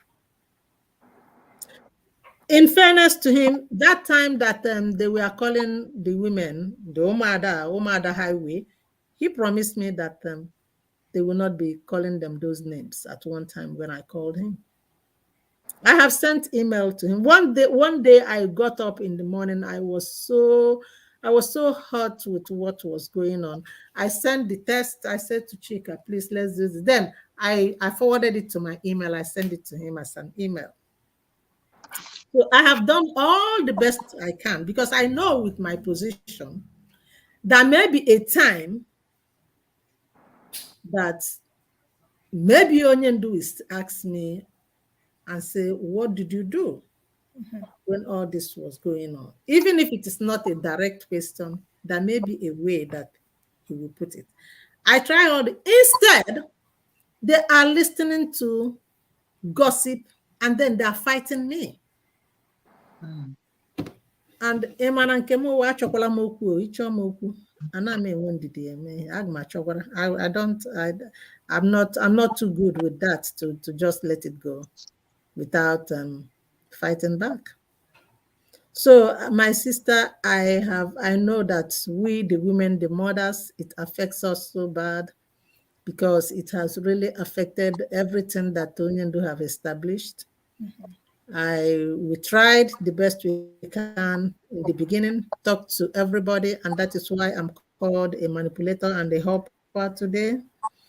And I am still out. I am still willing when they will agree for us to come together, because we need to come together and see what, if we come together and agree together and do things together, in fact, it will take us a long way than working separately like this. Yeah. Thank you very much. And You're welcome. yeah, I'm done with my questions to you. Oh, I'm a free lady. Yeah, Okay. you answered it to Yeah. satisfying. Okay. So if you are done, so any other thing left? Well, I just want to thank you for your patience in answering these questions. I would like to also thank the sisters, the panelists that, thought through these questions and presented them in a cohesive manner. Right now, I would like you to give some closing remarks and also thank our audience, those of them that joined us, to at least hear us out, hear you out, hear your sides of the story, because you don't do this often. We really appreciate you from here in the United States, those of you in Biafra land and all around the world, all around the globe. Thank you very much. And Madam Bridget, if you want to make some closing remarks, and we shall dismiss. Okay, my sisters, I thank you so much for taking out this time. Oh my God, you guys did wonderful. Biafra nwere mmadụ. Ewo! You say, Ipob thank you. women anyị nwere mmadụ. Responsible, honorable women. I won't jaga jaga jaga jaga jaga. No, we are not for jaga jaga jaga. We are responsible women.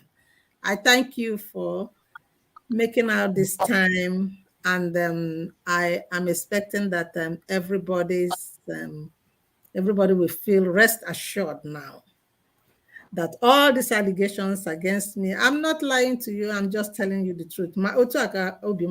I have nothing to hide. I'm just doing my work, and just like they said here, that is the caliphate. People working with the caliphate, that is what they were paid to do. They are trying to see if they can make me change my mind and drop what I'm doing. But I have already told you that there are multiple things that will make me to continue. You guys being one of it. I appreciate you so much. So that being said, I have to say this to Biafrans, please, henceforth, for the sake of our people at home, for the sake of Onyendu, for us to continue this journey peacefully and for us to make it a success. From henceforth, verify all those information that you get from the social media, because 99% of them are false, sandwiched with 1% of truth. Just like Nelly does. She will be lying, and then every time she's talking, just watch her these days. Once she wants to tell all those her lies, she throw in the story about Sorudo. Because she knows that everybody is so much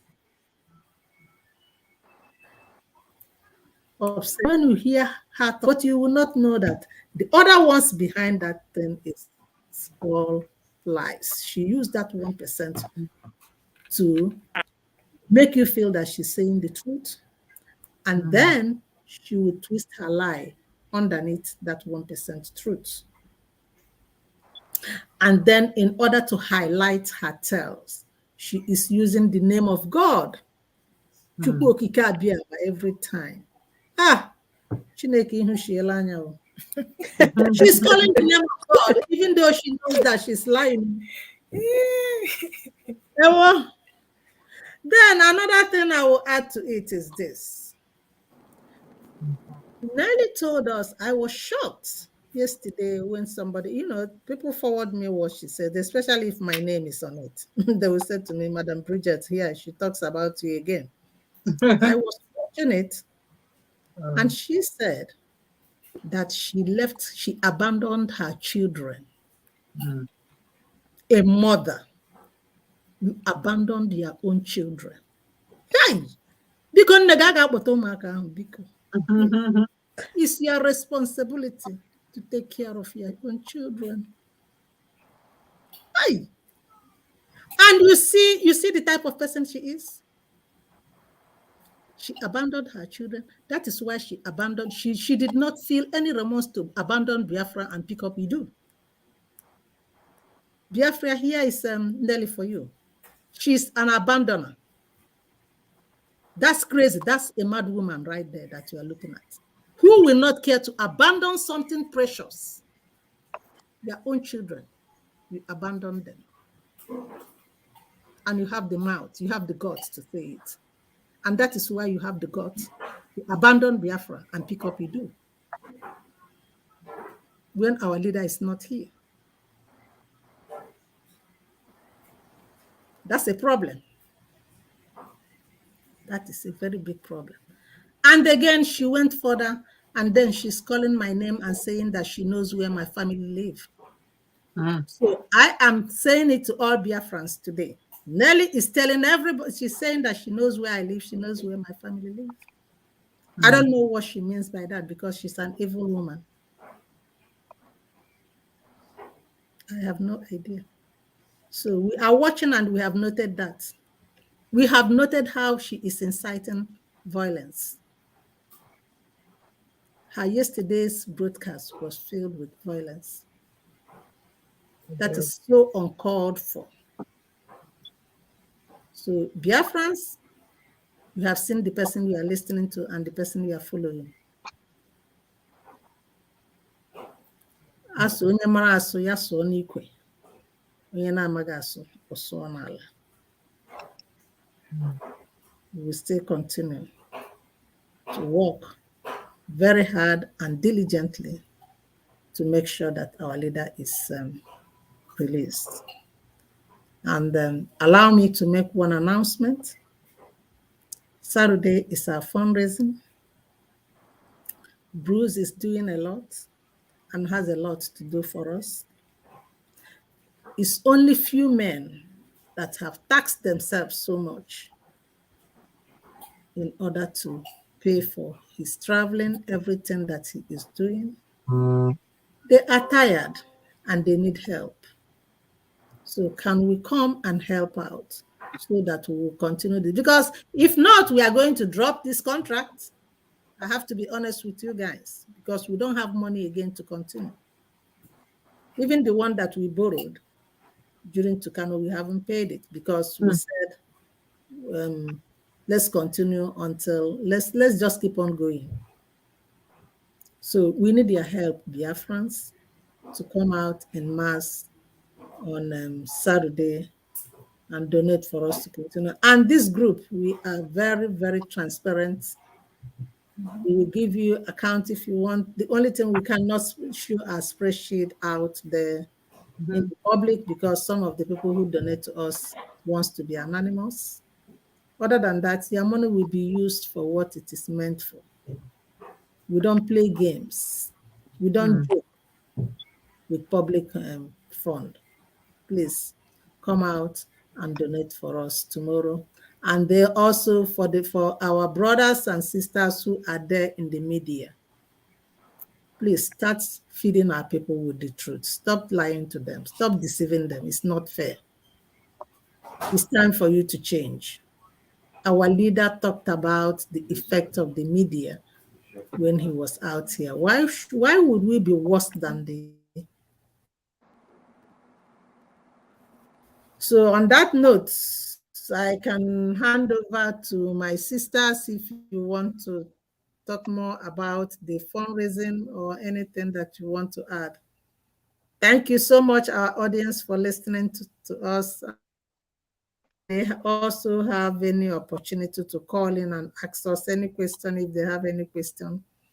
If not, I think that most of all the questions, the allegation against Madam Bridget to Carrefour, I'm so happy that our ladies have picked all of them up and asked me, and I have answered it the best I can. They won. Thank you so much. Thank you so much. God bless you all. And I will see you next Saturday. Okay. Thank The wallet you. full of money. Thank you. Bye Thank bye. you, Madam Bridget. Good night. Thank you, everybody. Thank you. God bless you. Mm.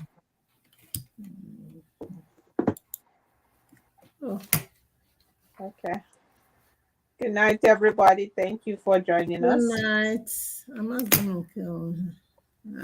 I was listening to.